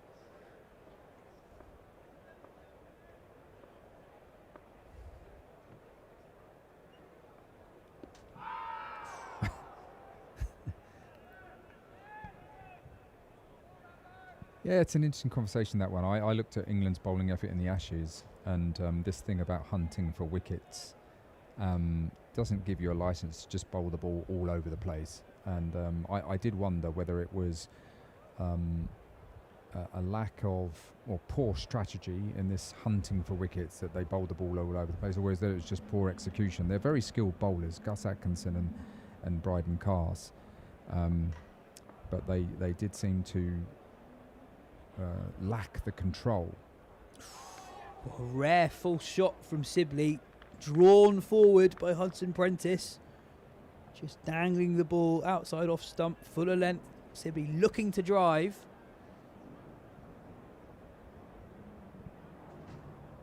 That's really well bowled, that, isn't it? You know, that, as you say, being prepared to be driven, albeit, you know, late in the day, but why not pitch the ball up, just a little bit of a way movement. And even someone like Dom Sibley, with his calm temperament, was lured into having a little flirt with that one. Oh, that's a beauty. Such a good delivery from Hudson Prentice, who has the ball on a string at the moment. They've not taken a wicket yet, but boy, have they come close a few times now. So in terms of the pack of bowlers for England, given the wickets, ironically, the wickets that England played on in Australia, they probably did need a control bowler. I mean, obviously there's a bloke called Anderson who's done that for a long time, but Robinson certainly would fit into that category. And because of his height, you'd say in Australia he would quite enjoy bowling with the bounce. I thought Matt Fisher, he reminded me a bit of Chris Wokes today, actually. I thought he was very impressive. And because we're well stationed right behind the bowler's arm here, I thought he looked a really fluid run up, good action, repeatable action, bowled a lot of balls down the off stump line with a bit of away movement. So he's obviously in the frame as well. But I think that you like some bowlers to perform that role because the captain can turn to them to set the tone. Henry Crocombe on from the pavilion end, replacing the skipper, Ollie Robinson. As mentioned earlier in the piece, Crocombe starting the season really well for Sussex. Young seamer, played a bit for the England Lions already, leading wicket taker in Division 1 before the start of today. Gets the ball through, be quicker than most seamers on the circuit.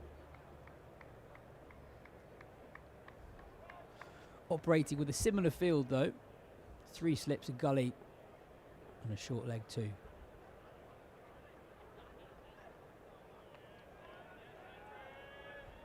I think sometimes with England over the winter, and actually Surrey here today, is that when you don't have that control, a game can very quickly run away from you. The feeling of a day and a game can change very, very quickly. And just a few times over the winter it felt like England could have done with another control option in the squad.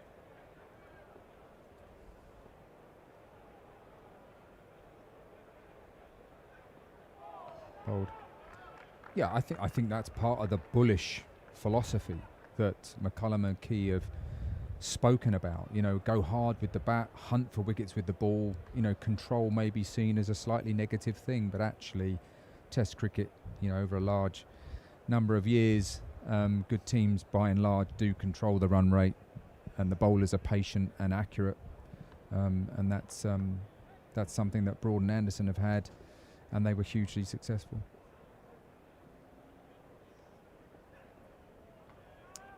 Lots of opinions and takes given on the McCullum-Stokes era after the winter, but I think if you look back at the last 4 years, their biggest achievement, I'd argue, was their 3-0 win in Pakistan. And a massive part of that series was the skill of Anderson and Robinson, bowling on incredibly flat wickets, and the creative captaincy of Ben Stokes being able to manage games on incredibly flat wickets.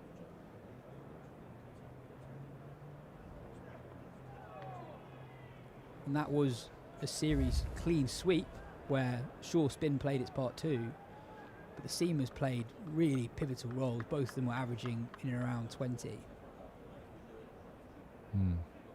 And doing so by playing quite attritional cricket. Very, very disciplined with their control. Incredibly skillful variations. Robinson and Anderson both using cutters, being able to get the ball reversing.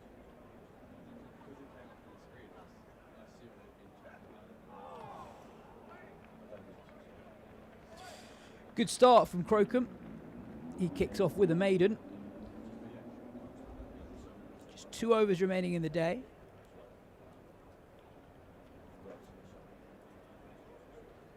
Really good over that, actually. He gets the ball through. He's got a whippy kind of an action that gets the ball through probably quicker than the batter's expecting. One of the changes actually in the last few years is how well right arm seamers come round the wicket to the left-handers. It's improved. I mean, probably Stuart Broad, I would have thought, probably led the way. And so many right arm seamers are doing it more and more straight away without a loosener. And it gives the left-handers a real problem as to know what to play and what to leave. And that was a very good first over.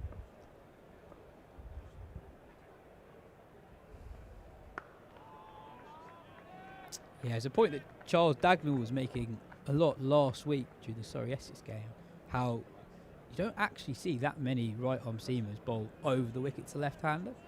And I think part of that is actually a consequence of bowlers, they don't try and actually swing the ball as much as they used to. You see many more seam bowlers in the Championship. Their first mode of attack is wobble seam, really, not trying to swing the ball. So Matthew Hoggard sort of over the wicket to left-hander, hooping it into lefties. You don't see that so often.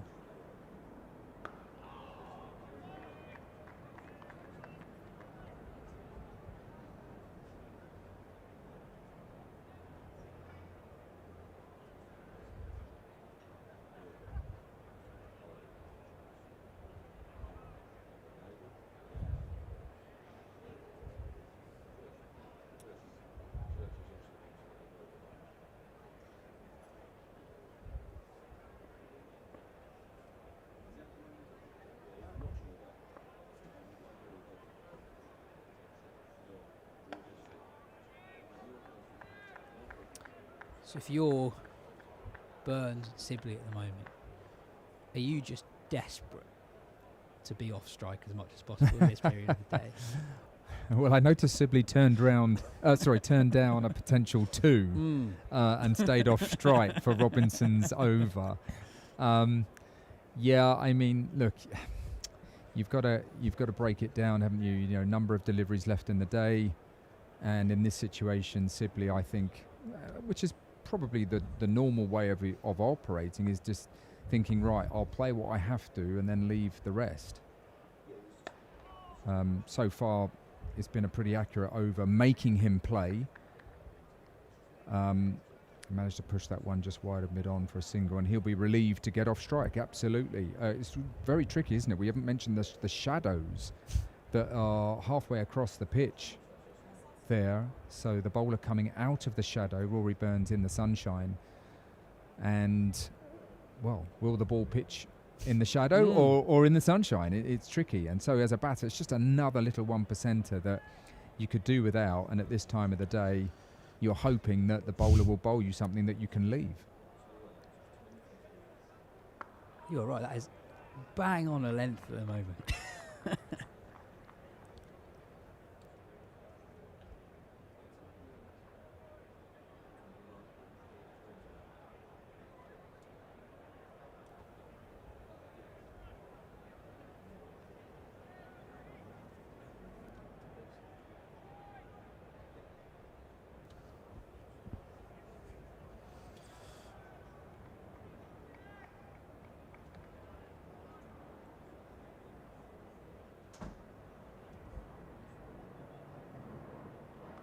Edge, but falls short of third slip. Really probing over from Hudson Prentice. Probing spell. His work is done for the evening. 5 wicketless overs, but he has bowled really well with this new ball. Yeah, I felt you asked enough questions there to the right-hander, Sibley, in terms of zeroing in on a tight off-stump line and then round the wicket, which is not always easy. As a bowler to keep switching, but round the wicket to the left-handed Burns, although the ball was straightish, he has that backlift that goes out to gully, which is a strength when the ball is straight. He can clip the ball through the leg side, but if the ball straightens, then it can cause him to feel a bit uncomfortable just getting the outside edge there, but luckily falling short for him of slip. And now a short leg in for Sibley. And I think his first time to face Crocombe.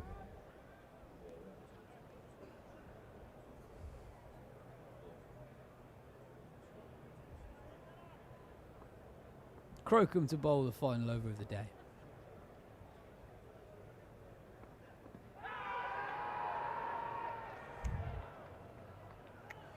Just didn't look right live.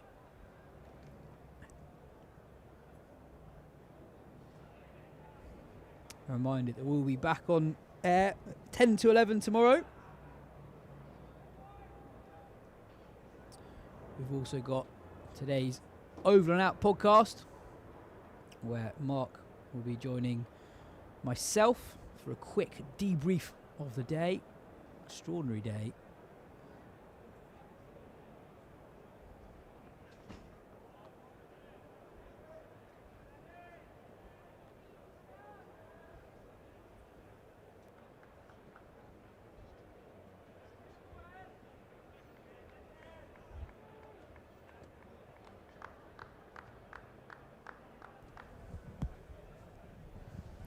Sussex all-out attack. Another change to the field. 5 slips and a short leg.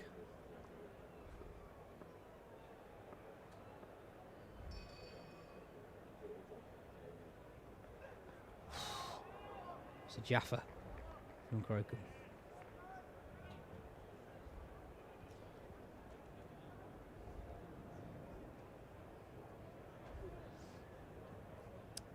Sussex skipper wants another catcher.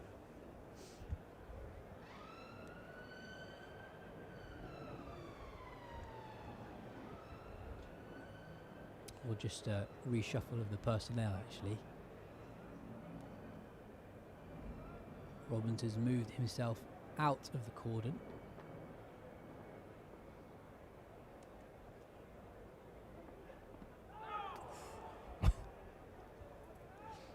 It's been hard work for the Surrey openers. Very hard work. He gets hit a lot on the body, doesn't he, Dom? I mean, there's the ball is moving around clearly off the seam.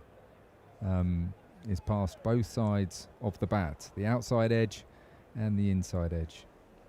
He's worn a few. I hope he's got a good thigh pad on there and an inside thigh as well.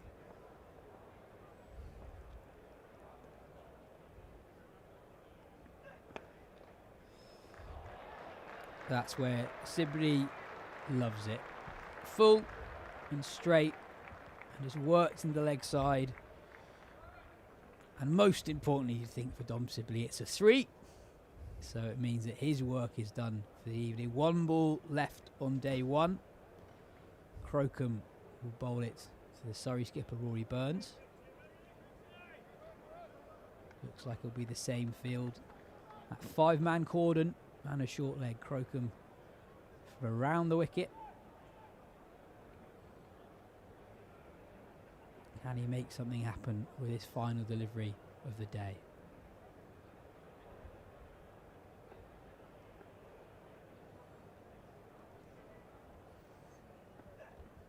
Left alone, wasn't that far away from off stump. 88 MPH from Crocombe, really cranking it up.